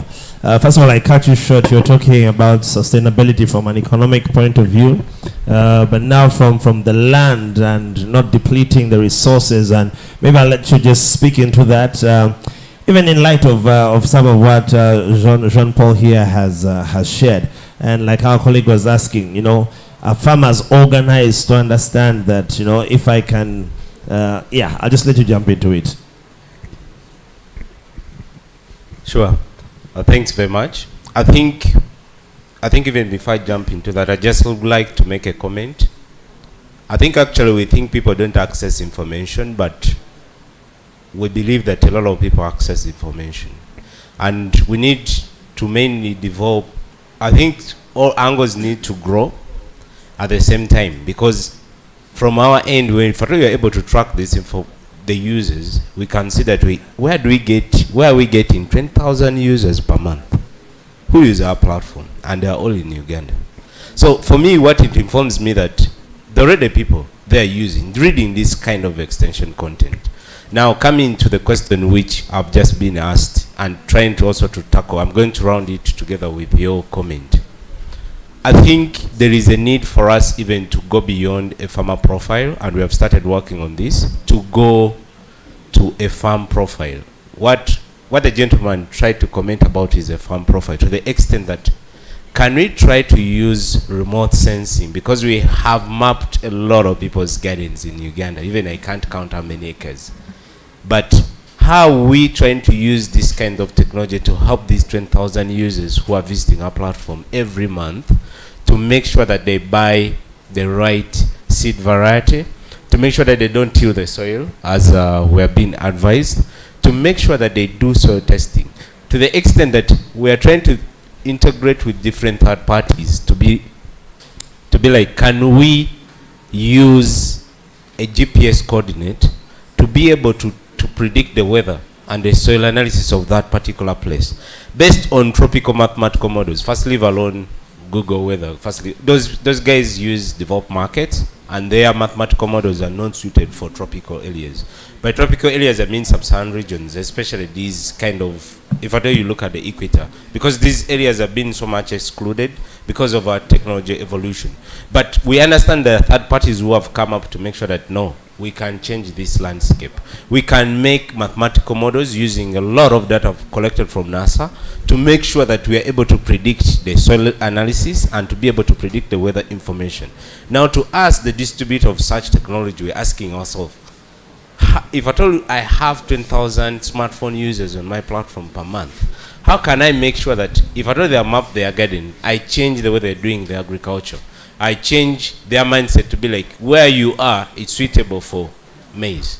And where you are, it will be good if at all you use more alkaline fertilizer as opposed to more acidic fertilizer, because your soil is already acidic. For you to make sure that you get the yield which you want, it will be very important for you to put more alkaline in your soil, and this is the fertilizer, and this is how much it is, and please, we can deliver it on your farm. When you think about it, is that how can we create, I call them sixth generation user experience models or business models, in such a way that most of the things are a bit automated, but also they are conclusive. That this is the right type of fertilizer for your right type of soil, this is how much it is, and this is here it is, and this is how you use it. To just make sure that the conversation is very simple for the farmer, because this is our key value chain act of agriculture space, to make sure that they're able to consume these kinds of technologies and even other sorts of technologies. All right, thank you very much. Willow, I'll skip you briefly and first come to Jean-Paul over here. So, of course, a lot of intrigue about your products, and people want to know, how affordable are they for the Umuntu Awansi, the farmer down at the grassroots, and yeah, so over to you. So the good news is we have an impact model. This impact model basically gives farmers a very subsidized price of our product. Initially, when we started, we were targeting smallholder farmers, but we realized over time that they didn't have the necessary disposable income to afford a solution. So we had to scale up really quickly, which we've done currently, and now we have a very subsidized price for Kafresh. So probably after this, we could get into more conversation. You're free to come to our office, and we can give you a very subsidized pricing. And we hope to have what we call aggregation centers spread within Uganda, where farmers in different districts will be able to bring their produce, and then we can help them preserve it, because at that point we'll be eliminating food waste at the source where it starts from. That's from the farmer once they've harvested. Yeah. All right, sorry, there's someone there with a burning question. You've been putting your hand up. Where's my mic? If you could just come closer, just come and pick this one. I don't know. Can we have the mic, please? Or you can try and shout. This question goes to Mr. John Paul. Mr. John Paul, you talked about the yellow banana taking long. The mic is there. You've been saying about the yellow bananas taking 2 weeks, as in preserving them. That's a brilliant idea, but have you looked at the health side of it for this man, the layman who is going to consume that yellow banana after 2 weeks? Brilliant. So it's one thing to preserve tomatoes for 6 months, but are we going to get cancer after we eat these tomatoes? That's a great question. So Kafresh is organically certified. It's 100% plant-based. All the ingredients we use are actually edible. So we're using food to preserve food. And we are certified. It has no health side effects. It's biodegradable. And we're using basically food ingredients. And the man looks healthy, so we'll probably assume he's been having his own products. Maybe one last question, and then I can allow sort of parting shots. What the role of policy in promoting sustainable agriculture? I don't know if Willow, if this is your forte or from where you sit, but I just wanted you to briefly discuss how policy can incentivize farmers to adopt, better sustainable practices. I don't know if my question makes sense. Yes, it does. Thank you so much. So in line with policy, from what I'm seeing currently, what the government is doing, there are a couple of policies that are out there that entice farmers to dive into sustainable agriculture. And one of them is the ACDP project. And under ACDP, government is working with a couple of input suppliers who have to come in and provide organic inputs, in position to enable farmers access these inputs and apply them in their different gardens. In addition to that, ACDP is enabling them to pay at a subsidized price. They're reducing the cost of the input for the farmer from 100% to 33%. I don't know, Stella, you can confirm for me. Yeah, around 32%. So what the farmer does say, if they need sunflower inputs, what they will do is pay the 33%, and then the government will subsidize the rest to enable them access that.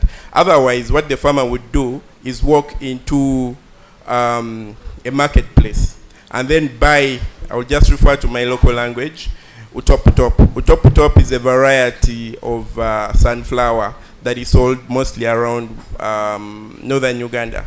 So it's it has a very poor quality of yield. When you plant it, basically it can even affect the environment.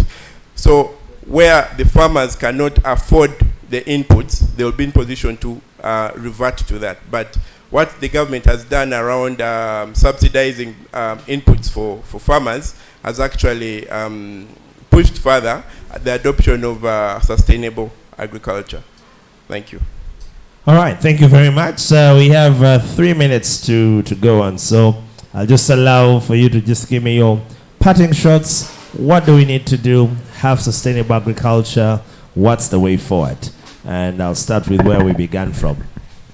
Hi, everybody. Again, as we summarize, I want to send a call out that if we're actually going to have sustainable agriculture, we have to talk to the people that actually are farming on a daily basis. And those are the people in the underserved communities.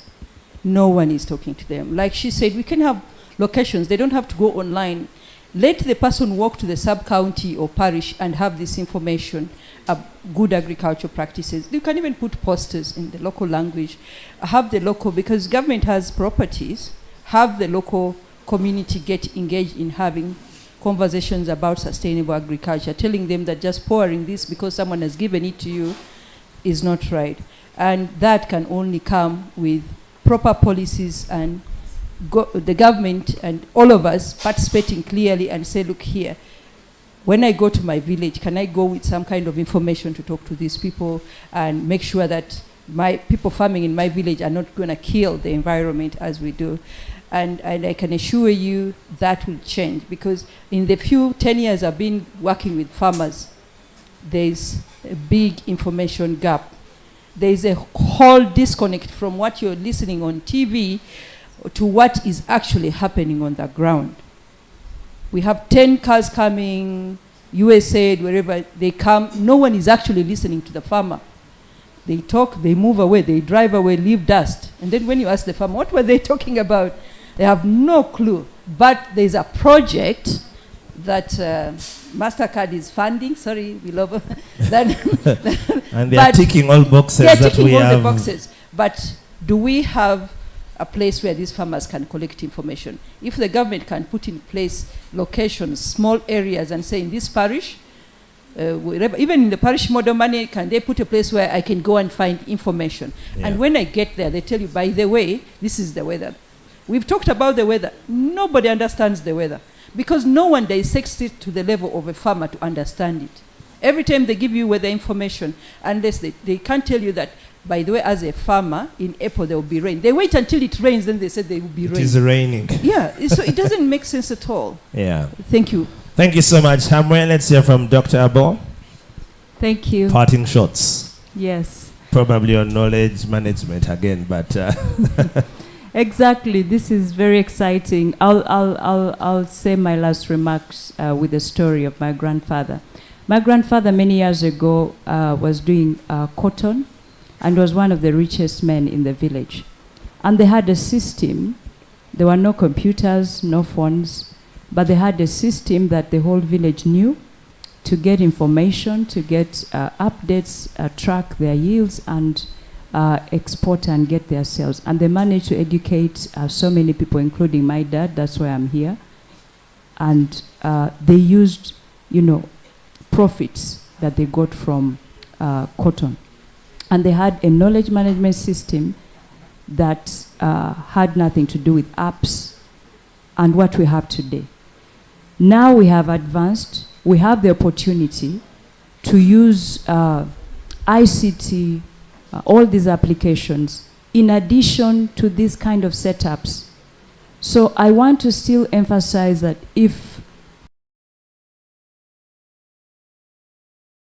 and that means we have to understand what knowledge management is and have to be trained. And I'm glad that Dr. Annette with her center have started actually training public administration, including, I believe, Ministry of Agriculture is part of that team, on how to do this. Will go a long way in helping the farmers and all the entities that are involved in accessing information as quickly as they would want to for decision making, being prepared enough to access the financing and investments that they require, accessing the networks that will support them to accelerate productivity, in addition to technologies like ours, like I said, renewable energy to power agriculture, knowledge from companies like Jean Paul's, I hope I said that right, to access such knowledge to improve on what they're already doing. Thank you very much. Thank you very much. Is he a Greek? Parting shots? Sure. I think from my end, I would like to emphasize government policy and not to be lazy about it and be straightforward with it. I think when we borrow, people knew, even right now people know the dangers about Boveras. But when you see that when the government stopped it, people really quickly adopted to paper bags. But when the government became loose again, then people went back, but they know. So for me, from my perspective, I think if I were to have sustainable agriculture, because if I were to borrow from the countries where all these things are being done, the government has been at the front line to say, glyphosate of this molecular structure has to be stopped. And you realize that for us, as a country, we are still importing glyphosate, maybe for the sake of understanding, glyphosate is one of the herbicides or chemicals which is used to weed on the, so what it means is that it can kill any kind of plant on the ground. So normally farmers use it for weeding. But the key question which remains in my head, where is this glyphosate passing of this kind of molecular structures? So I believe government needs to be on the front line as opposed to any other stakeholder in this. Thank you. All right, thank you. MasterCard. Been accused you are giving money, but is it really reaching the grassroots level, and is the farmer benefiting? What are your parting shots? Thank you so much. So in addition to my colleagues' comments, I'll talk about private sector, the private sector leading all this, because the farmers are our customers or your customers. If they don't produce appropriately, the land is affected. That means in the future, you won't have business. So my call for you is we have to champion this as the private sector. ensure that we develop platforms or systems and processes that transform the mindset of the people in the community, come up with applications that could support the knowledge management processes so that the farmers can get all this information real hand. Thank you. Thank you. And Jean-Paul, parting shots. What's the way forward? I would say ultimately it's we should look into nature to solve a lot of the challenges we have from an agricultural sustainable perspective. Nature has all the answers, and whatever nature can do, it's definitely good. So the way to go. Pushing for technologies that mimic nature as much as possible, and that lead to solving the problem. If it's food spoilage, if it's maybe low yields, we've come up with solutions that allow us to move into a different era in time. All right, awesome. I think a round of applause for our panelists. Thank you so much. We've heard a lot about knowledge management, sustainability, using food to preserve food, and so many other magical things that John Paul here has shared. We're going to wrap this up now. We'll be getting into lunch shortly. Just ask us to clap for our panelists one more time as they go back to take their seats. And I'm sure you'll have questions and business cards exchanged. And I'll ask the DJ to give us a music interlude.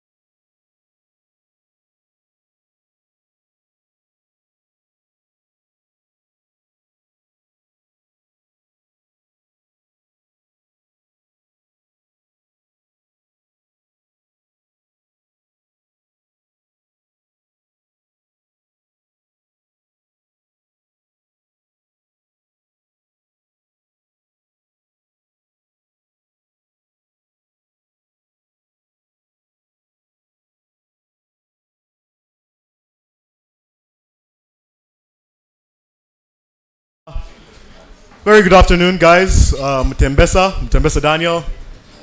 From Makerere University. We run an artificial intelligence and data science research lab. We do everything where you want to know what are the right technologies in terms of AI that can be used in our use case, so community, agriculture, health, you name it. If you want to sort of prototype or get to know which AI tech to use, which machine learning algorithm, that's the kind of work that we do. Yep. All right, and just to guide this, we're talking human AI partnership and how AI is augmenting and not replacing human labor. Also, we think, I don't know, we're going to find out. Solomon King, who are you? What do you do? Why are you here? Good afternoon, everyone. My name is Solomon King Benge. I'm the founder of Fundibots, which is an education non-profit that's working to transform science education in Uganda. We are currently working with about 22,000 kids, and we are hoping to reach 1 million kids by 2030. I am here because I make a lot of noise about AI, but the real experts are here. All right, 22,000 kids, real kids. These are real kids, right? Yes, actually. Yeah. All right, okay. All right, next we have Neda, right? Neha, yes. You might want to, it should be on. Okay. Hi, my name is Neha. I am one of the co-founders and the chief operating officer at Flip Africa. And we run a digital freelance marketplace that connects young people to work opportunities in the $884 billion African gig economy in a way that makes gig work dignified, creating transparency, trust, and growth in the informal economy. Wow, I like that. Dignifying gig work. Yes, sir.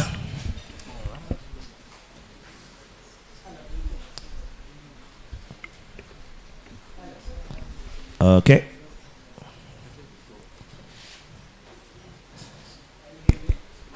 Yes. Yeah. It's okay now? Yeah. All right.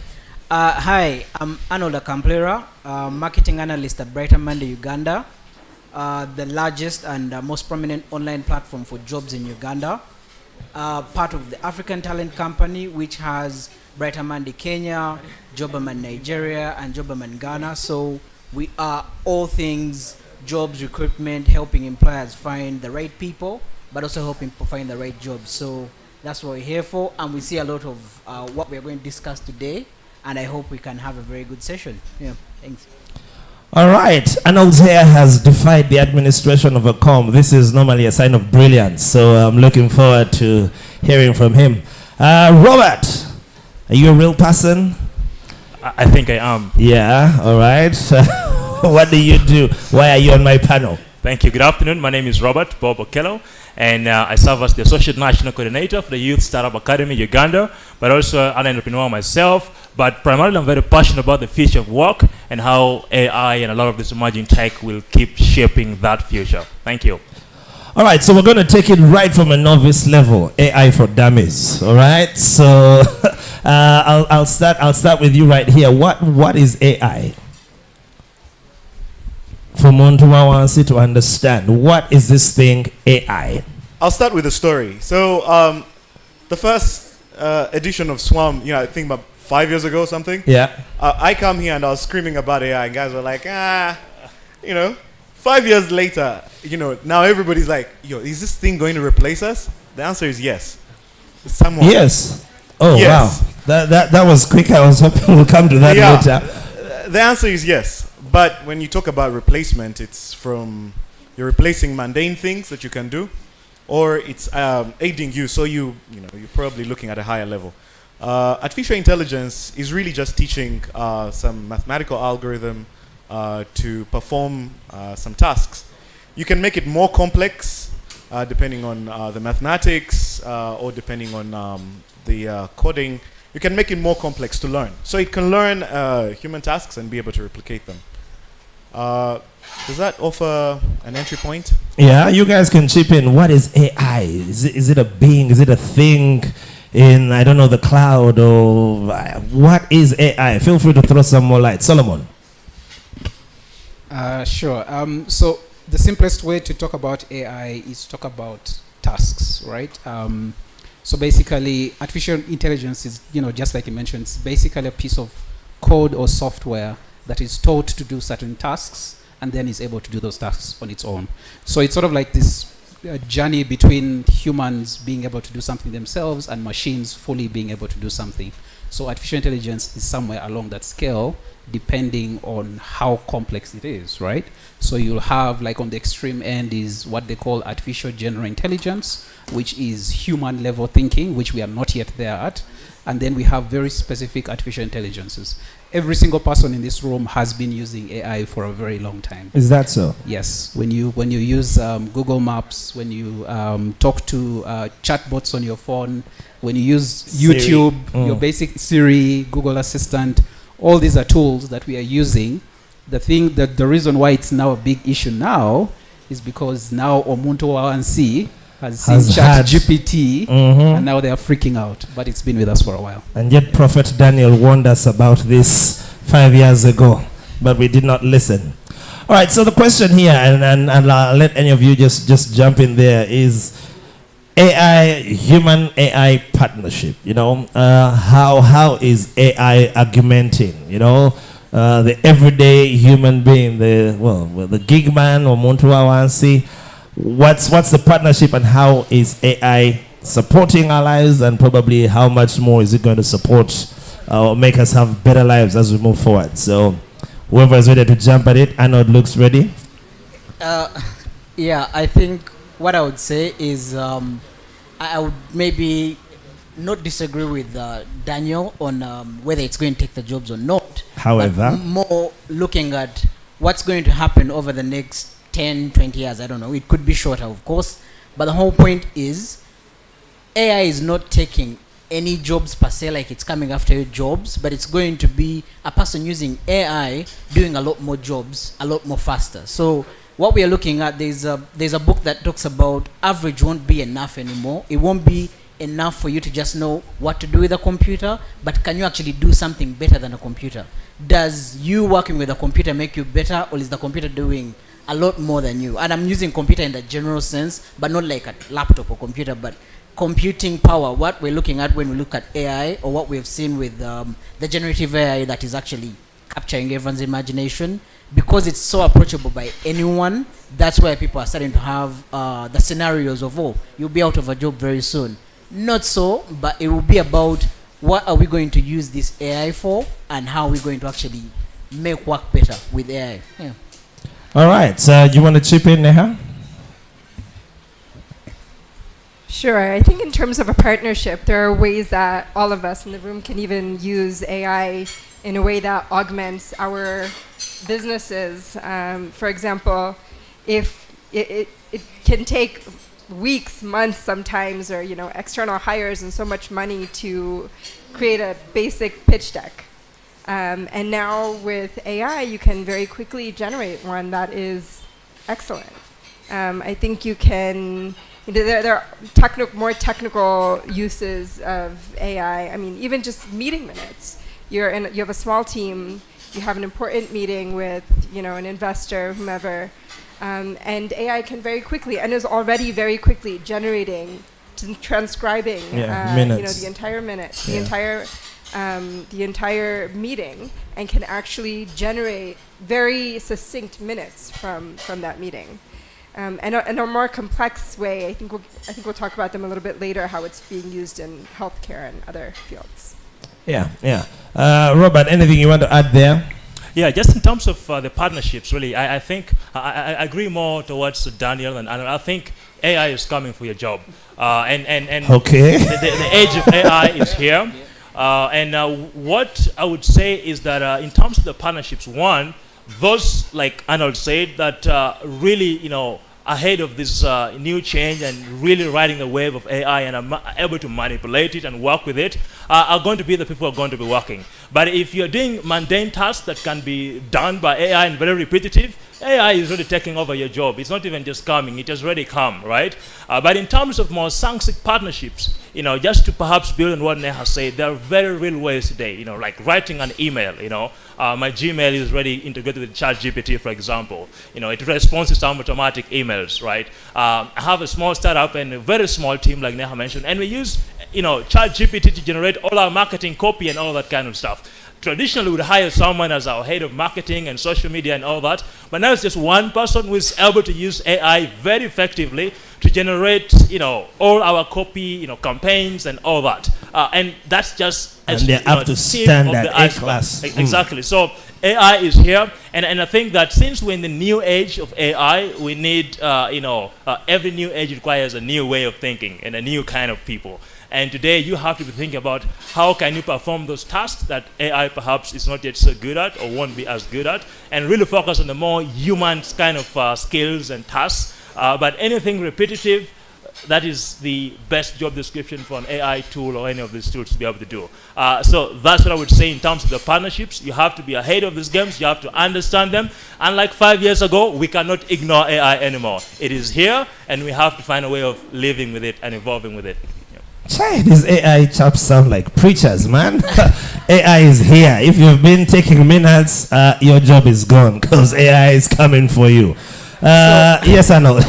Just to add on what he has said, what is actually going to happen or what will happen, and the story of technology adoption, whether it's from all the industrial revolutions we've been through, has been about people more than just the technology itself. Yeah. AI is brilliant. It's going to do a lot of things, but it's about how we adopt to these changes. That's from the policy, the skilling, and all the things that go with it. Because if you look at what I can agree with both Daniel and everyone on the panel is the mundane work, the boring stuff. No one wants to do that, and that will be gone very soon, right? Yeah. Because even we human beings, that's the one thing we have a problem with. You hate doing things that you have to repeat over and over again. So if you're looking at industries that will be disrupted or the kind of jobs that will be gone, you're talking about administrative clerks for very simple clerk work. That will be gone.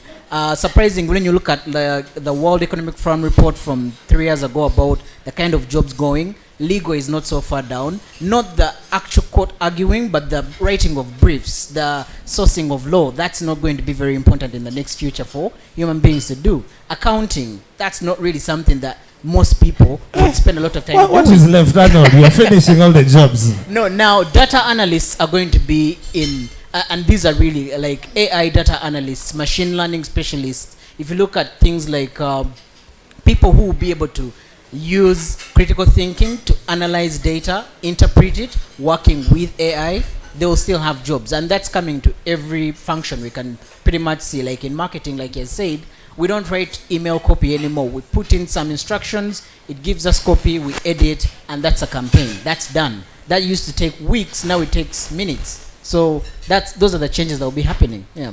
All right, so let me just hear. I'm just scratching the surface, and then I'm going to open it up to you guys.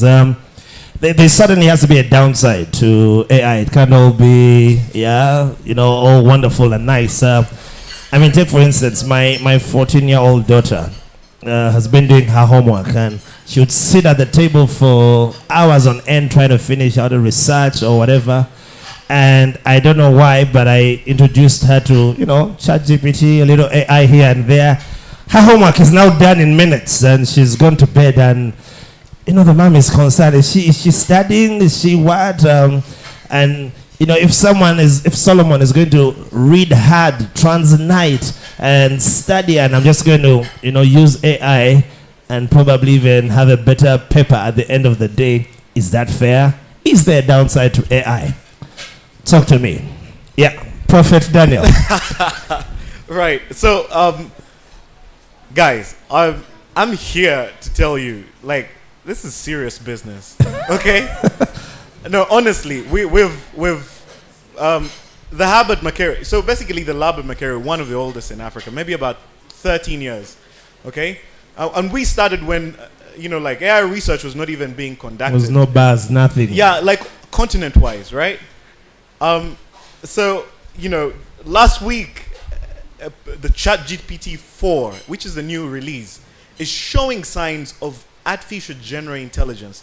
It's able to do what a professor, do mathematical, and this is the basis of It's able to produce new compounds of chemistry. It's able to produce, I'm really on the side of not all is gloom, but if you're there and you think some of the work that you're doing can, be, increased, exacerbated by AI, please, okay, take it into account, okay? It's not all doom and gloom. There's downsides to it. That's what I want to hear. What are the downsides? Because nobody's saying. This is built by human beings. We have biases. Once there are biases in there, whether with the data, with the training, with the algorithm, a mathematical algorithm is optimized for like the economics of the Western world. You bring it here, you're just excluding so many people. Copy and paste, yeah. Yeah, so there has to be work done around sort of restructuring it for the local communities, localizing it. That's one downside. Second downside, my co-panelists have been very clear, is, this human AI interaction. Sometimes it's not in the interest of business, okay, to have that co-interaction, okay? And so somebody will look at an entire marketing team and will definitely, for profit, forego the entire marketing team. Absolutely. Yeah, so there is a balance, of course, which has to come from like a policy side. How much so? Even worse is that our community policies are nowhere close to keeping up. Our legal frameworks with that development. I beg to pass. Yeah, sure. You guys can chip in. Downside, Solomon, Neha. I think the biggest downside for me when I hear people talking about how they're using AI, and sorry to my marketing friend, is that we are going to be doomed to a level of mediocrity, right? The information that these AI have been trained on is information that's already available. Yeah. The way that these AIs generate their models is a sort of best case approximation, especially in terms of human language, right? Yeah. In terms of understanding. And so all of us are collectively feeding this beast, recycling the same information. Yeah. And so we are all basically going to, and this is what in science fiction, this is how they say humans basically give over control to the machines. Yeah. Because you're basically saying, I don't need to do this, a machine can do it for me. But what is this machine being fed on? It's being fed on biases. It's being fed on information that could be wrong. One of our most recent experiences, we were doing research on some work, and we used ChatGPT, and because of the way that it hallucinates, right, it basically collected information that looked okay on face value, and we shared this information with the other person, and it mostly proved to be wrong. So many of us are using ChatGPT as a replacement, and yet we need to be very, very careful how we actually leverage these tools. So your marketing might be easier, but how good is it? Right? Like how much of your human creativity is being imbued into that marketing. Yeah. There's a reason why these tools sort of pick out the best data that we have, right? And that is because as humans, we are inherently learning how to become better every single day. But if we now start picking what the machine already knows, then we are limiting ourselves to that level, right? Wow. Obviously, there's lots of doom and gloom around this. But the one thing that I want to sort of close with is, I like to say that AI is a force multiplier, right? If you already know how to do a great job, then AI, especially accentuates your ability to, especially these recent tools, right? There are incredibly amazing AI tools that you will never hear about because they're not in your industry. So like in healthcare, DNA, protein folding, all sorts of interesting things that AI is so incredibly good at. But if you're not an industry, if you're not a specialist in that industry, you're not going to see it. However, for the rest of us, now that we have ChatGPT, we are all now assuming that this is the peak of AI, and yet OpenAI had this GPT-3 in 2020, 2019, and then just last year they were like, you know what, let us create an interface that a normal non-scientific person can use. Yeah. And that's what we are excited about. But what we are excited about is our general progression towards humanity's collective mediocrity. Oh, wow. Someone needs to tweet that one. All right, I don't know if you guys want to chip in any other downside. Maybe, I don't know, just before you come. For example, again, you go to see a doctor. You need consultation fees and what. I can just get into ChatGPT and type my symptoms. There's a rash on my toe. I have a temperature. Sorry. You probably have this, swallow that, self-medication. I want to qualify that statement. Yeah. GPT-4 is a whole different level. Yeah. All right, talk to me, Arnold. So, like what Simon King has said about the issues with ChatGPT, right? And the one issue he has touched on is the new recent issue we're seeing with the black box issue with ChatGPT's data. Because of the extremely large language models they're using to train it, like the entire internet, telling it to now learn from the internet. Because the initial versions of AI were trained on very specialized data. They were trained to do specific roles, and those were the parameters they were working on. Now, things like ChatGPT, what they are doing, and other generative AIs, is they're using large language models that actually can also interpret the nuances in natural language. Like, if I put in, using the example of the symptoms, it tells me something. Though, I wouldn't say we should be using it for those kind of examples, because the human doctor will still need to have an interface with you. It gives you general information that, like Solomon has said, if you know already what you are onto, it kind of guides along that path, but it shouldn't be a substitution for everything human knowledge. The only issue is humans, we've always thought we had the monopoly over intelligence, and what AI will do and what it will lead to eventually is the race for intelligence and super intelligence after, which we can't keep up. If we're racing with machines, we can't keep up. That's already a lost race. What we can do is adopt. And the biggest problem it will probably create, I've had someone talk about corporations deciding to forego people for profits, and that will happen. Companies will decide to say, okay, if we can streamline our operations and fewer people can do the work, then do we need a bigger team? And those are some of the problems that will come. Yeah. All right, yes, Neha, before I open it up to the audience, as we start to bring this to a wrap.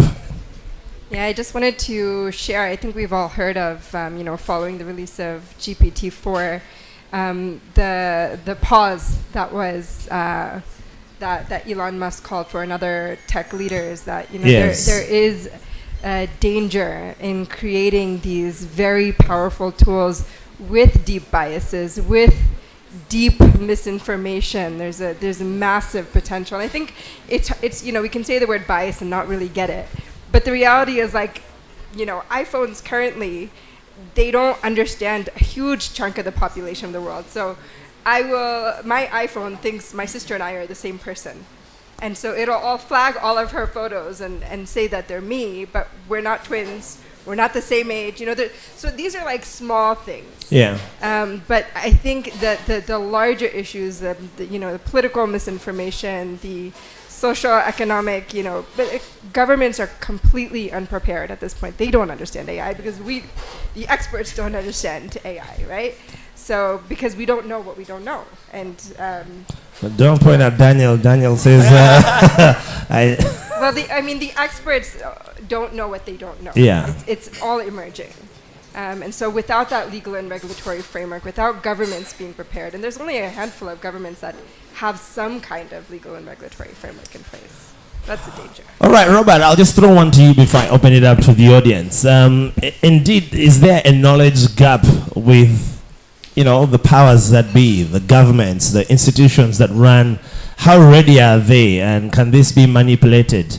The other day I saw a picture, what I thought was a picture of the Pope, dripping in bling, and I was like, yo, what's going on, And then I later found out it was AI. We live in now a world of false information, false stories. Isn't this going to be abused? I think those are two questions really, but how ready, for example, is the Ugandan government for AI? And in not being ready, what challenges does that pose? Yeah. Can that be abused? Cool. All right, cool. I can't speak for the government of Uganda, but as a Ugandan, I can tell definitely that there's definitely a knowledge gap. I think there's a clear consensus on that, right? That, the rate at which these changes are happening is way, way ahead of the rate at which our policies are adopting and how we are actually being able to regulate and things like that. So that's a clear yes. A lot of these tools are way ahead of most of our governments, not just Uganda, right? But we have been speaking about biases and all of these tools that lead to very dire consequences. That is true. I think that's all the more reason for us to actually wake up and embrace these tools even more. We cannot afford to just leave it in the hands of the power to be out there to keep developing these things, right? I always say that in the first industrial revolution, we missed our ancestors. I don't know what they were doing. In the second industrial revolution, we kind of missed. The third, we missed as well. And I think the AI is sort of ushering us into a new era of the fourth industrial revolution. And this time around, the train has arrived at the station, and we are all at the station. I think the fundamental choice we have to choose is, are we going to enter the train or not? And future generations from now are going to judge us accordingly. But I think we have to embrace this. Is there potential for the tools being misused? Absolutely yes. You mentioned the picture of the Pope. Mass information can now happen very rapidly as well, right? Misinformation. Yeah, mass misinformation. Yeah. Like mass misinformation, right? But at the same time, I again agree with Daniel that the upsides to me far outweigh the downsides of these tools. We must absolutely recognize the downsides and be aware of them, but that should not stop us from fully embracing these tools and really turning it into a real force for good. All right, I'm going to open it up to these guys who are going to lose their jobs. Can I have the mic? Just move around real quick. Maybe I'll start with those who are close by. Tell us your name and your job which you're about to lose. And So my name is Sandra Owili. I'm the co-founder of ShareCard. So many jobs we're about to create using AI, but I think for me the excitement for AI is in line with the fact that there has been a lot of talk around the African space, given that they say Africa is the future of the workspace. The human resource of the future is going to come from the African space. So my question is, with the emergence of AI and how behind we are in adopting some of the technologies that are even existing today in our education, in our healthcare, management systems, where does that leave that theory that Africa is the future of the workspace? And also,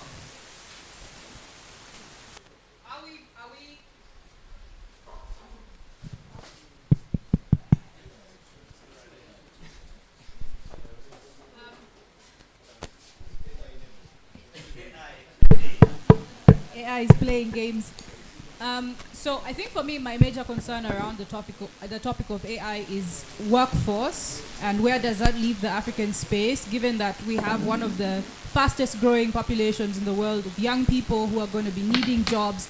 And if these jobs are taken away by computers, what are we doing right now to prepare for that future, and also equipping young people with the right skills, the right mindset to be able to, be available for when AI needs people?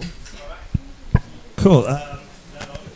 I'll let Neha handle that since she's flipping Africa. So she should. All right. Who has the mic?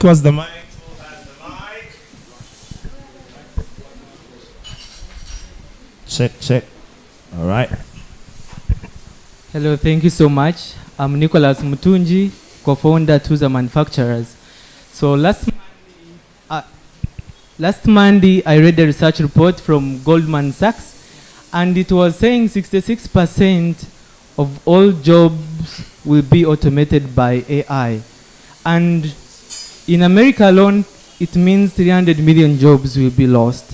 And we arrived at that by a decade, by decades of entrepreneurs working to bring jobs to table. And we believe entrepreneurs don't build for profit, we build for social impact. And looking at the panel of judges and all people who are up on the look of AI, it's as if they're saying that there is a virus coming here. If you don't have a built immune system, then you are going to die. And there are very few people who are at that, the first adopters. And we are looking at the impact of collapsing is going to, as entrepreneurs, how can we be ready to use AI to build and rebuild the things that are collapsing by the AI at the moment. Thank you so much. All right, Prophet Daniel, Arnold, I'll let you handle that. Yes, sir. Hi, good afternoon. Good afternoon. My name is Stephen Dimba from Rocket Health. Mine is not a question per se, but just an insight of what AI is currently. Actually, AI is in Uganda as we speak. And I'll tell you why. We as Rocket Health, we're building our own engine of AI, where if you don't want to speak to a doctor, you can speak to a machine free of charge, and it can give you prognosis of your disease. And if it's not sure, it hands you over to a doctor. So it's already in-house. But what AI will never replace is psychomotor skills. For you to be able to fix that fun when it's spoiled, AI can never fix it. Let's agree on that. However, it will shorten the skill gap or the curve for you to understand how to fix that fun. Are we together on that? So let's not be pessimistic or running on form of fear of missing out. Is we need to understand, and that's where academia comes in, because they have enough time to do a lot of research on these things and give us that comprehensive end-to-end analysis. And to me, my question is on academia. Yes, they have a lab running 13 years plus, very intelligent and very sophisticated components in them. How are they opening it out for us who are outside the academia to utilize them, and now we can be able to pay back with the time in monetary or non-monetary gains for them to be able to continue improving themselves? Thank you. All right, so I'll take two more. One and a lady. Maybe a younger. Hi everyone, my name is Geoffrey. I'm building an electric bicycle startup called Kara. My question goes to Solomon King, and from a point of, I think there's a saying that a bad workman blames his tools, but if you don't learn how to use those tools properly, then you'll be blaming them forever, right? So how do we change from teaching kids in school how to memorize stuff and move to teaching them how to use tools like ChatGPT, like AI? Because at one point, calculators were actually forbidden in school. And over time, you had to go into an exam, and one of the requirements to get into the exam was a calculator. So my question comes from that point, and from a point of, these are new tools that are just emerging. Before I knew that ChatGPT could only remember, I think, 3,000 tokens, I was feeding it with so much data and expecting it to remember as far back as 2-3 essays I sent it earlier, and it was just not giving me the right response. And until I educated myself on how the tool is actually used and its capabilities and limitations, and that enabled me to use it much easier and get better results from it. So from academia, maybe how do we start teaching how to use these tools and sort of reduce on the old school way of teaching? All right, I'll take the last question. Do you have a mic? All right, just a comment, please. Could I have a little more juice on these mics? Do I need to stand? Please. No, I have. Hello? It's on. Okay, I have peaked in terms of mediocrity. That's why I didn't want to stand. So, I will keep this brief because the panelists are already delayed, but I think the real Pandora's box that at some point hopefully we investigate is not the existence of AI, but the disruption on labor, the entire labor force, the disruption on geopolitics, the disruption on inequality that it will cause, and what does that mean for the future of society? Because that's a different ball game and a risk altogether. It's not just job creation or the security of job creation. It means that governments will have to put in place universal basic income. It means that companies that are based in Silicon Valley have way more data because everything I've been searching on ChatGPT. They are going to be miles ahead of companies that are trying to build that in Uganda. Are we going to have sovereign placements of what apps you can use in Uganda, which is Uganda made, versus those that are made in Silicon Valley.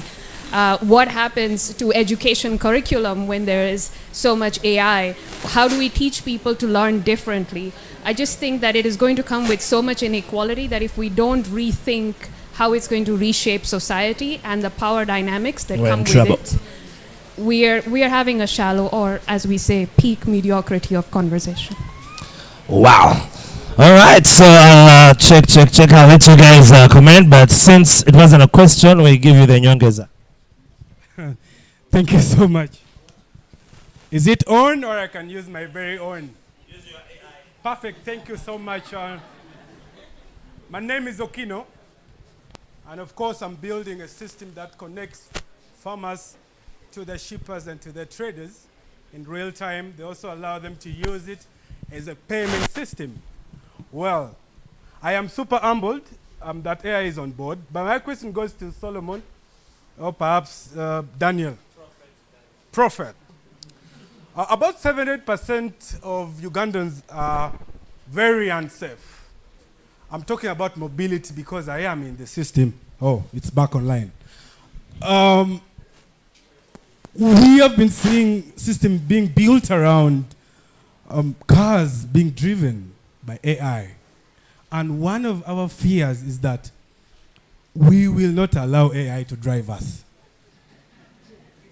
Unless you would. So we have a problem. We have the safety issues, and that really bothers me. How is your model around safety looking like for AI in Uganda, since you're running AI research? All right, so we don't have enough time to answer all of this, but I'm going to let you guys just give your opinion, and we'll leave the rest. Go to ChatGPT, ask your questions, they'll be answered. For now, let's hear from some human beings. You want to go first, Neha? Sure, I can start with the first question. So, I think, first of all, just appreciating that AI relies on us having large volumes of data for AI to be able to predict patterns. And that's where I think the distinction for human talent can come in. We have the ability to take two very disparate threads and find that connection. So if we need to train our future generations to be able to be critical thinkers, to be decision makers, to be able to analyze, because again, without that large volume of data, there's very little that AI can do to predict patterns and make future decisions. I think in terms of what we need our young people to be, I think we need to train them to be problem solvers. We need them to thrive in complexity. Creativity, they need to be creative and kind of come up with solutions that the world's never seen before. Again, AI is thriving on a system where it's looking at patterns and seeing how solutions have been created in the past, but what about new solutions to new problems? And interestingly, things like empathy. So AI may have sensors, and AI does have sensors to, understand data points and aggregate data points, but it cannot really tell how someone feels. So, for example, you create a product, and you have a sense of what the product is being used for, but you don't know how the person interacting with the product feels about the product. And that's where we think about things like empathy. And so I had talked about this in a previous panel on the power of empathy, because for generations, I think we've talked about empathy as like a weak word. We don't talk about leaders having empathy or having any value. But, I think those soft skills are really, really important to understand how someone feels. That is going to be the difference as to whether someone takes your job or not. And I think that's really, really powerful. I can talk about from a perspective of a company that's committed to seeing people succeed in work. I can tell you why people fail. They fail for the smallest of reasons. They don't show up to interviews on time. They don't show up to work on time. They don't, they don't communicate timely. They don't, so the really small reasons. And technology is going to do things on time. So if you're not committed to excellence, I think Solomon said something to this effect, you're going to be left behind. There's no room for mediocrity when we're competing against AI. I think very much we require young people to step up, and a lot of it comes down to our soft skills. And in terms of education, I would just say we're currently educating people for the 20th century. I think in Uganda we're probably further behind. But yeah, the whole world is educating young people for the 20th century. So if we're still patting our kids on the back for memorizing, we need to stop. There's no value. I think it's been a long time since there's been no value to anybody memorizing information.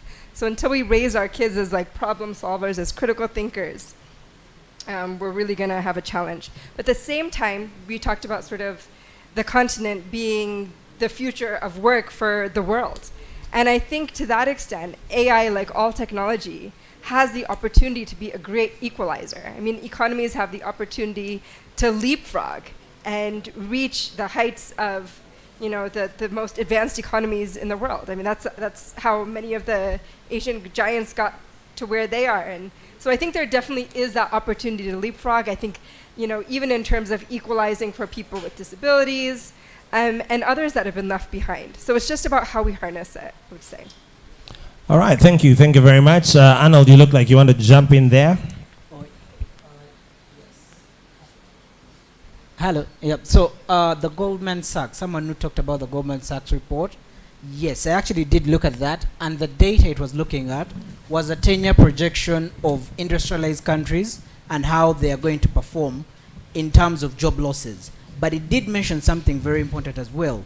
The global economy, if companies adopt the technology and actually take on automation, could grow by 7%. That's on a whole. Now, currently, the last 10 years, the world economy grew by about 3.4%. So that means AI actually could bring more prosperity. But if we have all the issues of inequality baked in there would still be problems, because that means all the accumulated wealth will still be going to the most industrialized countries. And that's where I say AI is not a threat to Uganda or Africa at large, because the person who talked about the motor skills, we still have economies that are 70% dependent on agriculture. So we are not there to be like where Japan, South Korea, America, or other industrialized countries are, where agriculture is just 2% of their economies, right? So when you look at the countries looking and worrying about AI right now, are countries where they are heavily reliant on services, heavily reliant on industries that are actually taking the path of automation. Uganda, most of East Africa, we are not there yet. And what we need to do is just make sure, like my colleague said, we are on the train, right? You say train? We're on the train. So we're not left behind like all the other industrial revolutions that came along, because it took 100 years for us to get from the first industrial revolution to the second one. Took 99 years for the next. It has only taken 11 years for us to get to this level of actually very good AI. So the time is becoming less, and we just need to be quick at adopting. And that's why issues like universal income are becoming a topic, because if we are doing less work and we are still making a lot more in terms of economic growth and money, then we should take some time off. Then maybe we should have some guaranteed incomes for people to actually do other things with their time, creatively think, solve other problems we have, and not worry about being in work typing an email or something like that. Yeah. All right, Solomon, you had some questions come your way. Real quick. Thank you to the gentleman who asked about AI driving cars in Uganda. Safety. If an AI can navigate Ugandan roads, that's going to be one of the best AIs in the world. So for that, you don't have to worry about. We are still very far from that. Hello, can you hear me? Is it on? Nope. No. Check. Is it me? It's AI. So Is it? Can you hear me now? no, it's not just you, it's all of us. All of us. Yeah. It's all minds. You see, there are some things AI will never replace. Check.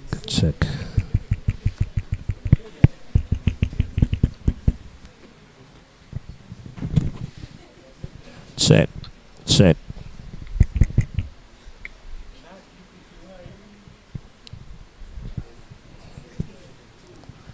Check.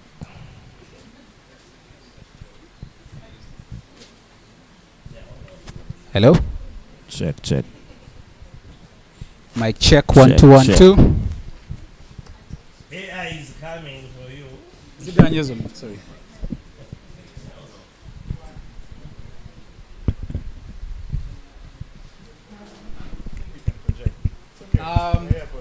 Can you guys hear me? All right, fantastic. So, with regards to education, that's exactly what my organization does, right? We started teaching kids how to build robots. The goal behind that was to help them improve their learning on an extracurricular basis. So basically providing learning opportunities that extend outside the curriculum. So robotics is sort of like at the high level. It's sort of like the discussion we're having around AI now, where it's a sort of very elitist group of people that's talking about how the world is changing.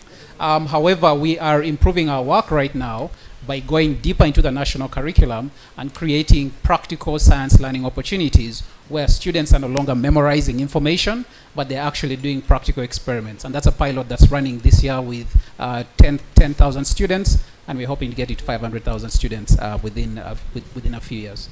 So I think that as a continent, our biggest issue is that we are already behind significantly. So some of the challenges that we are looking at right now are sort of like really high priority challenges, and I'm glad that academia is actually thinking about it, because we need to move fast enough to get there. A lot of my thoughts around universal basic income, etc., and in answer to, I think Rashmi and I might have watched one of the same videos. There is a fantastic video on YouTube called Planet of the Robots, a future after capitalism. And it basically addresses so many issues around communism, capitalism, because a lot of the things that we complain about, the loss of jobs, is driven by capitalism. Whereas universal basic income is sort of rooted in communism, or a more collective ownership of resources, or a more fair and equitable way of life. So there are lots of questions to answer. We can never exhaust them within this panel. Many of us don't even know what we're talking about, but we are seated here on except for him, he's an actual academic. But yeah, please go and read a little bit more. But what I will say is that learn how to use AI tools, because these tools will actually make your work better and faster, as long as you know what you're doing. So make sure you understand the fundamentals, which is where education comes in. Understand the fundamentals of your subject, and then let AI be an augmentation or an amplifier of that. Thank you. All right, thank you. I'll let Robert give us his parting shots before I allow the prophet to prophesy. Absolutely. I would close in by saying that the age of AI is here, and we can no longer afford to ignore it. It's going to take a concerted effort by private sector players, the entrepreneurs in the room. Government is going to play, very key role in ensuring that our policies are becoming as adaptive as, a lot of these tools are becoming, and that the role of academia is going to be increasingly more important. So I think these three entities moving forward will have to find a structured way of working together to ensure that we can confront this new age with confidence. But the age of AI is here, and it's going to require a new thinking and a new kind of person, even as we begin to chart the future of work, but beyond the future of work, the future of humanity really, because these tools are going to be aspects of our everyday life. And so we need to take up the front row seat in being on the table to drive what these tools are going to be able to do, and shape the future. Use these tools to shape the future that we want for ourselves. Because if we don't, someone else is going to. We have to jump on the train. So Daniel, 5 years ago you spoke to us, we didn't listen. We are now all ears. Wrap it up. What's the future? Where are we going? What do we need to do? First of all, guys, I really want to thank you for coming, and being able to have this conversation. Because for a long time we were having it with ourselves, right? So it's really good that you're here. So I'm just going to be very succinct and direct. If you're an emerging entrepreneur or an existing one, and you want to sort of even just brainstorm on, what data science, AI, machine learning can be in your sector, I am more than, we are open for that conversation, right? So please, that's something that we really want to open up to. That's to the question of how we are opening up to entrepreneurship. Secondly, the workforce, of course, AI is like, the technology that of the coating that was, given before by the biotech company. It's exactly like the same. It's a technology. It's just that it's really pervasive and, sort of very invasive in many, many sectors. So I encourage you to treat it as, something that is an enabler rather than something to compete with. Okay? Seek for opportunities where one sees that, it's a disruptor, for another person sees an opportunity to use it. So if you have data or anything that you'd like to, put in that space, please come, let's talk. Parting thoughts. We need to adapt to survive because we're in a global economy.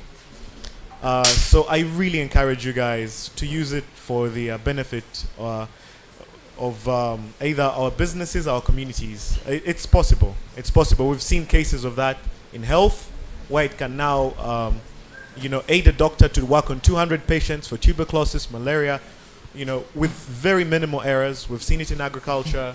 Many of the agriculture players, those tools that you're using to, identify disease automatically with pictures, that's the tech that has taken, a decade's worth of work. Please make good use of it. We really, really encourage you to, be forthright with. And thank you. All right, guys, let's give it up for our AI team. Come on, let's clap loud. I think it's been very, very informative. I'll ask the DJ to just play some music as they take their seats. And in a short while, I'll be inviting our last set of...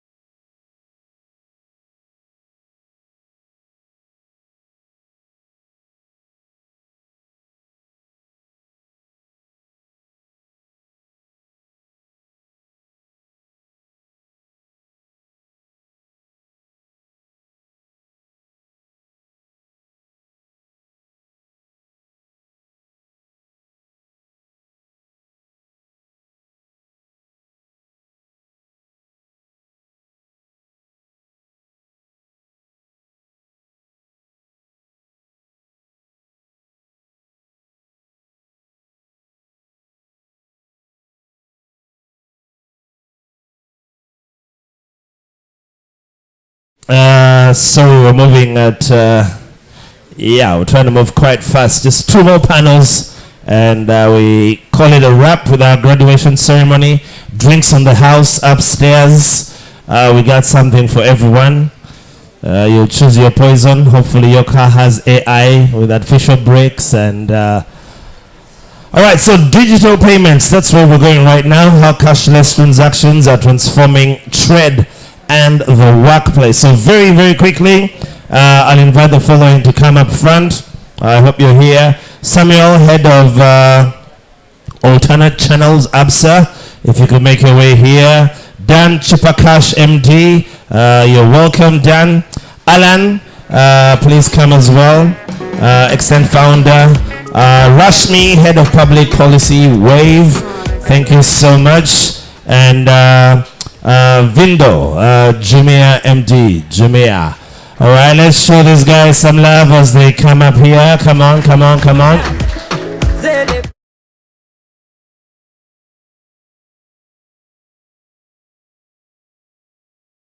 Vinod, who's not here? Alan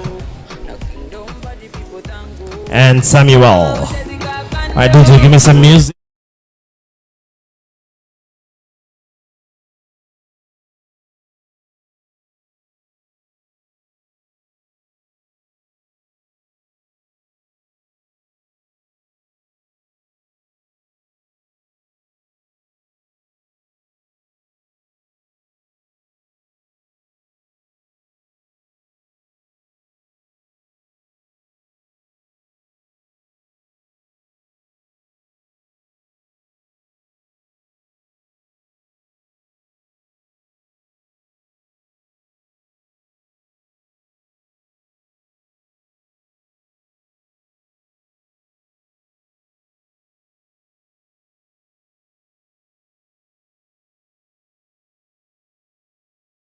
Advise you guys are all equal to the task of this discussion, so I'll just let you real quick introduce yourself, and as soon as you're done, just jump into your thoughts on the general topic, and then I'll be throwing a few specific questions to you. You might want to check your mics, just turn them on. Are the mics on?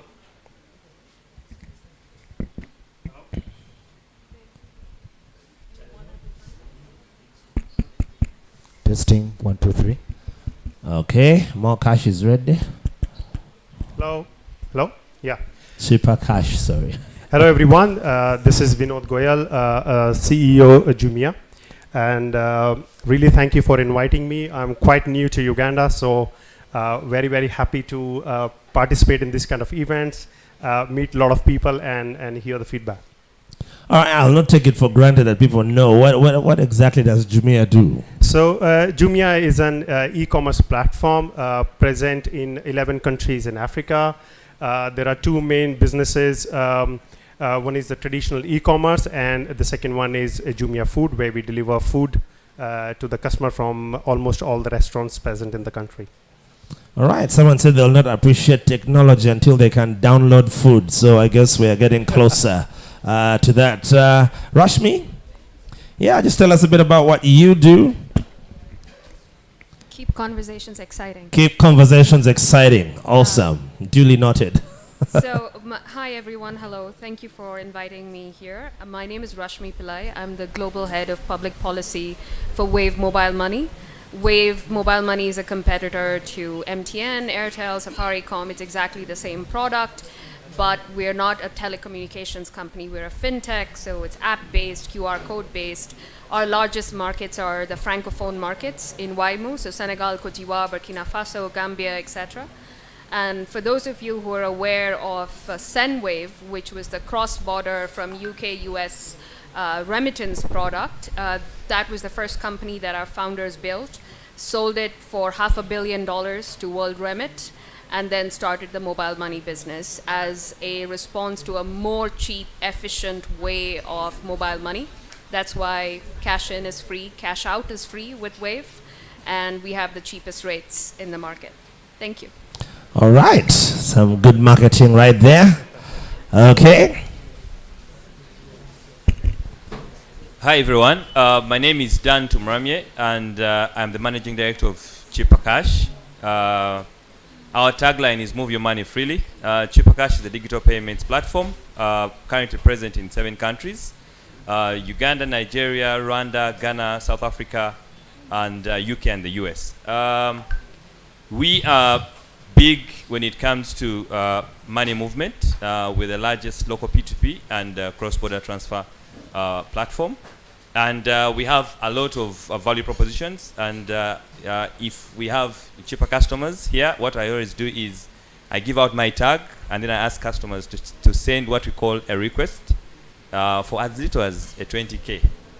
On my tag is Danytum, DANNYTUM, and that's how I always test customers in the room. Thank you. All right, and last but not least, hi, Alan, I believe. Yes, Alan. Yeah. We used to be friends. We used to. Then you stopped sending me digital cash. So, hello. Yeah. So my name is Alan Rakatungu. I'm the CEO of Sente. As you can see, I'm playing with the big boys. And also, what we do, we are a neobank for businesses. And our value proposition is that we help them simplify their payments and their finance operations. Our typical client is the head of finance or CFO at a business. One of our clients actually is the CFO of Jumia. So very happy to see you. Our other clients... maybe getting some client feedback on the panel. Yeah, our other clients are like NSSF, UAP, MCOPA. So literally, if you're the head of finance and you're looking to eliminate cash, which is the topic we have here, in your internal operations, we are the best platform in the market. all right, so I'm really going to start with the end in mind. The conclusion of the discussion needs to land us at, summarizing the impact of digital payments on trade and the workplace, and discussing the potential future developments in digital payments. All right, maybe I'll start with you, Rashmi. Mobile money and all of that. I don't know how long that has been in our economy. Maybe just take us through the genesis of digital payments, or the way it's been operating here, and how we have grown as an economy, how it supported e-commerce, and yeah. Wow, that's a very loaded question. I'll keep it short and to the point. One of the best ways of looking at this is the impact on society, right?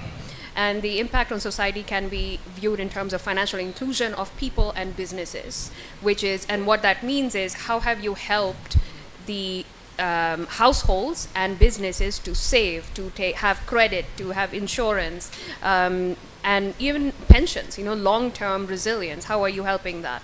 So 2009 was when we had the first mobile money product, with MTN Mobile Money launching in Uganda. At that time, Uganda's financial inclusion was in the late, it would be like 20%. So today we are at close to 50% adults financially included, largely thanks to mobile money, or the first generation of mobile money products. We have businesses that can do remittances within the country. We can accept cross-border remittances. We can do businesses with EAC, etc. All of this is increasing the circulation of money. That's enabling resources. That's enabling investments, etc. Which then now I can, initially when it was not called Jumia Food, then it was Hello Food at that time. I had to pay via cash, and that was I had to always check whether I had gone to the ATM if I wanted to get anything from Hello Food that day. Otherwise, I was going hungry, because clearly I can't cook. But that aside, TMI. But that aside, now I'm really happy that Jumia Food and Jumia e-commerce can not only accept mobile money, it can accept Visa cards, right? So if Chipper has a Visa card, virtual Visa card, Zente has a card. I think you were before Chipper, much before. Sorry, Dan. So there are so many more. The friction of commerce that came because I could not pay for a good or service. That is what. Unless you had cash. Exactly. So digital eliminates that friction. It allows for the movement of goods and services in an economy. All right, you guys want to expound on the benefit of just being cashless, Dan?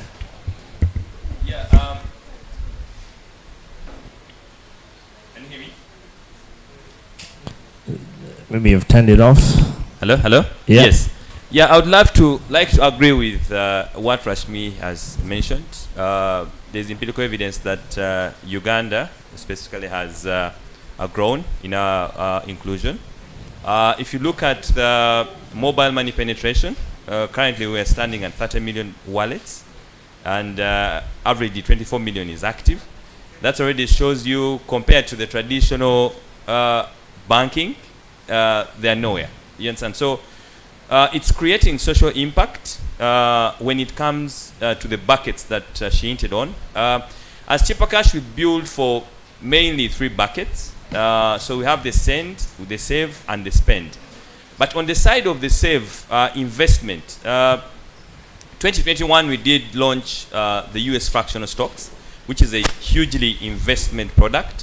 What it does is that we democratized US investment. So currently, a Ugandan can invest on the New York Stock Exchange with a minimum of $1. But this is an industry that has been around for close to 100 years, and it has plus 5,000 listed companies on the exchange. But people who use iPhone, Apple products, Amazon, you can use that $1 and get to a tune of the price of a share. So that alone has opened up the investment piece. If you look at the Uganda today, and Rashmi will bear witness, because in her past work, that was what she was doing, we have close to 1,900 SACCOs. You understand? So these are traditional investment schemes that are actually running on the mobile money network. When it comes to what our topic is on the e-commerce, last year we launched the Visa, the cheaper Visa virtual card. And sorry, Alan. Currently we are priding with close to 600,000 customers with the card. But we are seeing a lot of empowerment when it comes to e-commerce relationships. This is a card that accepts both local merchants like Jumia and international merchants, the likes of Alibaba. So, but we're seeing a very good discipline of running your budgets around the card, and also connecting the world through the card. You understand? So that's the power of digital payments, and that's what we're seeing come to pass. All right, Alan, I don't know if you want to chip in there, because it seems to be bragging on you. I'll allow you a chance to have a comeback. No, it's not a competition. Yeah. No, my opinion on that is we have a specific customer we speak to. And for us as Sente, we speak to businesses. Yeah. And we speak to the people in the business that manage money. Okay? And our proposition is actually very simple. Cash is very expensive. All right? For a business that is reliant on cash, you are spending about 14-15% of that cash to manage that cash. Okay? Where is that 14-15% coming from, right? The busy work. Paperwork, sign here, sign there, moving around. That's time, right? The losses. Like a 20K gets lost here, you don't know what's up, right? Then, of course, fraud, error, time, right? And then also when you're a business and you're cash reliant, customers must come to you, okay? And you are going to lose money because there's some customers who just can't come to you. So as a cashless business, your value proposition, and a lot of businesses complain, we're paying 1%, 2%. The alternative is actually 14-15%.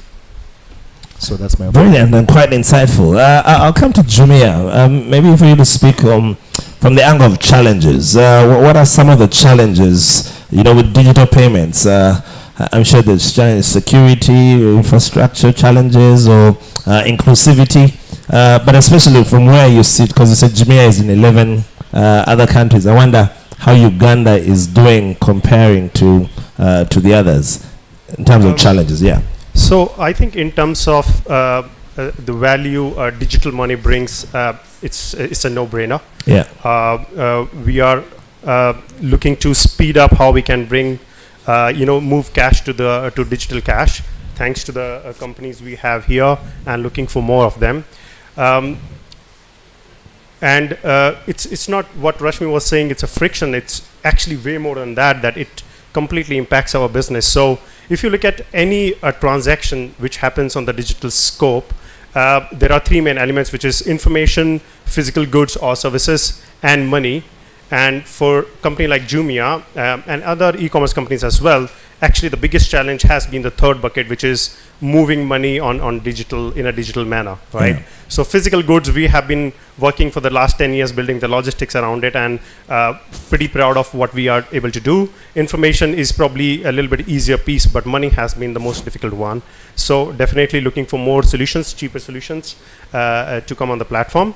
Answering your second question on where is Uganda versus other economies, I would say there are 3-4 economies like Nigeria, Kenya, Egypt, which are way forward. Simply because, not because we do not have the right solution, simply because they are cheaper and there are more options, which actually results in the cheaper options. So, and it has a direct ripple effect on the businesses we can do. So, if there is one company in Jumia which has a bigger size versus Uganda, I would say the biggest factor is not the population density and the purchasing power. It's highly linked to how fast the money can move in that country. Awesome. I'm going to open it up to the audience in just a bit, but I don't really have a government representative here, so maybe I'll just ask from where you guys sit. Is there anything you think government needs to do, with helping with the adoption of digital payments? And is there anything else government? Well, what's your plea to government, Dan, Rashmi, and then I'm going to open it up to you guys. Of course, government plays a very big role in making sure that we exist. And the Bank of Uganda and the Ministry of Finance has already enacted a law, which is the National Payment Systems Act and Regulation. This gives us guidelines on how we can operate. There's a work stream of making sure that we have a national payment switch. Countries where we operate, like Chipakas, like the likes of Nigeria and Ghana, they already have a payment switch. What the payment switch will tackle is the fact that my friend at Jumia has mentioned. It will lower the cost of the transaction. What is killing business today is the cost of the transaction. I think Alan mentioned it also.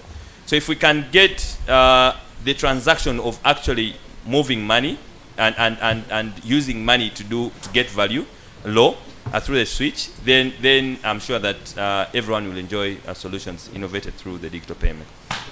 Awesome. I'm just going to open it up now to the audience. Who's going to help me with the mic?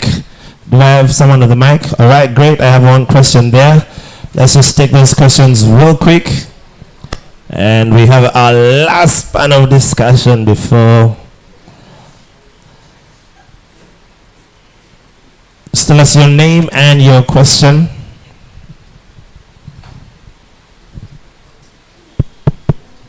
Hello. My name is Jonathan Intege. So I have a question for Vinod, Rashmi, and Dan. All right. So for Vinod, first of all, I'm grateful that the three of you are in the same room. It doesn't happen every day. Okay, the four of you, sorry. I'm sorry. My guy. I'm sorry, Alan. Playing with the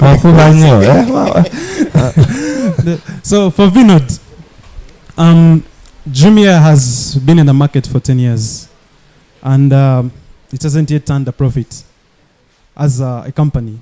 And Jumia has pivoted a lot, selling electronics to fast consumer moving goods, introducing third-party logistics, third-party ads and things like that. My question is, do you think that Jumia has reached at a time when it believes it has figured out the market and a way to make money and also turn profitable going forward? Then my question for Rashmi, I believe Wave is arguably the biggest mobile money platform in Senegal and Ivory Coast, I believe. But my question is, why did Wave expand to East Africa, to Uganda, which is the real mobile money battlefield, instead of expanding to countries where the market is a little bit virgin, like the likes of Mali, Benin, Burkina Faso, in Francophone Africa, where Wave had sort of made its mark. And then for Dan, so multiple resources, including Bloomberg, have reported that Cheaper Cash is exploring all options, including a sale. Are you privy to that information, and what has brought Cheaper Cash to this level? I was still talking digital payments. Have we gone a little? Well, I'll allow you to say pass or to answer as you deem fit. But did we have another question? Was there any other question? Going once, going twice. Over to you. Hello. Yeah. Thanks, Jonathan. The question is a little bit diverting from the topic, but I will still love to answer it. So you are right. Like any other B2C e-commerce company, Jumia has taken its time to close to profitability. I really appreciate not only Jumia, like any company which tries to bring a new offer, a new service, and struggles with the challenges for 10 years and still stands there and look towards future. I really appreciate that journey. Now saying that, it comes with a lot of pivots as well, which you can see have been happening, and the company has been trying to figure out what customer wants, and even the customer needs are continuously evolving, and hence that is why the pivots happen. Saying that, I invite you for our Q1 earning. Jumia is a New York Stock Exchange company. Everything is on the website, is in public. What I can say right now is that we are very, very strongly marching towards profitability.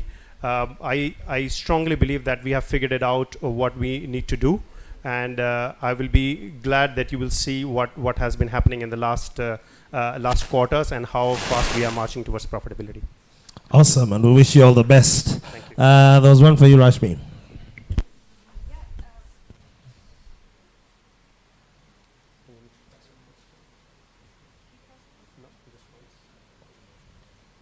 All right, you're on now. Hello? Okay, great.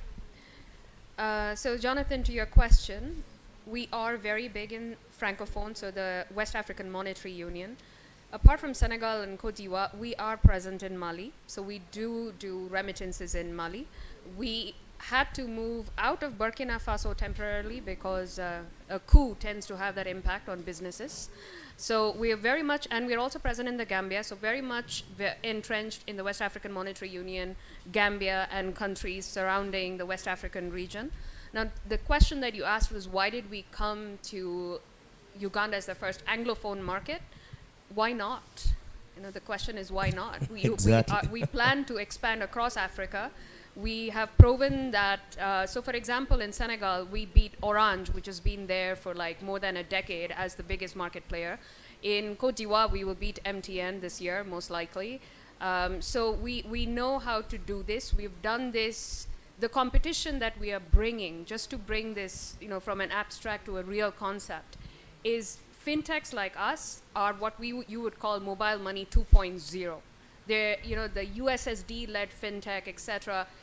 It is going to die because everybody is going to be on smartphones. Everything is going to be app-based. That's right. At much cheaper, more efficient, higher security, and a much bigger focus on customer experience. That is going to be the competitive playing field. That is where we are, and why would we deny Uganda the benefit of a good customer experience? So your answer is why not? Why not? 2.0. Yes, sir. Are you selling? Or Hello.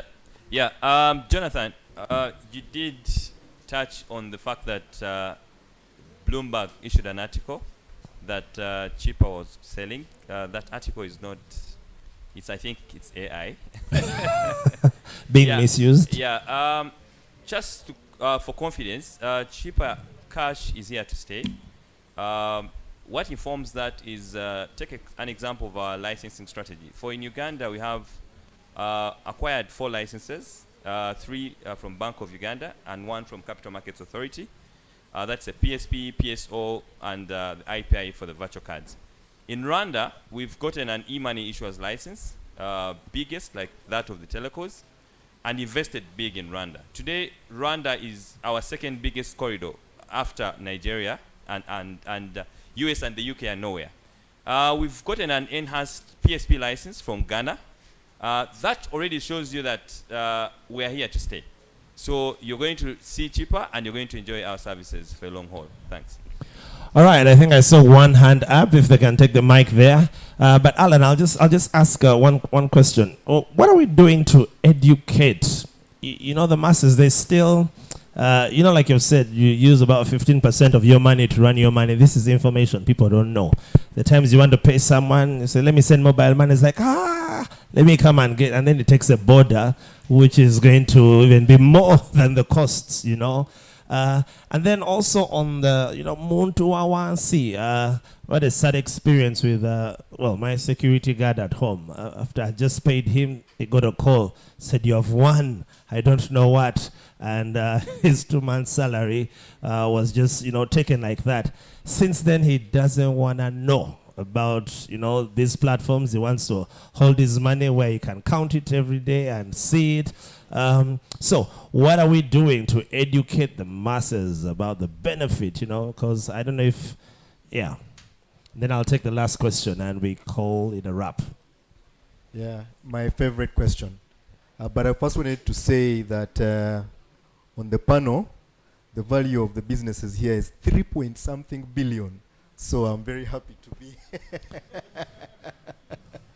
in the presence chilling of with the big boys. The point something billion is us. Anyway, so the question of what do we do to educate the market? Yeah. I have a slight twist on that, right? I think when you go to a market, you solve a problem. It's very easy for customers to understand when you're solving a problem, okay? I'll give an illustration of mobile money itself, right? Mobile money has thrived in East Africa because as East Africans, we are very, we send money easily, okay? I can tell Dan, give me a 20K, it's very normal, okay? In the US, you don't just tell somebody, give me 20K, okay? So the send money use case is not a very big problem. Because send money was such a big problem here, mobile money took off, okay? So when you are going to the market, you need to speak to them to solve a problem. For us, we found our niche with CFOs and heads of finance, okay? And what is their problem? Their problem is the audit, the reporting, the headaches, okay? And also, you know, people coming and just lining up around your office. So when you solve that for them, you don't even need to mention cashless, okay? You don't even need to mention mobile money. It's a headache that they have, okay? And when you solve the headache, you will get business. On the other question, of course, that always comes up with solutions like this is things around fraud, like you were saying, your person at home. Yes, it's a challenge that we have to face head on, and because of the scale of some of these platforms, the scale or the magnitude or the impact can be very large. But like Dan said, that's where internally, of course, we have to have our controls, but the regulator, we've just finished 2 audits, financial audit, IS audit. I see my boss here from NITA. He's also, so we are, I don't want to say overly regulated, but yes, there is things happening to create safety in the ecosystem. So rest assured that your money is safer in digital than it is in cash. All right, thank you very much. I just had one last question. If you promise to keep it short, you already have the mic, so. Yeah, I'm Ivan again. This one goes to Alan as pertains aggregation in the collections. There is a problem with speed in most cases, but not on your, not on Sente, but for other aggregators. When our clients are trying to access, maybe to make a payment, and then it keeps roaming for a long time, they will entirely give up and think maybe it's me who is not working well, yet down the road, I know what's up in the system there. How do you intend to work out that in our telecoms?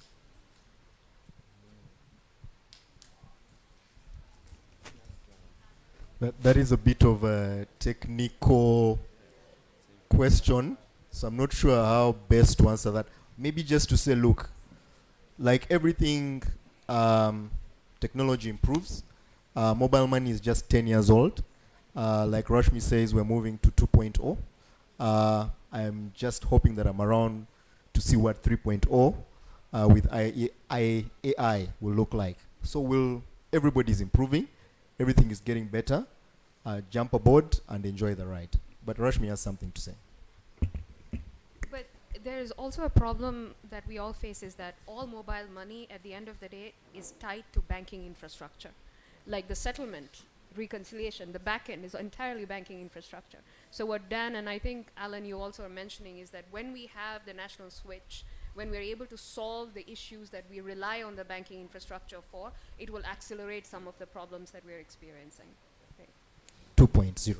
2.0. All right. Dan, I'll just let you give parting shots and maybe allow one more person so that we can bring this to a wrap. Yeah, thank you. My parting shots would be that, like Alan said, we are not competing amongst ourselves. The biggest elephant in this room is cash.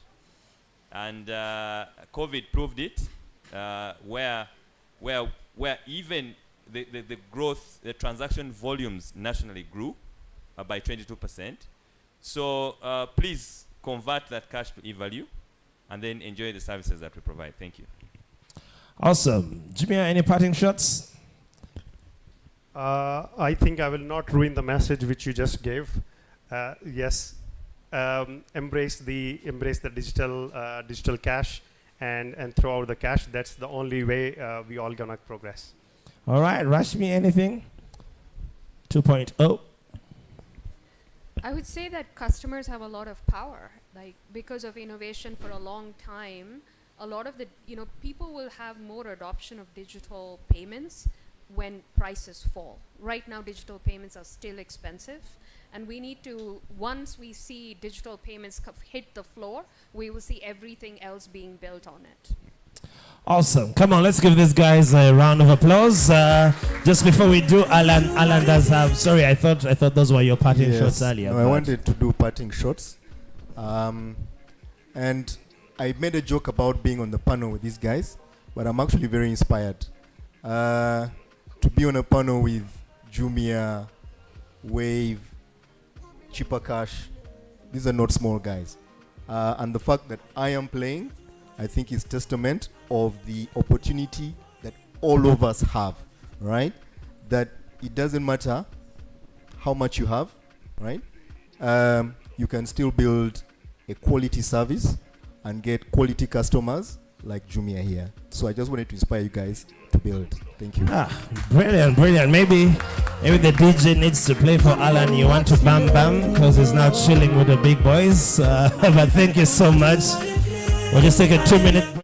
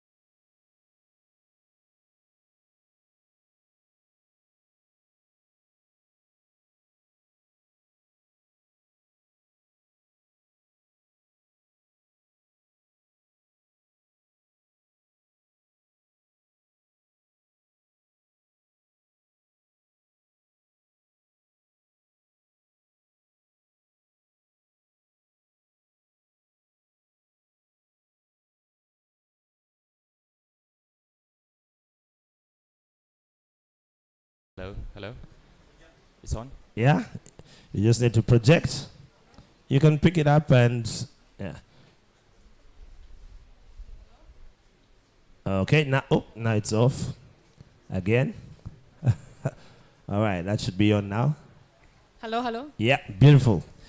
All right, Vanessa, I'll just start straight, ladies first, I guess. So tell us a little bit about who you are, what you do, and paint a picture of what is the current status of funding opportunities for Africa, for Uganda, as we speak right now. Okay, so hi everybody. Thanks for being here. My name is Vanessa Mbazira, and I'm a senior investment associate at Bid Capital Partners, formerly Bid Network. So what Bid Capital Partners does, ideally we are a transaction advisory firm, but let me put it in simple terms. We are a matchmaker between an investor and an entrepreneur. So we started out as a platform. If you heard of BidX, it was like Tinder, but for investments, right? And then transitioned into a foundation, Matchmaker. And now, just most recently, 2021, we became a private company. We rebranded, and now we are Bid Capital Partners. All right, matchmakers. Do you help single people who are trying to be matched up with potential investors for? Anyway, all right. Thank you so much, Vanessa. Max, Safe Border. What are you guys all about? What are you up to? And tell us a little bit about the opportunities that are out there for funding. All right. Yeah, good afternoon, everyone. My name is Maxime Dieudonné. I'm co-founder at Safe Border. So we are a transportation platform. We initially focused on borders and build a solution called Safe Border. I'm sure most of you have seen the orange drivers across the city. And then more recently, we wanted to bring better quality on the car segment as well, and we identified a gap, and so we launched Safe Cars, which is in the same app, and so now we're really like a go-to solution for transportation. Yes, Safe Border has been around for about 9 years, so we've gone through like the entire journey of like seed funding and then raising like venture capital investment. I can jump straight into the topic. Absolutely. If we want. Please. I think you really see like cycles when you talk about fundraising. There's been like a lot of money allocated worldwide, and as a result to Uganda and East Africa or Africa as a whole as well over the past few years. If you look at the graphs, you see 21, 22 were like records high in terms of the amount invested.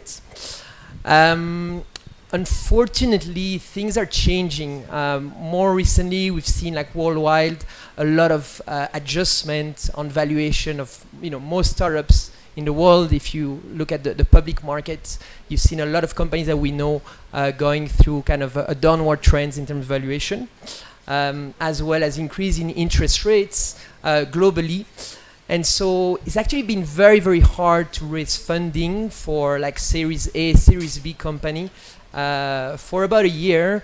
And it's really hard to predict the future, obviously. But most like experts, align that it's going to be very hard to raise in 2023, 2024, potentially 2025.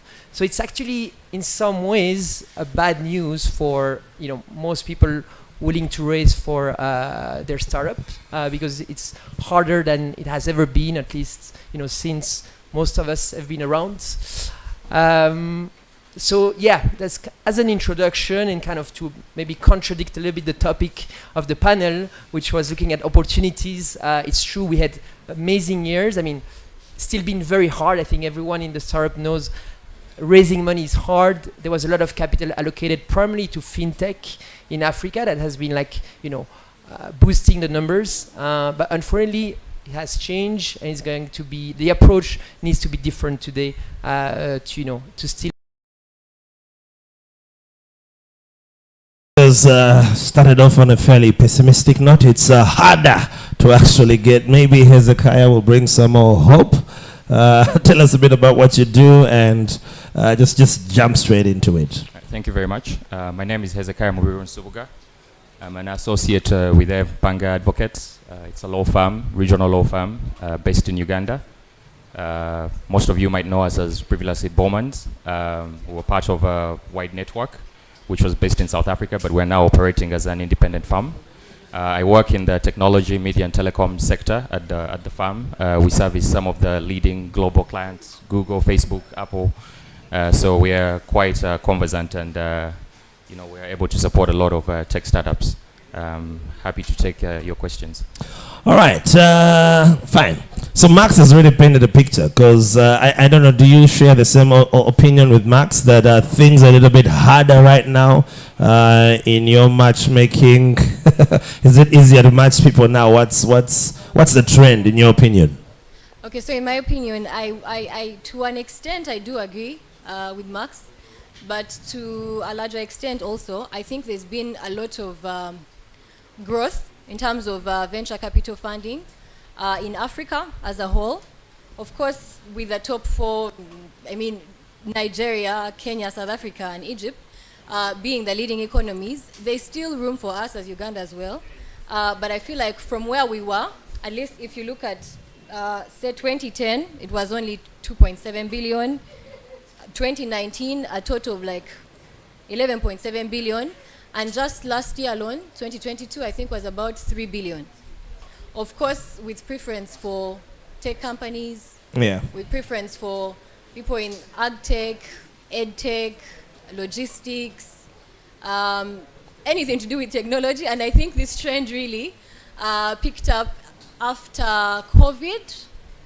I think after COVID, there was a switch from funding same old startups that have been around for say 20 years, 15 years, 10 years. And we're looking now to, there was more interest into startups that have been able to, have sustained COVID, have been able to evolve and have evolved and have handled the emerging, the disruptive, can I say, so they have withstood COVID, they have withstood Ukraine, Russia, and hopefully the ones that will withstand and leverage AI. So I think that's where the most opportunity lies. All right. What's your take on the current trends or opportunities that are there? I want to agree with her. I just, as a lawyer, of course, we speak authoritatively. Okay. There's a East African Venture Capital Association which kind of tracks, intermediate deals with these private equity firms which are investing in Uganda. And for last year, 2022, Uganda had about $75 million coming in, which had an average of about $2.2 million for kind of the average deal size for the different entities they were investing in. These people are talking about the 97 fintechs which are operating in Uganda. We're seeing a lot of investment coming into fintechs which have disruptive technologies, asset financing companies. You have your Numida, your ASOC, which raised over $20 million. So it's not a grim picture. I think it's all about the quality of the startups that are available on the market, and these investors are coming in. On the other hand, you have the international development, corporations, the IFCs, MasterCard doing a community pass thing here in Uganda. They're investing, they have lots of money which are, available for quality startups. So I want to agree that it's not as grim as it should be. It's all about the quality of the startups that are coming out here. So Max is now smiling and saying, yeah, Max, do you want to defend your position or? Because you spoke from a point of it was easier for some of you who came in much earlier, but now it's very harder because you're going to have to position yourself differently or use a different approach. Maybe just expound on what you meant. Yeah, no, totally. And I think I just wanted to provoke a little bit the room with an opening statement. Like, of course, there's been a lot of positive development, and you do see like the investor sentiment and everything has improved a lot in the region. I think for pre-seed and seeds company, which is the majority of companies actually here in Uganda, there are actually more opportunities because less money among like the bigger company means that the competitive environment is better. Like, you know, we had before the previous panel, like Jumia on the panel, a few other, and everyone is talking about profitability. You talk to most startup, you know, like everyone will be telling you, yeah, we're looking to get to profitability within the next like 12 to 24 months. And that was not the case 2-3 years ago. I mean, people were throwing money in the market. And so as a new entrant, it was even harder to get in because you say, well, I'm like competing with those giants, which are like, you know, have a lot of money. So now, in some ways, you have more opportunities for like early stage startup. So that's for sure.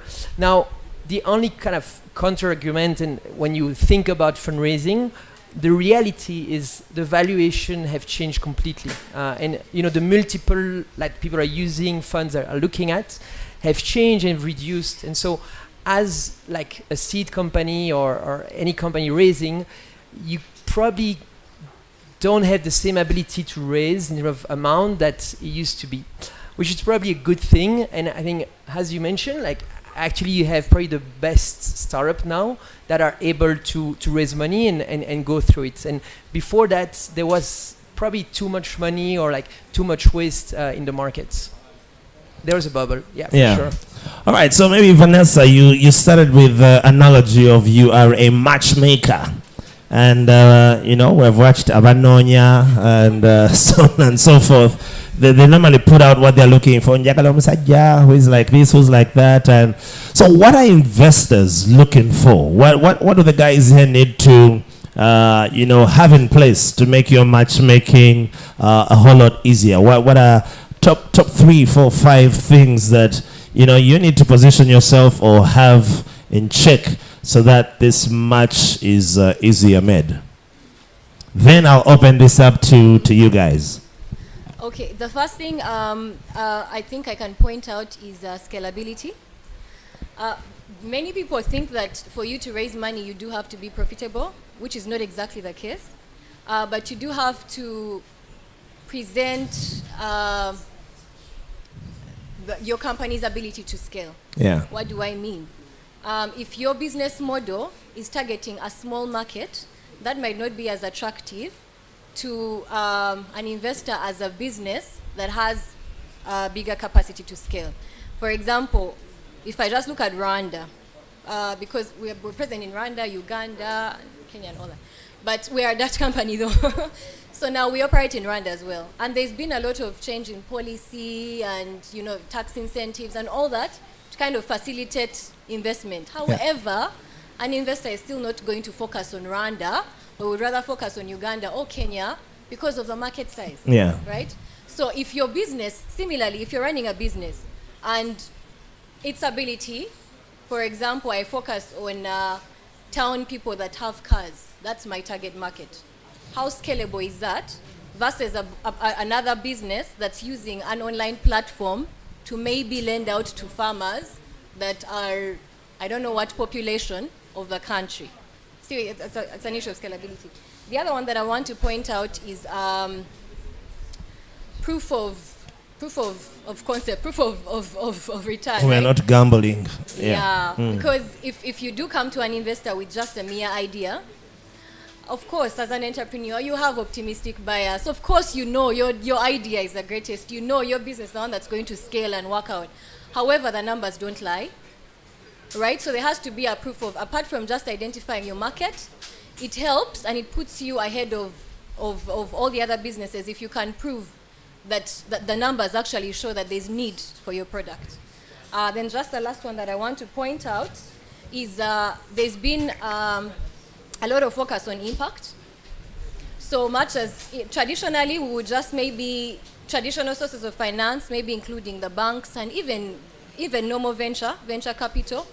All I want is to see returns, right? Yeah. But now there's this emerging trend of social impact. Social impact. Thank you.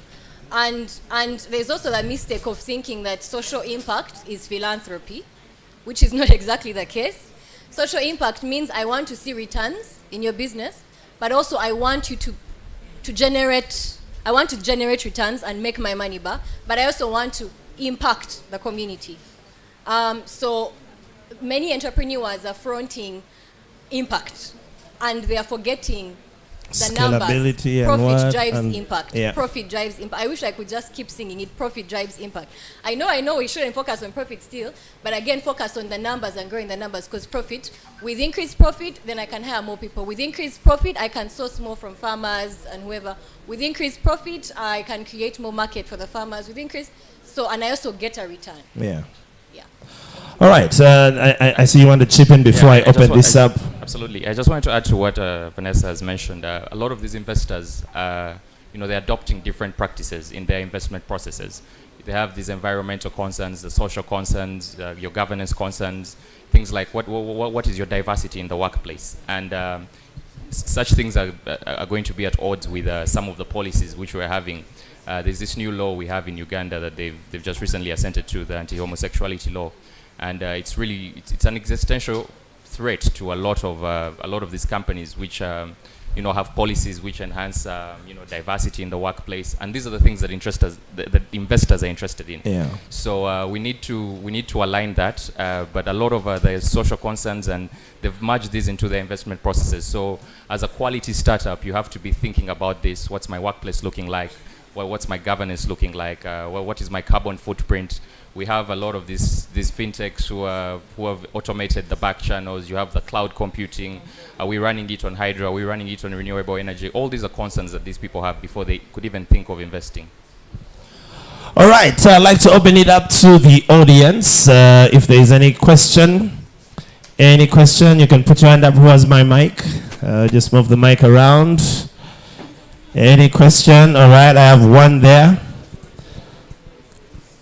And maybe as he asks his question, just to let you guys think about, options for funding other than venture capital. Are there any other options to consider?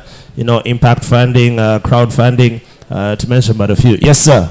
Yes, please. My question is. Your mic is on. Okay. My question is to the money givers.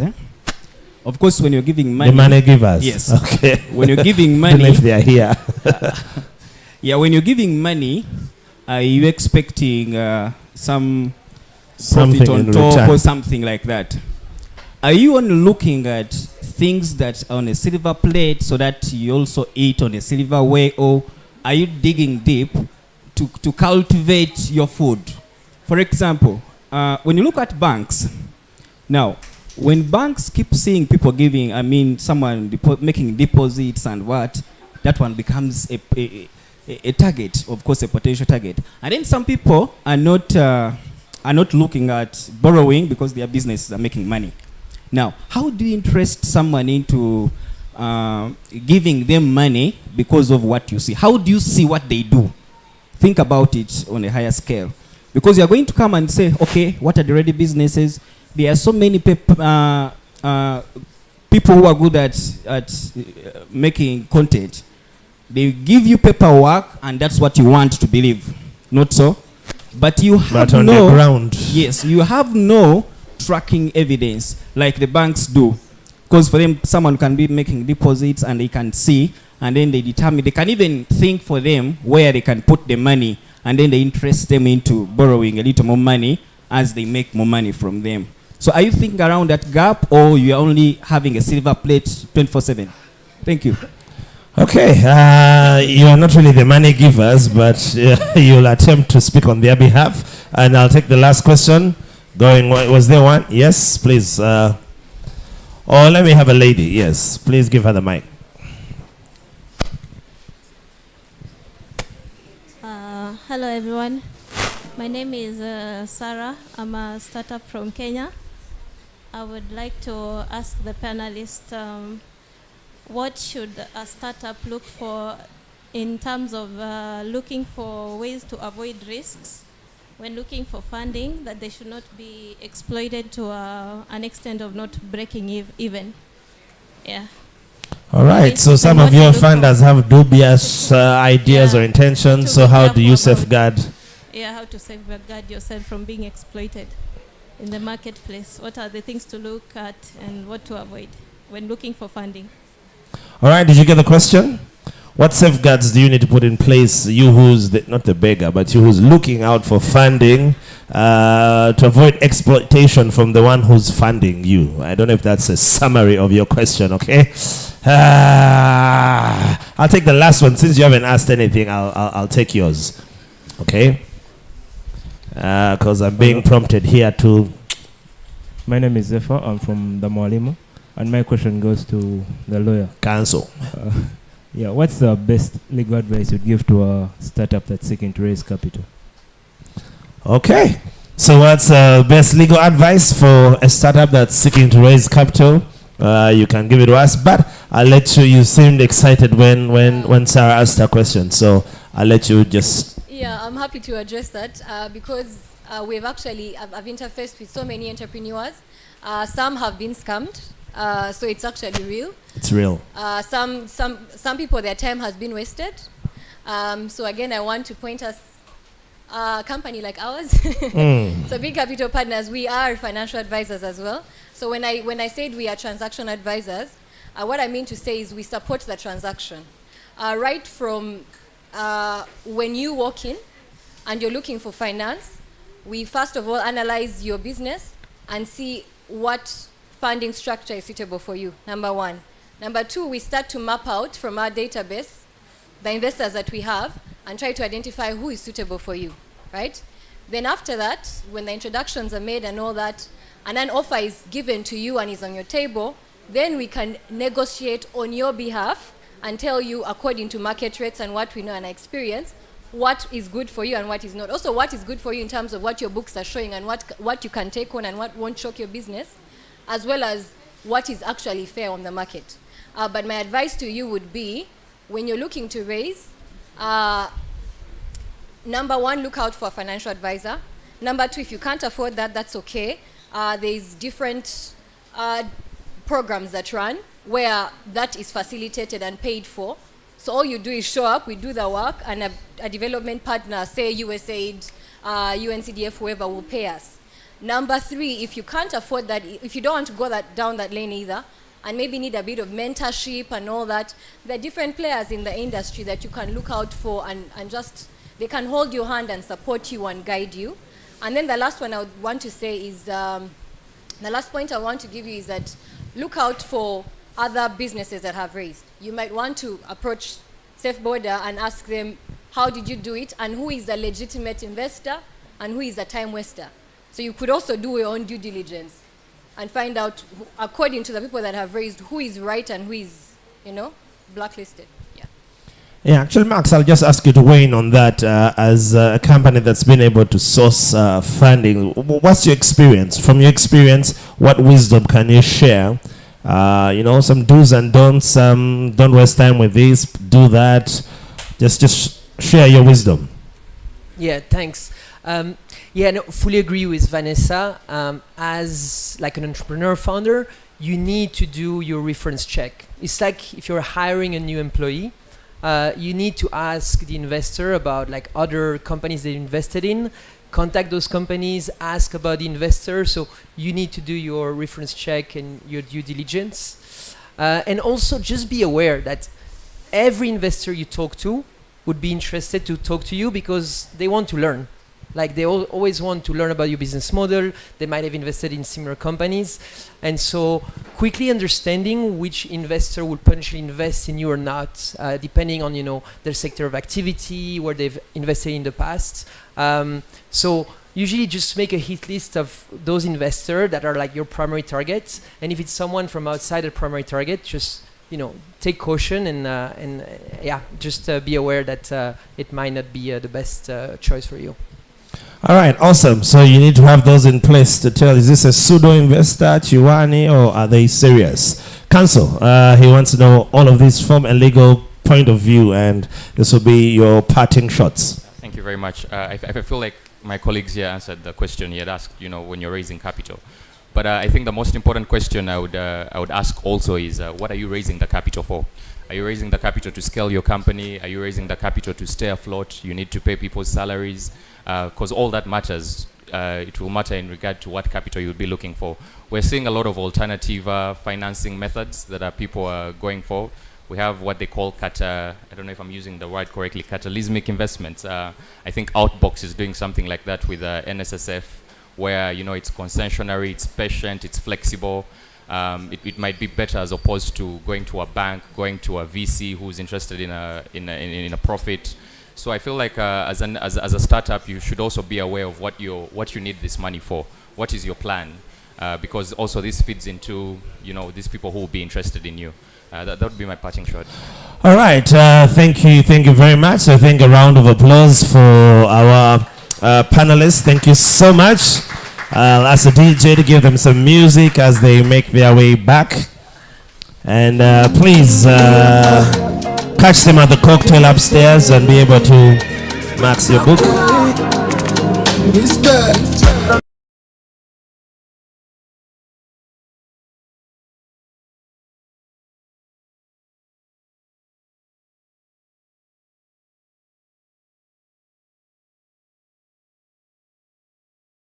Ceremony which we're all going to celebrate together upstairs, and I think I'll be handing over the instruments of power to Robert, or I'm not too sure who. Over to you, sir. Thank you so much, Ronnie. We have come to the gist of the day. We'll have the next hour or so focus on our entrepreneurs and putting a spotlight on them. They will be showcasing to us what their startups are all about in just 5 minutes. And then after that, we are, of course, delighted to have the AD of NITA Uganda in our presence, who's going to be the commencement speaker for the graduation ceremony. And this is how it's going to happen. Every startup is going to have exactly 5 minutes. There's a timer here for those who are pitching. On this screen, they'll be seeing their time counting down. And after 5 minutes, they hand over to the next one, okay? The Q&As are going to be during the cocktail, okay? So it's going to be a very, very quick showcase of what they've been up to in 5 minutes. And then after that, we'll begin with the ceremony of handing over the certificates and everything, okay? So let's have the first slide up, the people controlling the slides. And the first startup on stage is going to be Agrosahas International Private Limited, who will be telling us all about what they have.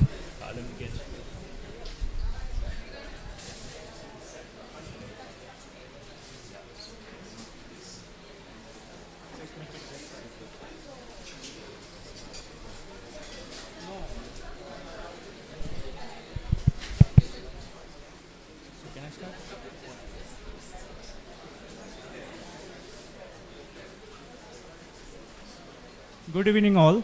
When was the last time you were thinking that the food you are eating might be produced from harmful chemicals and pesticides? Well, if you haven't, you should start thinking about it right now. So we are the solution, working right from the source. We are working with about 10,000 farmers, training them onto organic practices, right from the seed to training them on the harvesting methods and certifying them also into European Union organic. So with this small initiative, we are able to increase their incomes by at least 22%. We have converted about 67% of farmers into organic. You can also see that 90% of our farmers are able to send their children to the school because of our smaller initiative. So we are Agrosahas International. We started 2.5 years back. This is our founding team.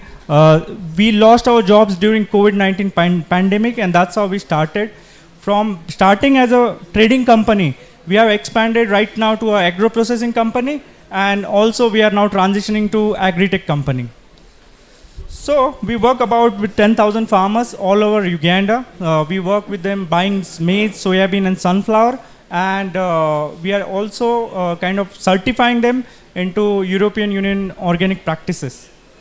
So these are our very, very satisfied customers. We are already $2.1 million revenue company. We are already progressing 20% growth with year-on-year growth. We are already profitable. Our gross profit margins are about 17%. So we have built a circularity in our processes. We are basically buying from the farmers through our warehouses. Then we are processing them with our partners also. And then we are supplying to poultry companies, piggeries, and then whatever the droppings are there, we are supplying them back to the farmers by decomposing as organic fertilizer. So right now you see that with 10,000 farmers, we are able to bring so much change. We still have to reach to 7.6 million farmers in Uganda and 82 million farming households in East Africa. So we are trying to crack this market of organic, which is already growing and valued at $480 billion, which is going to be about $800 billion by 2030. Now, we are kind of trying to place ourselves as an agri-tech company right now. We are pivoting right now. We are kind of placed between the platform who are there and the agro-processing companies. Our objective is not to kind of get any profit or commissions from the farmers, but basically maximize on their productivity, buy from them, and then supply it into general market. So that's why we are working on two interventions. One is on supply, where we are increasing our base from 10,000 farmers to 100,000 farmers, and that we can only achieve by the system. We are launching the platform into Google Play, which is going to be having impact. Right now, farmers are dealing with us informally, having access to agronomists, veterinary, financing, insurance. We are trying to integrate all of these technologies at one platform, so our farmers can basically access them. These are some of the screens of the app. All the non-smart farmers should be also able to access our services. And for supporting an app platform, we always say that it's going to be very, very marketing incentive. Then we want to kind of push it. So we want to expand our processing capacities also. And right now, we are looking for raising about $3.5 million. Out of that, 80% will be about working capital, and 20% will be in the machineries, for which payback period is not more than 6 months. So you see that overall the investment is going kind of in a working capital investment. We have rotated our money, like from first year with our small base, we have rotated our money at least 20 times. Next year, we rotated it like 15 times. And as I said, we are still growing 20% year on year. We see that with 10,000 farmers going to 100,000 farmers, we can still increase ourselves.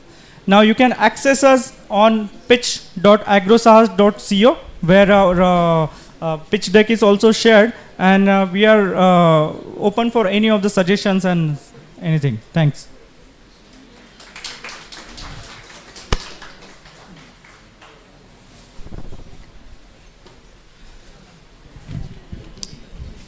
Yeah. AgroSahas. Up next is Bring a Fresh. Just give him this. Your timer is over there. It's on that side. This side, yeah.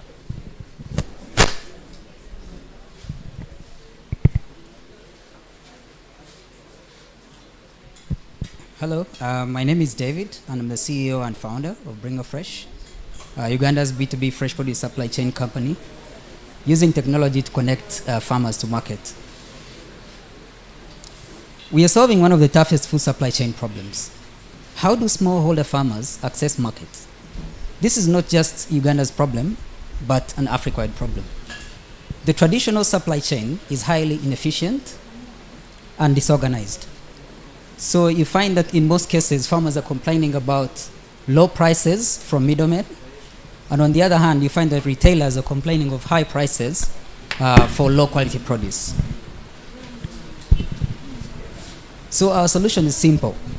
We exist to shorten the supply chain and make business sustainably simple.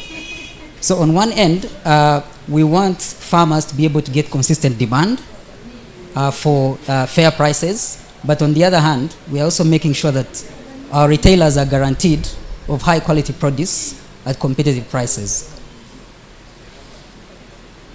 So our business model is a low margin, high volume model, and profits come from controlling costs.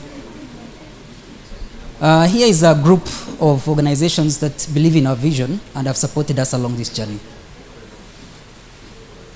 We are a dynamic team of professionals that is passionate about creating solutions to complex social, economic, and environmental problems. We are backed by a board of advisors with experience in finance and management. In the next 18 months, I would want to scale this solution to reach 5 major cities in East Africa, grow our daily revenues, and also increase our customer base and turn profitable. So our main aim is actually to build a low cost and fast B2B supply chain for fresh produce.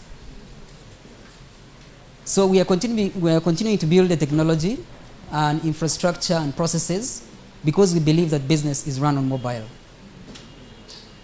Thank you so much for listening to me. Feel free to reach out in case you have any questions. Thank you so much.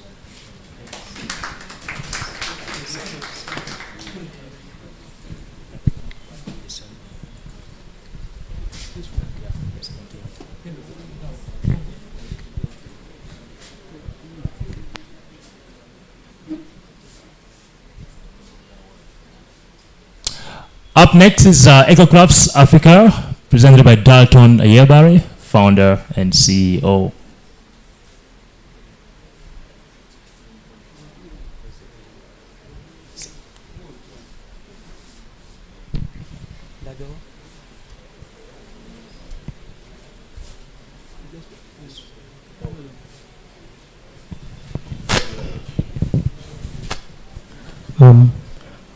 Good evening, everyone. My name is Joseph Dalton Ayebare. I work with EcoCrafts Africa Limited. Today, I will be presenting about the significance of handicrafts in the promotion and preservation of the diversity of cultures in Uganda.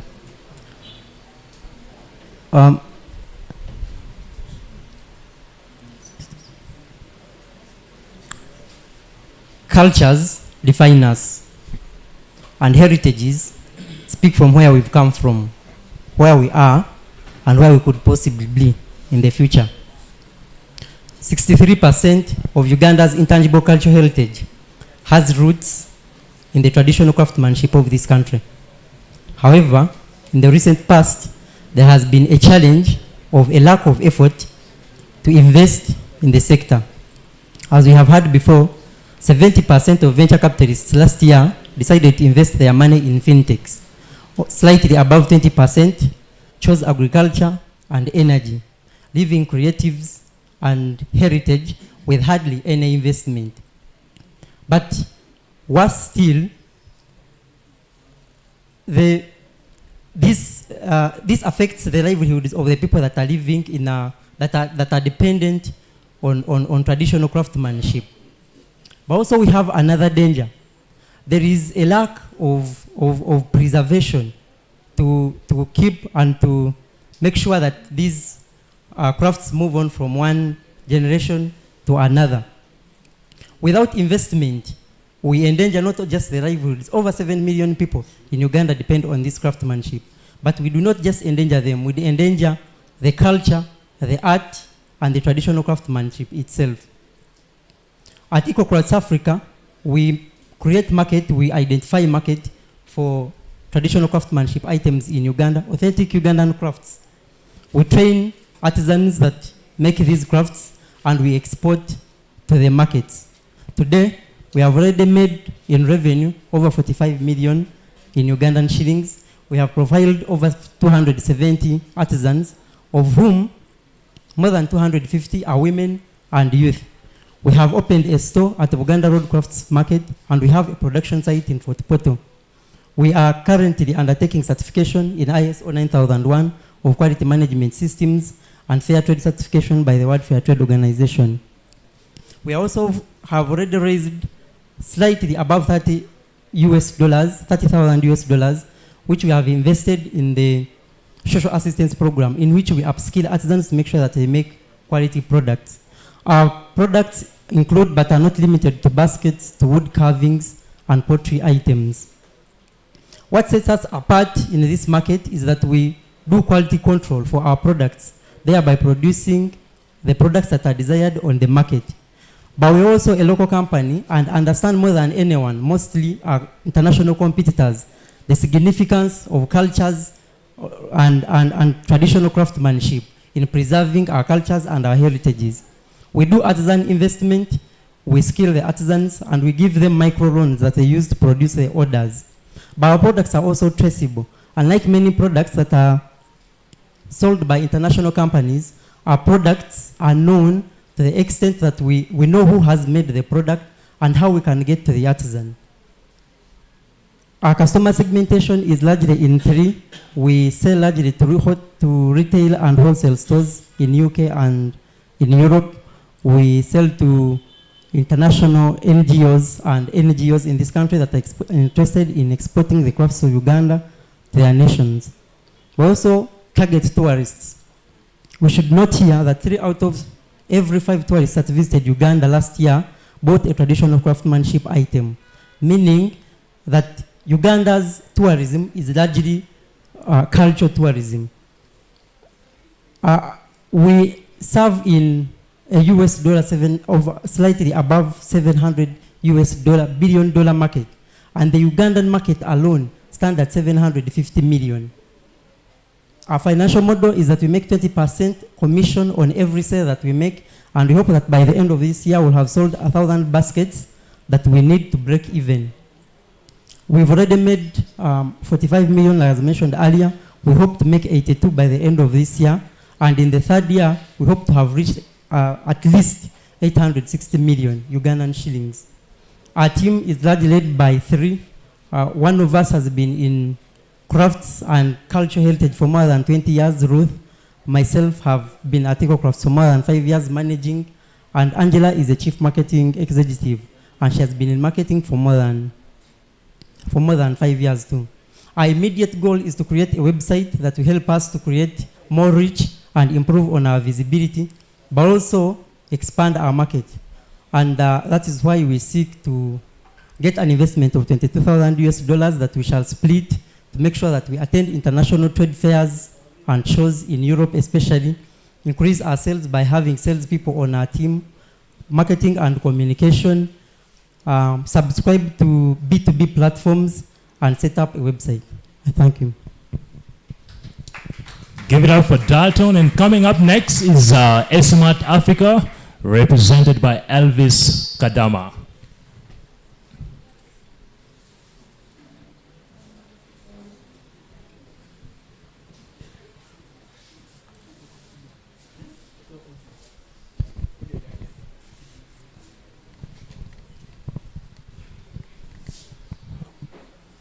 Good evening, everyone.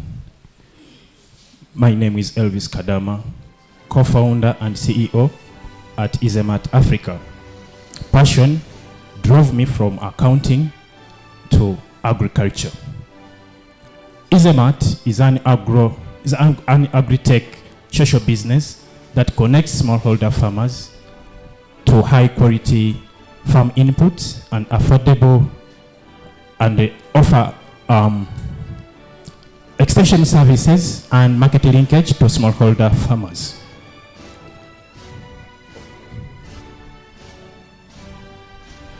On the screen, that's Betty. She's one of the smallholder farmers. She has knowledge about the farm inputs she needs to use on her farm, but she has one challenge.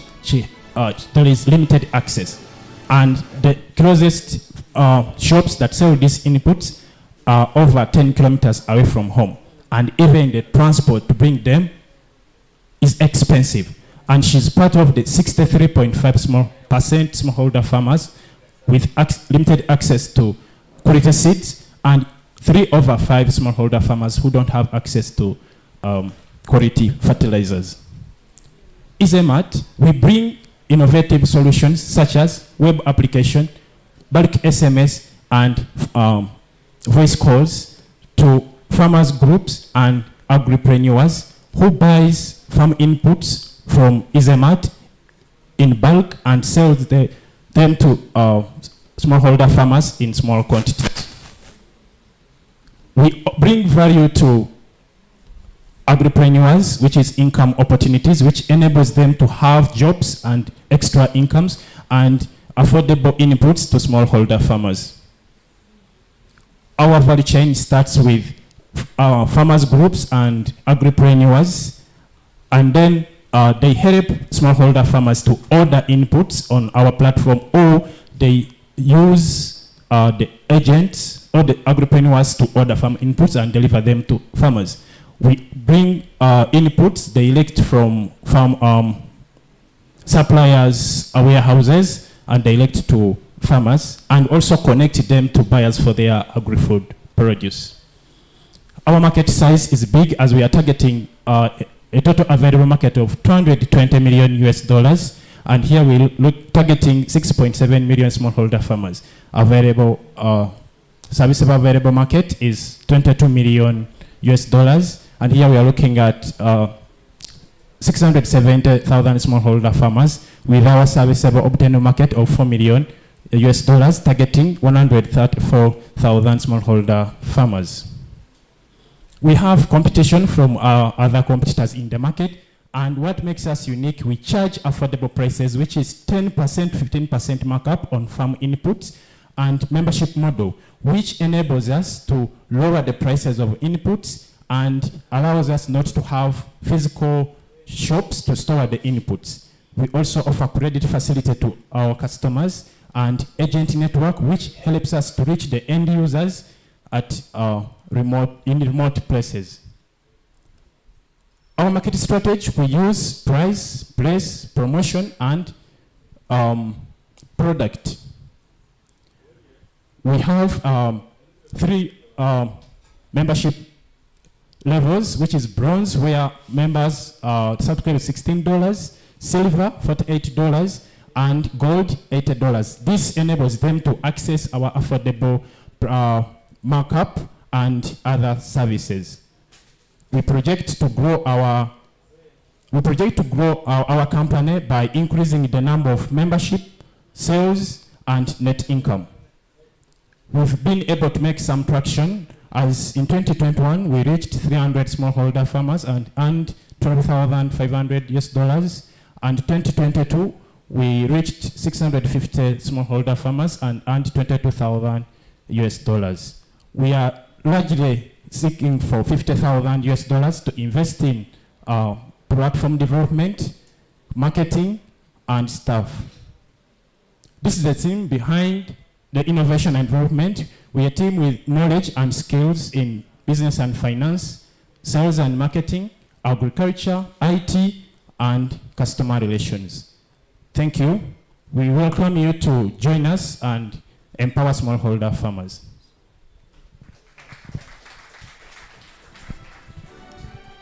And coming up on stage is Cyber Technologies, represented by Innocent Richiriza.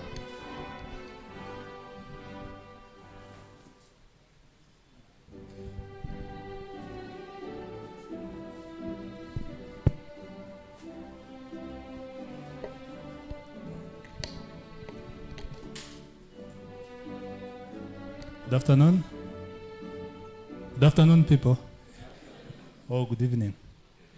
Yeah, the cocktail is waiting, so we wrap up this and make sure you have the energy to join upstairs. Yes, cool. My name is Innocent. I'm the founder and CEO of Cyber Technologies, which is a transport tech company building systems for public transport. When we speak about public transport, I know most of you know about the chaos we are talking about, right? Yeah, the informality and the chaos come handy. And our company is building systems to minimize that, especially in acquiring tickets for your travel. Yeah, so the main problem we are solving at Cyber is the issue of fraud at operator level. The operators we serve range from buses, trains, and ferries. And when we successfully solve that problem, we believe we'll provide convenience to you who book tickets online, as well as any other channels at a transparent rate. Sorry, I am getting used to your clicker. Yeah, good. Yeah, so on the value that we provide, we serve 2 audiences, B2B and then B2C. On the B2B, we provide a management portal for managing freight, prices, and schedule. And on the B2C, we provide something that I'll show you that you may be more interested in. But if you're here and you're a bus operator or you know a bus operator, you're looking at the right guy that can solve their problems by providing these endpoints that include point-of-sale machine, running an app to reduce fraud by eliminating manual tickets. Yeah. If you're here and you travel by bus, you're also looking at the right guy that could link you to a system that will allow you in the future, or even today, depending on where you're going, to book and pay for your ticket from anywhere at any time. We provide Kasaiba app, which is a web-based application now on Android, and kasaiba.com, which is a website that does that. And our traction to date is measured by number of tickets. We've recently announced 11 million tickets processed through the platform, and that is for buses and trains. The 11 million tickets to your supplies or shock are worth 200 billion. That's not our money, but our partners' money. Yeah, as you learn about our business model later. We are the exclusive provider of the same system to Uganda Railways. They run a train between Kampala and Namave, and we have a contract with them. We earn some fees. But we also have contracts with a few bus companies that own about 30 coaches. And those bus companies include Starlink, Highway, Maraika, which merged with another company that goes to Kabale called Abapakase. Yeah? Recently, we started ticketing for the Kayora electric buses, the first of the fully electric buses built in Africa. And we are looking out for UNRWA to provide the same service on their ferries. So this we will have to skip. I've been talking about it. So again, the market we are targeting is not just Uganda, it's across sub-Saharan Africa. It's a big one, more than 24 billion USD. If you could just get a pie of probably 20%, we'll make for you, they call it a Yuga coin. Yeah? If we could just get 20%, you'll have another cheaper cash. Yeah? Our competition is broad. It cuts across the continent, meaning we don't compare ourselves with the local setting because our vision is a bit wide to make seamless mobility a reality in Africa. So those companies you see there, one is from Kenya, the other one is from Nigeria, and the other one is also from Nigeria but scaling at a high speed across Africa. Yeah, then in comparison to all of them, Kasaiba is the only solution providing multimodal ticketing on different modes of transport and offers a cost-effective value proposition to B2B and B2C, to the operator and the passengers. Yeah. Our revenue model is very simple. We charge 1% on offline tickets when they go through our system, and 4% if you're booking online. That 4% can be zero if you're booking online and paying with Kasaiba wallet. Yeah. If you use our app, you realize it has an e-wallet. So if you're paying with the wallet, that can be zero for now, as we interest you with the solution. Yeah. Then we have plans to scale, and that's why we actually have to make this pitch. It's meant for investors, so if investors in the room, from here you should get more interested. Yeah. The money we need is $20,000 for now, for a shorter period of time, that's 18 months, for inventory financing, to scale our solution, especially in the bus sector, and then enhance our system to serve a broader market beyond Uganda. We are targeting cross-border as well. There are a few things we need to enhance. But also to make the solution more inclusive, like support USSD, bring a card solution for those who have traveled, you know those things work in developed countries. We have that in our pipeline. We support around financing. We can bring modernity to public transport in Uganda. Then to also do sales and marketing and related activities. I think that's my team. I lead the team as the founder and CEO, but the team is actually leading me because they are smarter than me. Yeah. So I would say we collaborate to bring this solution. Thank you so much. That's all I have for you guys. All right, and then up next on the stage is Kara Africa, represented by Geoffrey Mutabazi, founder and CEO.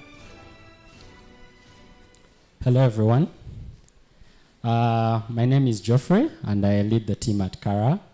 So we're basically solving the transportation challenge. And as you know, last mile delivery accounts for the largest percentage of transportation costs globally. And e-commerce is growing really fast globally. You're looking at a lot of people currently using Jumia, using SafeBorder to order for things, to deliver goods from here to there. And basically that's enabling a lot of businesses grow. But current bicycles that are used in last mile delivery for small businesses are not really optimized for last mile transportation because they're very expensive to buy and very expensive to also service. On the other end, people who are using motorcycles earn almost nothing because of the cost of fuel. So a typical motorcycle rider will earn about 300K from deliveries and basically spend about 100K of that just for fueling. So we've built electric bicycles that enable last mile transportation in Africa, and we're currently working with Jumia and Glovo. Our bicycles can travel for about 100 kilometers on one charge, and guess what? You only have to use about 500 shillings of electricity to charge the bike to travel for that distance, compared to a typical motorcycle, which needs about 10 to 15,000 shillings to travel the same distance. Our bicycles have a top speed of 35 kilometers per hour, and they can be serviced literally anywhere. So you can go to your local mechanic and service it, get brake pads, get anything. There's no fancy parts or anything. We're targeting a $25 billion e-bike market, and globally it's about 3.5 million in size for food delivery alone. But in terms of the entire market for e-bikes, it's a $17 million market for Uganda. We do assemble our batteries locally, and we assemble our wheels and bikes, and we basically do all the testing locally. And the reason why we are building this is because electric bikes are mainly driven by batteries, and the battery costs has been going down every year since about 2016. So the exponential decline in cost of batteries has enabled us basically build a product that's cost competitive. So in terms of impact, we've managed to build bicycles and integrate them into the Jumia and Glovo fleets. We have 6 bicycles built, and they basically go for about 3.7 million, between 3.7 million and 3.3 million per bike. We have a financing scheme for the riders, so so they deposit $135 or about 500K initially, and every week they pay 75K, and they're earning about 200 to 300K a week and keeping most of that. We have traveled about close to 10,000 kilometers so far, and we are looking to scale into more markets like rural last mile transportation. We're looking into farmer transportation for farmer logistics. We're also looking into your typical wholesalers that are transporting crates of beer from point to point. That's our team, and we also have a very good CTO and operations lead with combined working experience of about 20 years in the e-mobility and business development space. We have a very experienced team of advisors, and we are currently seeking for 300K in financing, but our current raise at the moment is $65,000 to get us to 30 bikes. So of that, we are raising 65K first, and we'll eventually raise the rest to scale to 200 bikes this year and serve the entire food delivery segment. Thank you so much.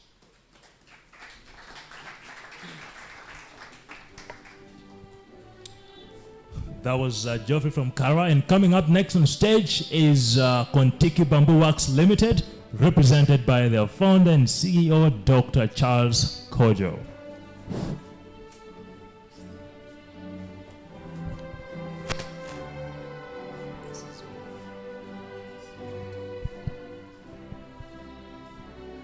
Call me Mr. Bamboo.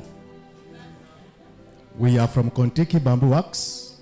We are a bamboo value chain supply company.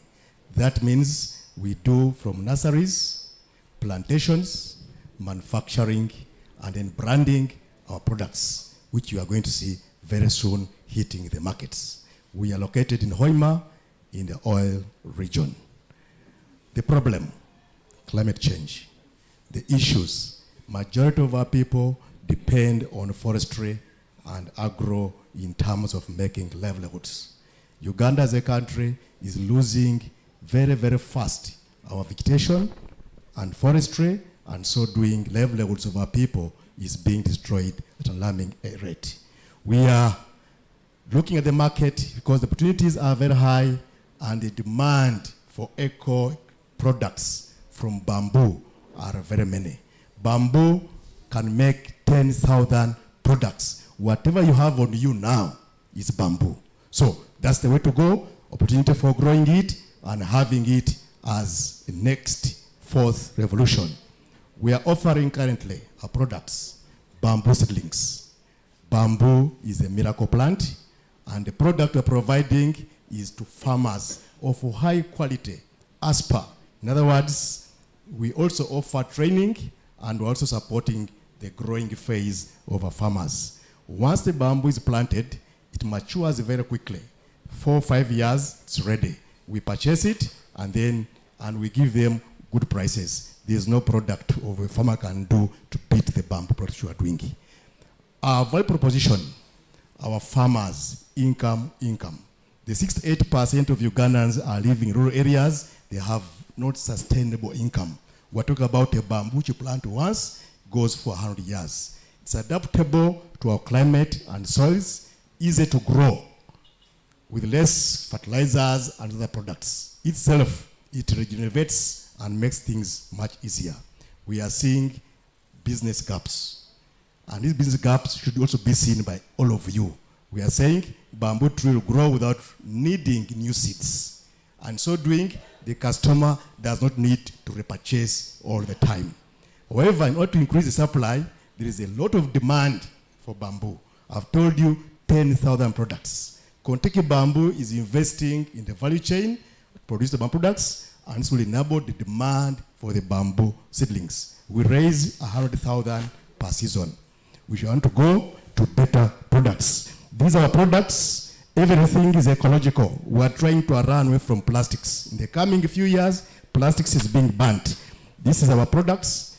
We hope everybody should buy the bamboo wrapped toothpicks. Jumia, this is a chance, opportunity, import substitution, walking the talk, not talking. So we are currently doing toothpicks, skewers, but we are also looking at future products, doing bamboo boards, flooring tiles, trade poles, furniture, decor, and the rest. Why bamboo? It is the only solution in terms of deforestation. It's not a tree, it's a grass. It does only erosion control, carbon emissions trading, it is real. For those who are not believing in the trading of carbon, bamboo has the biggest bamboo mass absorption. Income generation, hotels and restaurant hospitality is our targets. We are saying in Uganda, we've done research, there are high income restaurants and hotels, about 5,000. And these are products, instead of importing them, substitution, please buy from our products. Things to do with the construction materials, furniture, decor, both for local and we are going to export. The demand is already on our doorsteps. Our proposition strategy is eco customized products. Durability. Bamboo is a green steel, stronger than steel. This steel you see, the tail size is much higher. Aesthetic, the appeal of bamboo, it's wow, first class. Financial modeling. With these toothpicks we make, 100,000, our production costs would be about 26,000 producing these toothpicks, but we make a breakthrough of 74 profit margin, 74,000 when we produce 2,500 boxes, and when we make the one toothpicks in the packaging, we break through with the profit margin of 8,600. It's great. The traction, 217 seedlings. 218, we started our production of planting. We have now 520 acres of bamboo and we're still planting. We built a factory, everything using bamboo. We talk bamboo, sleep bamboo. We registered the company by URSB, completed the IMBA training and gained the $10,000 in capacity building, brought in parking and labeling materials. Currently, we are planting an inclusive population. We joined this very Youth Start Academy in 2022. We are top 15 in Africa among the investors of the year. Market analysis. Currently, IMBA standard is showing 60 million business in the world. East Africa, 15 billion. Uganda, if everything is supported by bamboo, we can hit 2 billion and 200,000 people should be able to be employed by this industry. Growth model with market investment, marketing and sales. Growth model 2, distribution and lower cost and efficiency of transporting raw materials and finished goods. And lastly, investment export compliance to increase our visibilities. The funding we're looking for is $124,000. This is just to do branding, and marketing. Then marketing and sales, export compliance, certifications, and distribution. This is what we're looking for, and we have a great team where I am the founder, Mr. Bamboo, and marketing, administration, plantation, and then the people do the industry productions. Thank you very much. We want all of you to be ambassadors of bamboo to save our environment and you make money. Thank you very much. Thank you, Kontiki Bamboo. And coming up on stage is Impact Nutrition, represented by Regina Nantege.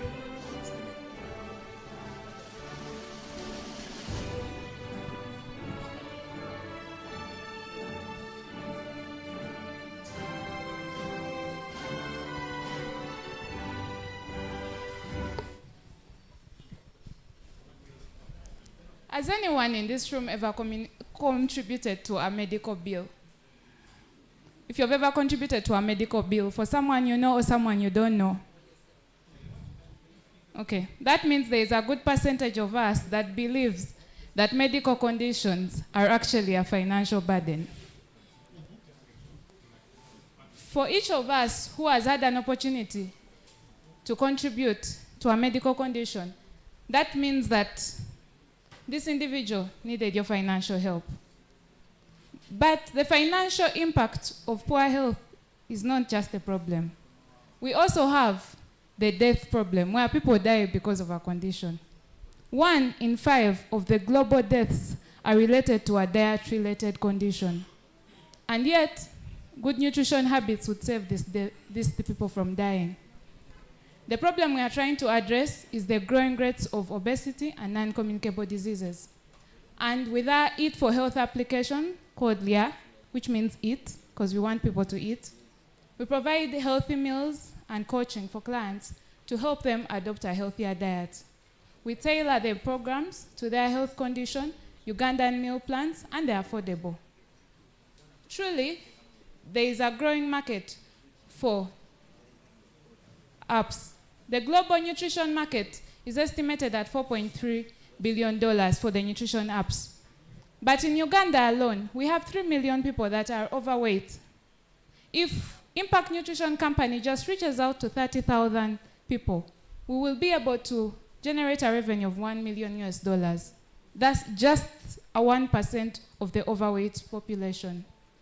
Our target markets are the overweight people, people with chronic diseases. We basically are a team of dietitians that is helping people eat healthier with the support of our Eat for Health application. Our clients pay us to ensure that they have the drop in weight, to ensure that they have a less burden of the health condition, because if you are diabetic and you eat healthy, then the burden of the disease is lower. We are interested in partnering with hospitals to support us to reach out to these clients and to support our marketing strategy. Last year, we won a grant from NSSF, which will fuel our marketing with $20,000. We have been in business for 5 years, and just last year, we managed to have an award as the best.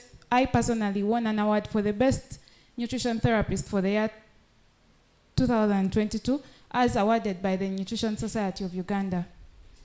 This is impactful because it means what we are already offering is impacting lives.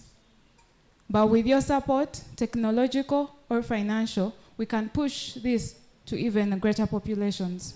Remember, with the existing mobile application, we are already reaching out to individuals and helping them eat healthy.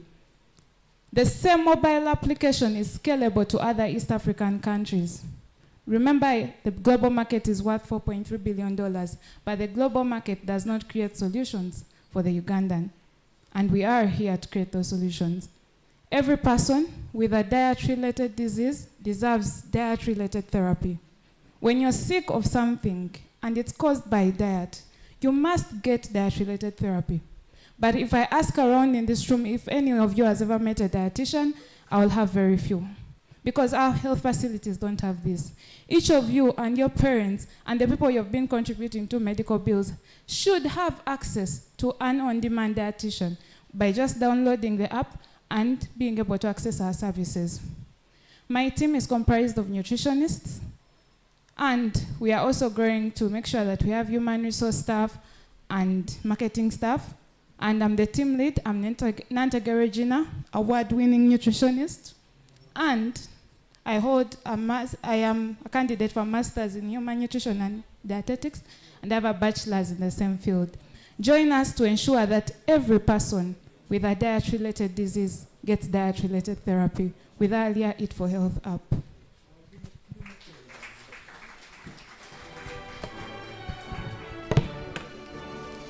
And up next on stage is MSCAN, represented by Innocent and not Phyllis today.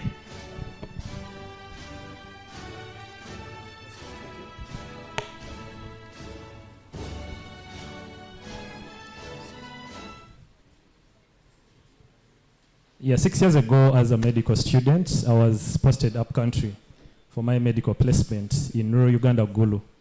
While there, I realized that many mothers were dying due to risk factors of maternal health. Let's dive into the numbers.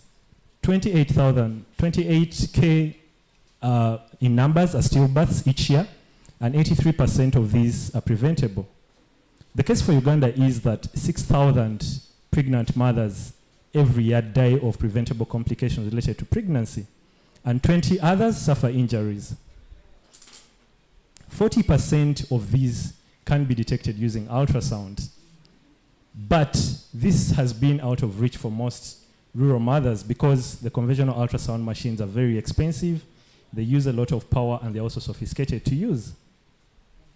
The average pregnant mother would want something that's very affordable, something that's very accessible, and something that's very actionable. That's to say, it should be high quality and they should be able to reach the ultrasound services. But the current case is the conventional ultrasound machines, for those that have had the chance to do an ultrasound scan, they are very big to start with, so that means they use a lot of power. They are very expensive, over 30 million Ugandan shillings, and they are also sophisticated to use for an average midwife. At MSCAN, we have developed portable, affordable, power-efficient ultrasound devices that can work on laptops, tablets, and mobile phones, meaning that with the power of MSCAN, you're able to detect risk factors of maternal health, even in the rural resource facilities like in Gulu, where I was posted 6 years ago. The MSCAN device is only $2,000, 6 times cheaper than the traditional ultrasound machine like a GE or a Philips Lumify, and name it. Over the last course of years, we've been able to work with Johnson & Johnson, USADF, Outbox, UNFPA to achieve that traction. And to date, we've been able to gain income as of 2022. Our current version also has color Doppler, so it means we can image blood vessels, we can image so many things and also detect the fetal heart rate, which wasn't the case before. When you come to the impact, we've done over 4,000 scans. And of course, with analyzing the data, we've detected over 14.4 complications. And we've had our machines in over 24 centers. Recently, we shipped to DRC Congo, and we also have an order from Eldoret, Kenya. But we've hit a ceiling. We've tried out the B2B model where we work with funders. We've also worked with different agencies, and we've hit a ceiling with our current model. So currently, we are launching a franchise model. This means that we come to you, the health facility, we sign an MOU with you, we train your health worker with a partnership with IDI Makerere University, and deploy our ultrasound machine with you. But what are the costs to do this?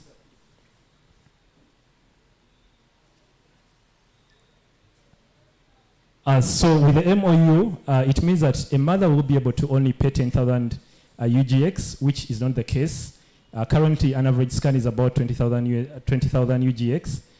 And if you go to case clinic, it's about 50,000. So with our model, it means you're going to cut down the cost. So a mother should be able to get an ultrasound scan at 10,000 Ugandan shillings.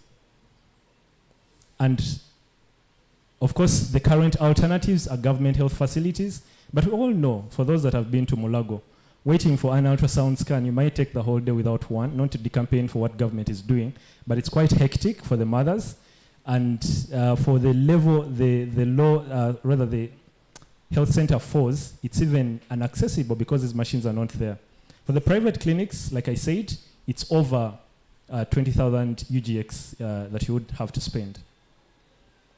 So the men are doing a good job. We have over 2 million pregnancies in Uganda annually, and at MScan we want to target only 1,200 pregnancies. If these pregnancies, we get only one scan from these mothers, it means that through our franchise model, we can break even in just a year. So our current ask is 142,000 US dollars, and with this, we are able to set up 34 MScan franchises. And with these franchises, in the very first year of the franchise, we would be able to break even. But we are a social enterprise, so we don't just look at only the numbers, but also look at the impact. So we would be able to do 40,000 scans every year and detect over 5,000 complications every year. In the second year of launch of our franchise in the second district, with an ask of 400,000 US dollars, we would be able to do over 160,000 scans, detect over 23,000 complications, and have an EBITDA of 560 million UGX. Thank you. I still believe no mother deserves to die while giving birth. MScan, save a life, save a mother. Thank you, MScan Uganda. And up next on stage is Intake Holdings, represented by Alan Mugalo.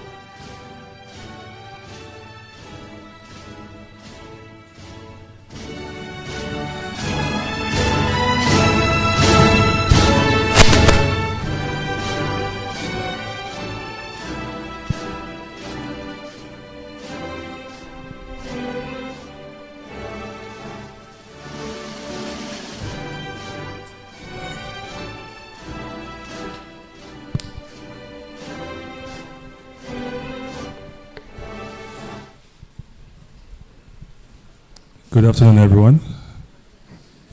Yes, my name is Alan Mugalu. I am the Managing Director of Intache Holdings. We're located in Mukono. We're primarily involved in rabbit farming, agribusiness. The problem we set to address is majority of meat in Ugandan markets is synonymous with having a lot of cortisol levels, high cortisol levels, as well as containing high antibiotic residue. And as a result, we intend to supply hygienically slaughtered, organically fed rabbit meat at the right amount as a solution to provide white meat into the Ugandan market. So how it works, we produce rabbit stock at our central farm in Mukono. We provide trainings to local enrolled farmers. We also source and aggregate produce from the farm and contracted out growers. After that, we hygienically slaughter the rabbits for meat production and then deliver them to markets in Mukono, Wakiso, and Kampala. The total addressable market is 450 million in Africa, with a serviceable available market of 10 million, a serviceable obtainable market of roughly 1 million in Africa. And in Uganda, in 2017, Dr. Beatrice Luzobe carried out a study that predicted a demand of 1,000 kilograms each month in just Kampala alone. Globally, the untapped export market potential for rabbit meat stands at around $120 million as of 2020. Our competitors are quite diverse. There's Calf Rabbitry in Kapeka, who are operating at a very large scale. They get considerable amount of income from their trainings. A weakness I could say is probably their poor customer service and neglecting a lot of outgrowers out there who are not at the same scale as they are at. So I would say they have an exploitative outgrower model. Other businesses out there like Bendito and Yuga Chick, who are more indirect, or Beanzika, have readily available meat. However, chicken meat is synonymous with having high antibiotic residue, and of course a lower crude protein than rabbit meat. So our key metrics: we've completed a rabbit shelter, 400 square meter capacity, we're able to hold around 3,000 rabbits at any given point of time.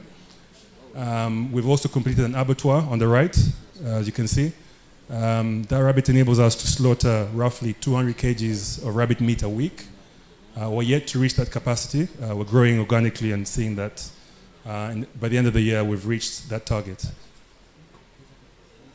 Our revenue streams are predominantly rabbit meat.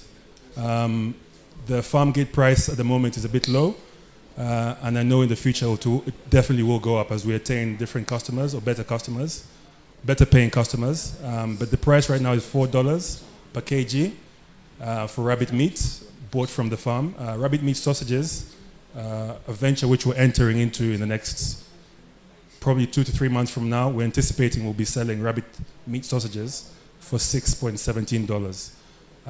Our variable cost per unit for either the rabbit meat or the rabbit meat sausages is not more than $1.82. Our predicted revenues, our forecasted revenues vary. We're growing organically, so we're seeing that it's not a very stupendous growth, but we're moving from $26,000 this year to roughly $40,000 by 2025 in revenues. Our ask is for $45,000 US, which will be used primarily for improved breeds, which take up the bulk at 24%. We're looking to import breeds from South Africa. Followed by that is the refrigerated truck, which will need to transport the meat from the farm to Entebbe for the export market that we're about to acquire in the DRC, as well as improving our abattoir equipment, irrigation systems, marketing, and improved pastures. So that's our team, myself, Anita, Francis, and Grace, with varied experience across many sectors. And yes, I have 12 seconds left. Thank you very much. Hope you enjoyed the presentation. Give it up for Alan from Intache. And coming up next is Organic Growth, represented by Isaac Odongo.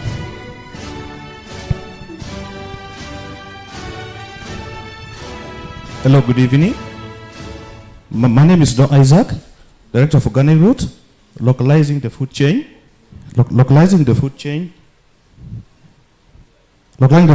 in Uganda.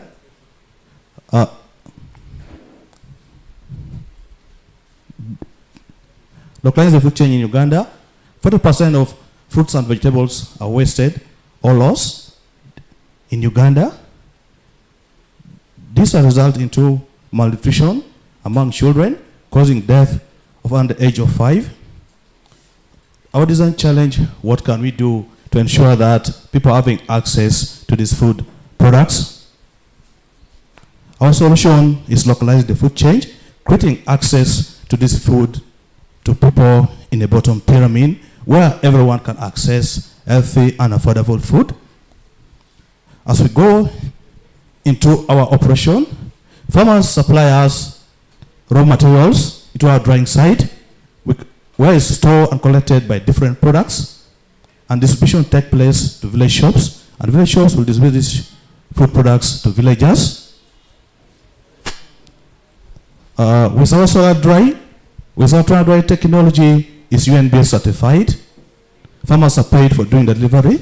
Women do sorting.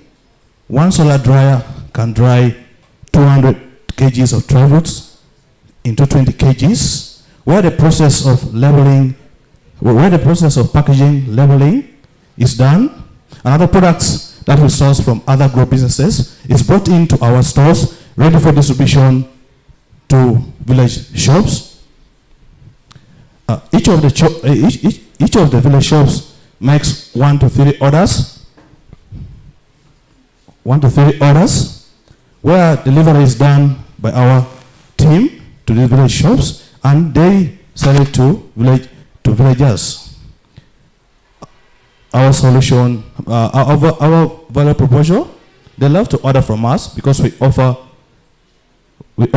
cheap, healthy, and our products is accessible. We offer different ranges of products to them. They make high profit from it, and we are liable anytime we can do distribution. We say order of 100,000 shilling from these village shops. We make a gross profit margin of 12.4%. This is our traction. In 2019, we started operation. In Lera district, northern Uganda. We had an idea of exporting these dry fruits to Europe, but when COVID-19 came, we pivoted to the local market where we are doing our business. See, from our revenue from 2019, it's about 25 million shilling, 2022, around 45 million shilling, and then 2021, 65 million shilling to 75 million shilling. This is our team, I, Batha, plus 9 direct teams. We have the local board members and international board members that help us to run our business. These are short-term priorities. This is what we are doing now. These are our future projections. 2021, we're supposed to sell a ton. We're supposed to sell 3,000 kgs of dry fruits and other food that we source from other agro businesses, make a turnover of 68 million shilling. And then 2024, as we reach a capacity of our solar dryer, we expect to sell around 7,000 kgs of dry fruits, plus 30,000 pieces of other products, with making a turnover of 349 million shilling, EBITDA of 52.36%. In 2025, as we build another second solar dryer, planning to go into another district or a new location, we expect to sell 18,000 kgs of dry fruits, then 100,000 pieces of other products, making a turnover 1 billion shilling, EBITDA of 192.3 million shilling. Our asset $15,000, working capital to reach breakeven in 23. Then for setting a new office, we need $30,000. Our goal is to localize the food chain in Uganda. Thank you. Give it up for organic growth. And coming up next on stage is Centre Farms and Nutrition's Food Limited, represented by Richard Busense.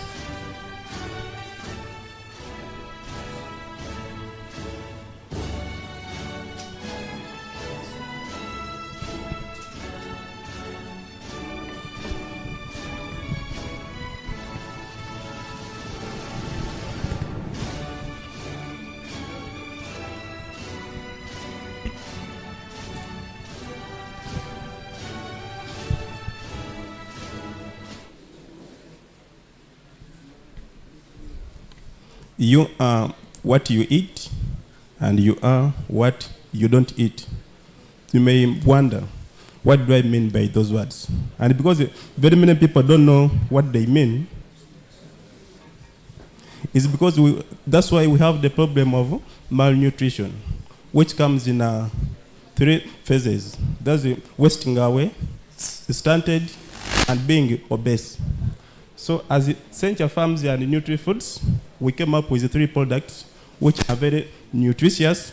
We have this diet porridge. It has 7 cereals which are very nutritious. We also have baby soya. It solves the problem of malnutrition. We have another one which is called Boniseta. Boniseta, locally we call it Kayunga Magumba. Basically food for healthy bones and joints. So it works on every calcium deficiencies. Our products are accessible. The prices are not so high. We have those that are low price according to everyone's class. We maintain the quality in that we do this from natural foods like the cereals. So we maintain the health and the quality of the product. How it works, we source the raw materials, we dry them, we sort them, we do the roasting using our machines. After roasting, we do the milling, then we package. We have the primary packaging, like here you can see. We also have the secondary packaging. Like maybe some of you have seen our boxes behind there. That's the secondary packaging that we do. We do have competitors. There are many, but our products are affordable, accessible. We are targeting a total available market of 52 million USD, serviceable available market of 15.6 USD, that's in millions, and a serviceable obtainable market of 1.5 million USD. Our targeted customers, we do sell to health centers because that's where you find our target market is there. The people who are sick, the children, mothers, the malnourished, those guys who are anemic. We also do household. We sell to schools. We sell to supermarkets in eastern and central Uganda.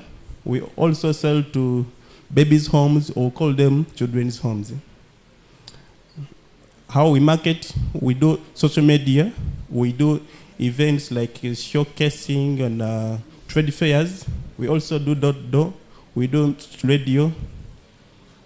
Social media, we are on Twitter, we are on Facebook, we are on YouTube as Centre Farms. You can Google, you can find us there. Our business model, we earn 40% gross margin on every sale, especially if the sale is 1 kg. We are having a partnership with supermarkets, health centers, and babies' homes. We also have we got a revenue of 34 million Uganda shillings. That was in last year, 2022. And we have tested our products. We do have a certificate of analysis from Uganda Industrial Research Institute. That's our team. I'm the co-founder, Busense Richard, and CEO of Centre Farms and Nutri-Foods Limited. Yeah. Our growth plan, we are trying to increase more sales by increasing on the marketing skills, like going in digital marketing. We are asking for 50,000 USD. One is to improve on the machinery, because right now most of the machinery we use is hired. Also to stock more raw materials, do more marketing to make more sales by increasing awareness of our nutritional products.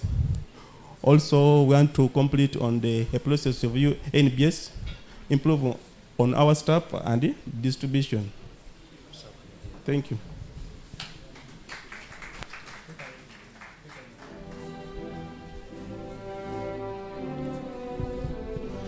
And coming up on stage is Sharecard, represented by Sandra Judith Awele, founder and CEO.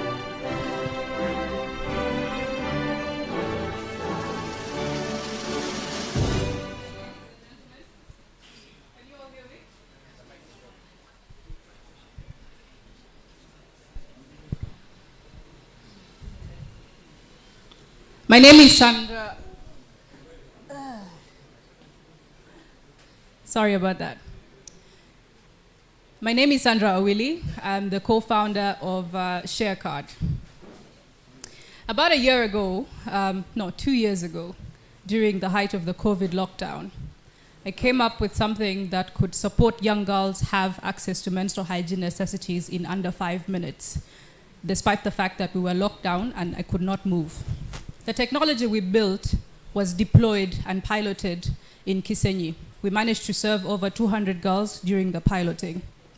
Very quickly, we realized that Over about 69% of development aid organizations lack a clear and comprehensive system for monitoring and evaluating their programs, meaning only 31% actually monitor and evaluate their programs.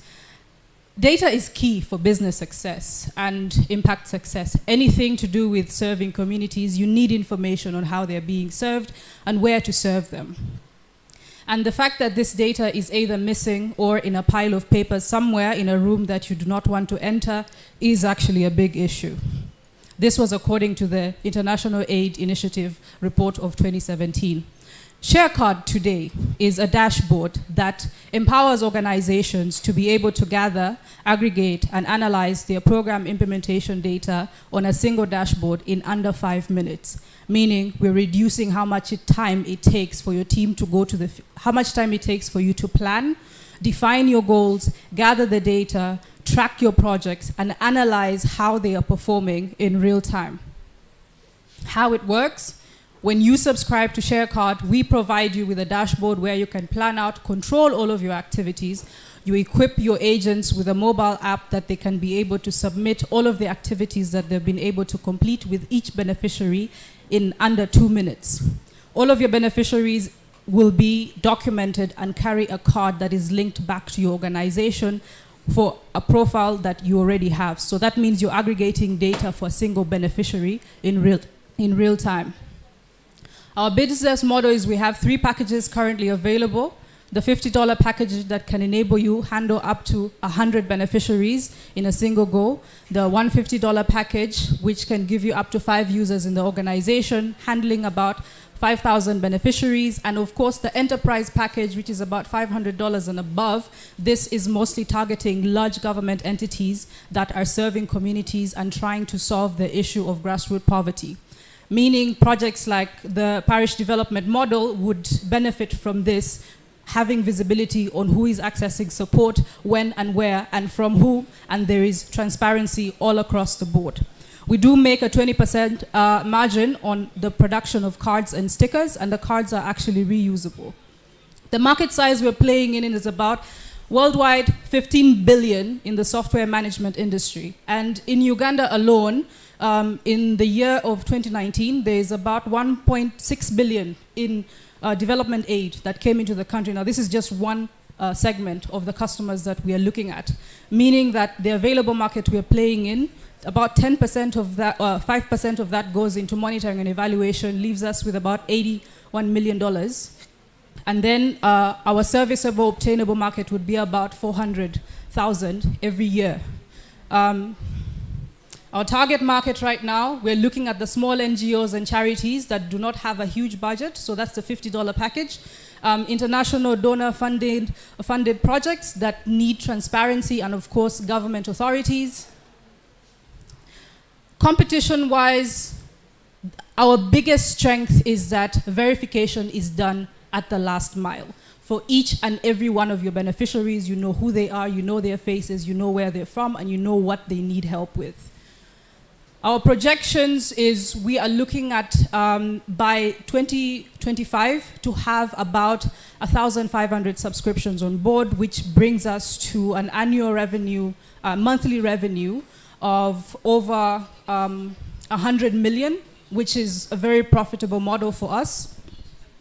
Our market strategies, we do a lot of direct sales, cold calls. We're working on referrals right now. A lot of the clients that we're dealing with are referring us to more clients that they're working with to be able to share data among themselves, because the platform is favorable in that way. We have inbound marketing currently, and of course we do offer a freemium of 30 days after you've paid. Our ask is $50,000 to be able to increase the pace of platform development, hire more teams, full-time devs for the next 1.5 years, and then this would, of course, catapult our growth to about 30% with more marketing and sales, customer success efforts, and of 10% will be going into operations. We are looking to develop more key features faster, and of course even incorporate the use of AI in being able to interpret data for people who do not have extensive backgrounds and knowledge into how M&E works. We are looking to grow at 300,000 monthly recurring revenue from this year onwards, and our team, with me at the lead, 4 years experience in designing digital tools, processes, UI and UX. I have worked for development agencies that have struggled to be able to have verified data at the last mile to manage their projects better, so that's why I came in to focus on ShareCard. We do have Beatrice Bonita, who also has a background in software development, and Stuart, who is working on continuous development of the platform itself. Thank you very much.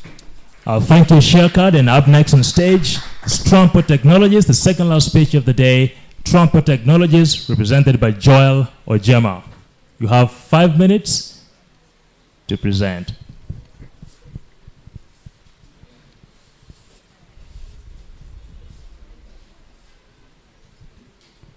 Good afternoon, ladies and gentlemen. My name is Joel Ojema, founder and CEO of Trumper Technologies. Most of you know me for Formunera, but here I am today to speak about Trumper. Well, a few years ago, from the story that most of you know about me running Formunera, we encountered so many challenges in logistics. So what Formunera really does is connect farmers to the market. And therefore, in so many cases, we found ourselves being stuck on logistics. For 2 to 3 days, we were unable to get reliable logistics service providers. And that drove me towards starting a solution that is considered reliable to people such as me. People in business suffer so much because they are unable to get reliable logistics service providers. And that's how Trumper was birthed. The problem we're solving really is access to the transport infrastructure due to there's an inefficient sort of system within logistics, and that's why so many businesses lose lots of money in their operations because they're unable to get these services. They lose time and money in this. So our solution is quite simple, and to also enable the objective of having so many businesses lower time and costs in these processes. But the goal overall is to really unlock so much time for them and lower the cost to enable them focus on the most important things to grow. We need to see so many SMEs in the country grow. We cannot be stuck with a high mortality rate for so many SMEs. How it really works is very simple. Through easy-to-use Trumper app, they can go request or make a schedule for their transport and get all that information available within an easy-to-use app, especially with a very, very simple user process. But our business model is quite simple. We do take about 10% commission for every successful delivery made. But what's most important is the value proposition we have to the businesses. We focus on reliability, trust, to be a trustable or trusted logistics service provider. In the industry of logistics, trust is a very, very important element, and we pride ourselves to be a reliable logistics partner to our SMEs that we work with. And also availability. Through being a platform that pulls together so many players within logistics, we always have available services to our clientele. And that is all important to the people we serve. Specialized services, of course, logistics is quite really broad. With so many services required for our clientele, from warehousing and all this. So we try to provide based on the customer's needs. And the platform is built to always encourage all that. Most importantly, we did a survey a few weeks ago, supported by London School of Business, and our clients were asked to give the feedback. And most importantly, we found that through sending our team on the ground, since most of the SMEs are run, let's say, by Asian owners, they realize our employees solve the problem of communication to them.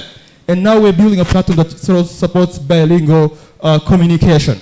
Because if we connect the businesses to trackers, who in most cases are people that communicate either in Swahili or local Luganda languages. So it solves the problem for the customers. So that's informed by research that we did.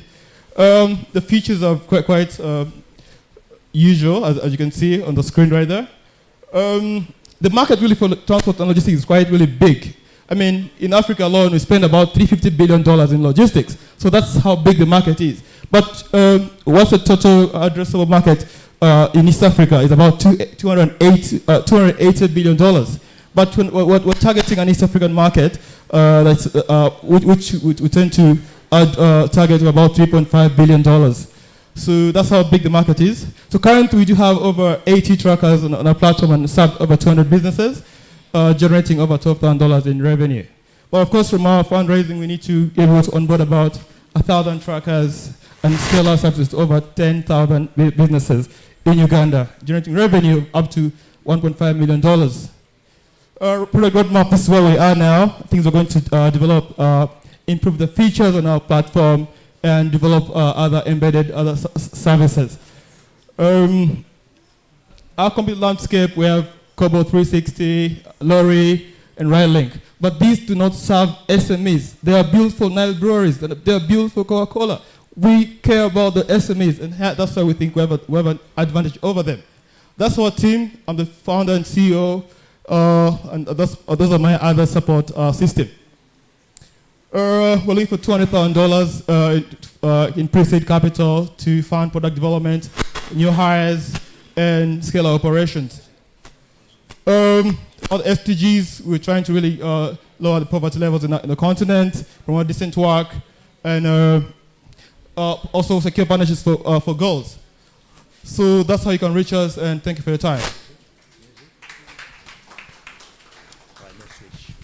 And last but not least, we have Yunga Technologies, represented by Anatoly Chirigwaju.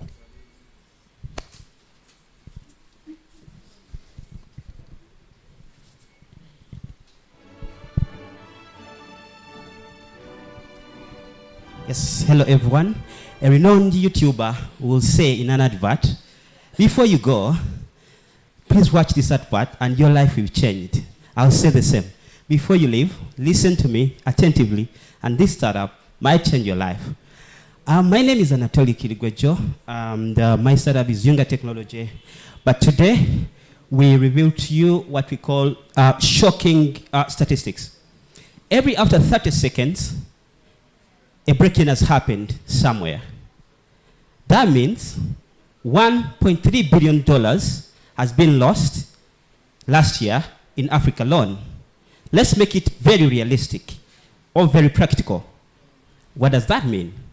Bro, that means by the time you walk back home, you're possibly going to be a victim. But that's not to scare you, but it's just to introduce some point of hope. Meet Yunga, a local rescue digital network. What does it do? How we do it is that we connect a neighbor to a neighbor using our IoT device. We connect you to your neighbor and the law enforcement. Basically, it's home to home and then home to law enforcement.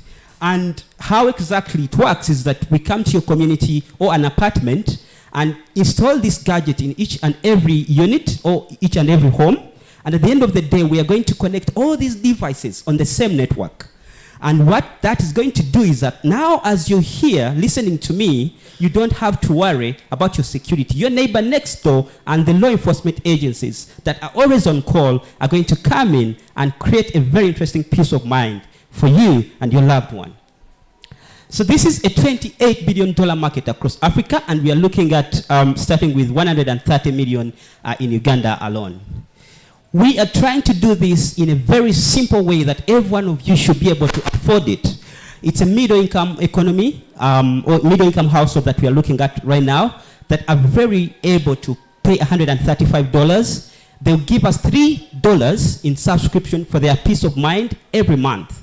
That means that on the business side, we are making 73% gross profit on all the models. That's very true. We are not the only people passionate about solving this problem. The traditional alarm system and the private security companies are already doing that. But we better them by offering a product with a faster rescue response time at a low rate or a low cost. You know why? It's simply because we are leveraging on your neighbors that are already within reach, or what we call the community effect. We have so far made $90,000 in revenue lifetime, but on annually, we've made 20,000 every year, and we are growing year by year. We've also made sure that we are now we've connected about 700 homes plus, and then this is a total of about 3,500 lives under our watch 24/7. We've also saved these people a tune of about $500 that they would have paid in alternatives such as private security companies. This is a team of renowned people that have skills, diverse skills in areas of Internet of Things, customer acquisition, software development, as well as finance and marketing. We wouldn't have done this if we didn't have a very wonderful team that has supported us, ranging from ex-police officers to people that have built renowned products across the globe. We are already on a mission for 30K household. Everyone is talking about this at our office. Very excited. In the next 24 months, 30,000 households should be connected on the Yunga grid. And this will see us raising 250K financing in 24 months, but it will give us $4.3 million in revenue. That means that right now we are discussing a term sheet for 100K, and you can join us to join a round to make sure that we really fulfill our order of connecting 30,000 households. I'll end with this quote. You're very serious people, and I really respect you for that. But in order for you to be very successful, your security needs to be guaranteed. I want you to be responsible, be vigilant, and be trendy, and get yourself a Yunga device. Thank you very much. Thank you, and thank you very much, Yunga. And that was the last speech of the day. Now we're transitioning into the ceremonial part, but before we start the party, let me invite Rita and Barbara to tell us about the alumni program, and then invite the NETA AD to give us a few remarks before we begin the ceremony of recognizing these amazing entrepreneurs. Rita, over to you.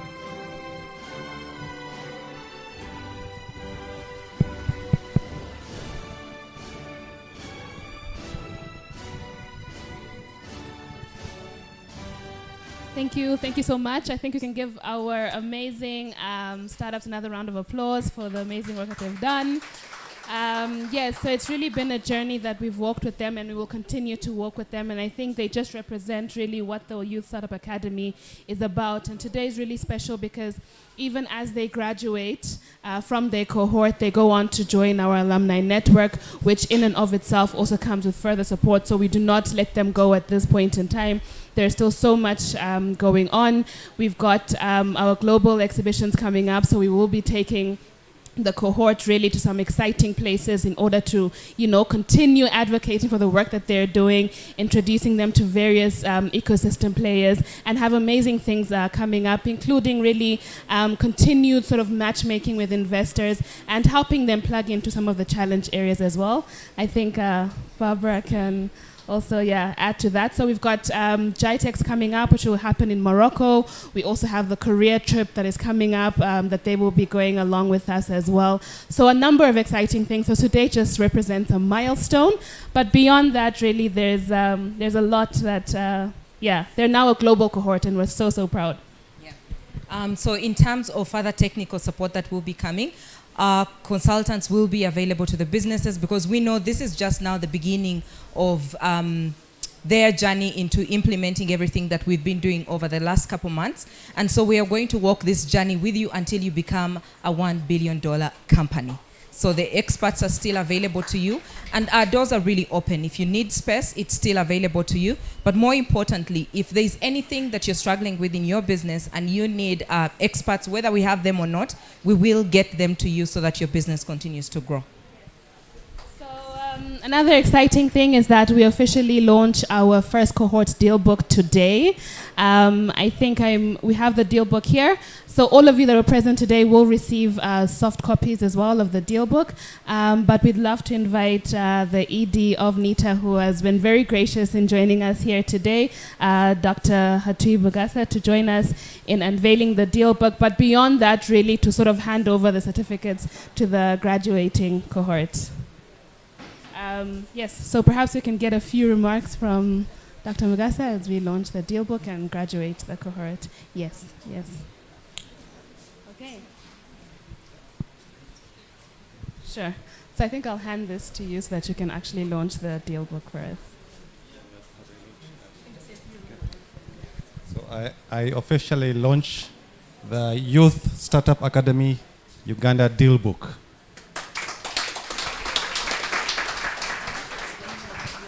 Yes, so for those that may not know really what the deal book is it provides comprehensive information into what our cohort looks like.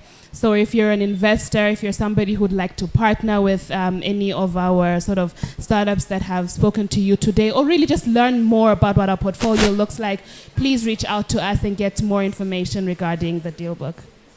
Yes. And so now I believe we can move to the certificates. Yes? So we'll just hand over the certificates and then have a few remarks from Dr. Magasa.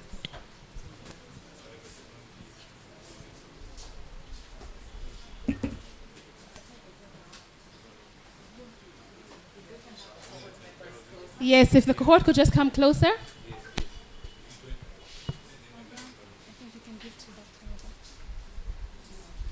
Okay, so the first we've got Agrasahas International.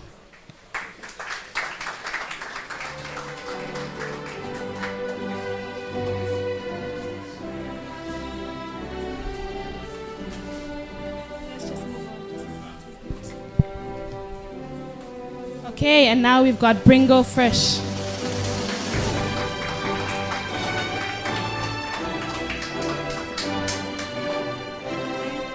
Then we've got Esimart Africa.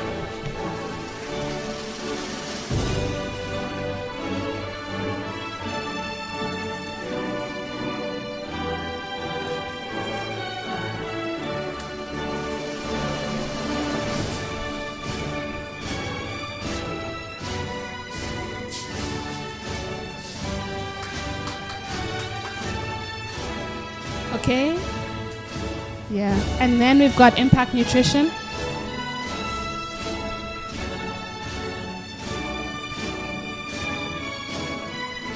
And as we have Impact Nutrition, let's also have Kasaiba coming up, Kasaiba Technologies.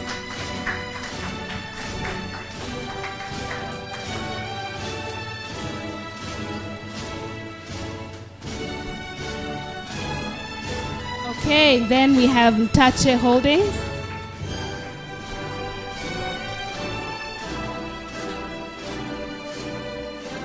Okay, then can we have Organic Route joining?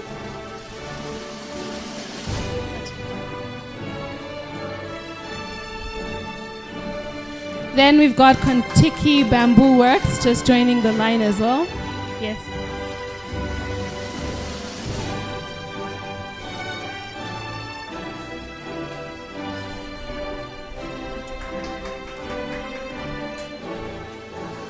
And then we've got Sencha Farms and Nutrition Foods.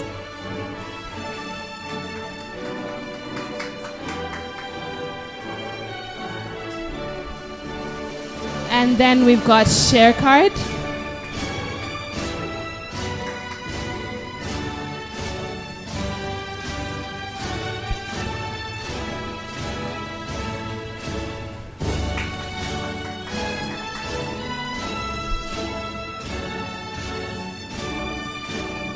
Okay, then we've got Trampo Technologies.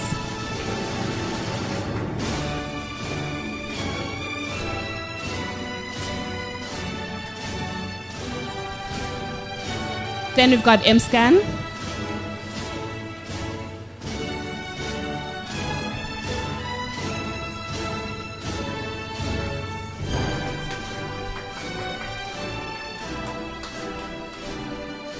And lastly, we've got Yunga Technologies. Okay, so before we ask everyone to just come up for a group picture after Yunga Technologies, I would like to hand over to Dr. Mugasa to give a few remarks, and then we'll have a group picture.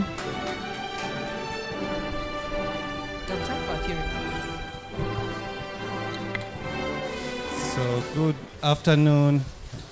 I'm Dr. Hatwib Mugasa. I hope I'm audible.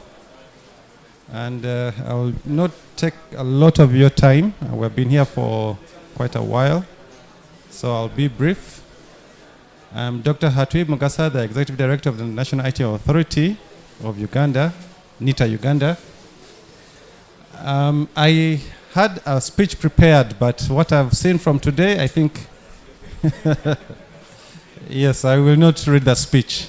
It will put you to sleep. And this is one of the things that I like about the private sector. We are in government. We go through protocol, procedures to get work done. But the private sector, you guys are flying. You guys are flying, and I like the motivation that I saw here, the zeal, that excitement of getting things done. I don't think my speech will suffice for now. I've learned, I've liked what I've seen. My only advice is, and I think it was from one of the presentations where they said we got to a plateau. We need to learn or to escape that plateau phase, that launch phase. Let's not stay in a launch phase. We are young, as a country, Uganda, we are not that technologically advanced, and it could be seen as a bad thing, but that's actually a better thing. We have more opportunities. We have very many opportunities for solving solutions. And digital solutions is the best and easiest way to do it. So I think you are in the right direction. You have chosen the right line of field. And my only advice is the sky is not the limit. The sky is not the limit. Keep on going, keep on progressing. I'm very happy to see solutions. I wish you would come to government and you see how software development projects are run. You guys are miles ahead from us. Yes, we have challenges in government because you have to report to an authority, you have to go by procedure, but I think you are in a very good place. So congratulations, all the candidates for the Youth Startup Academy. I was also happy to see one of my colleagues, Alan Rwakatungu, in 2006, I think 2006 or 2007. I was with him in the same organization, and he was really good. And one time he came to me and said, "You know what, Hatwib, I want to start a company." You can imagine from MTN then. The MTN of then is not the MTN of now. It was the biggest taxpayer. When MTN would say something, everyone would follow. MTN was really big, and Alan was like, "No, I'm done with MTN. I'm going to start my own company." And I'm happy to see that he made it without a support structure then. Now you have a support structure. You have all the resources. Technology has advanced. Everything is better. So I hope, not even, that was, I think, 11 years when we last had that chat with Alan, or maybe not 11. Some good years. This is 2024. You can do the math. 17 years. I'm old. But yes, we had that chat with Alan, but it took him 17 years to get there because there was no support structure. Now, the Youth Startup Academy has provided you the support structure. It has given you that springboard to get to that level very fast, very quick, and very seamless without that struggle. I think the ED of UCC was telling you how internet, then they were debating 125K, what that was unimaginable to think of gigabytes. Now even gigabytes are not, we're now in terabytes. So you are in the right place at the right time. Utilize the opportunity. Don't let it go. We're in the 4th industrial revolution. Some people are saying we have slipped out. We're now in the 5th. Let's not be left behind like how we used to, how the first and second and third industrial revolutions left us. No, we are the same. We are on the same level ground, playing ground. We have the same environment that a developed, someone in a developed environment has. Maybe they could have extra capital, but capital is not everything. It's the brain, the skills. Let's utilize this opportunity to do much more. Thank you very much. And congratulations to the candidates. Thank you. Thank you. I think before we invite the cohort up for a group picture, I would really like to thank everyone, our partners, Nita, you, for all the support really that has been given towards driving the YSAU and making it the success that it will become and or has already become. So we're very, very grateful for that. To the rest of our partners, Cosme as well, I'm sure that they're streaming online. We're very grateful for the support, to the Korean government and for the entire ecosystem and the role that you play in making this a reality. We're grateful to the team that put all of this together. It's been incredible. Thank you so much. Alvin, Carol, Samantha, Kennedy, you've all been really amazing and very, very critical to the success of today, and all of you who have joined us. So thank you so much. I think we can invite them for a quick group picture, if that's okay. Perfect. Let's have the cohort up here for a group picture. Yes, and then afterwards, please, we've got a cocktail upstairs organized on the rooftop. Please join us for a wonderful networking session. But yes, yeah, please come with your festivities certificates. Begin. Yeah, come with your certificates, and let's make it quick. We are entrepreneurs. There's cocktail waiting for us, and.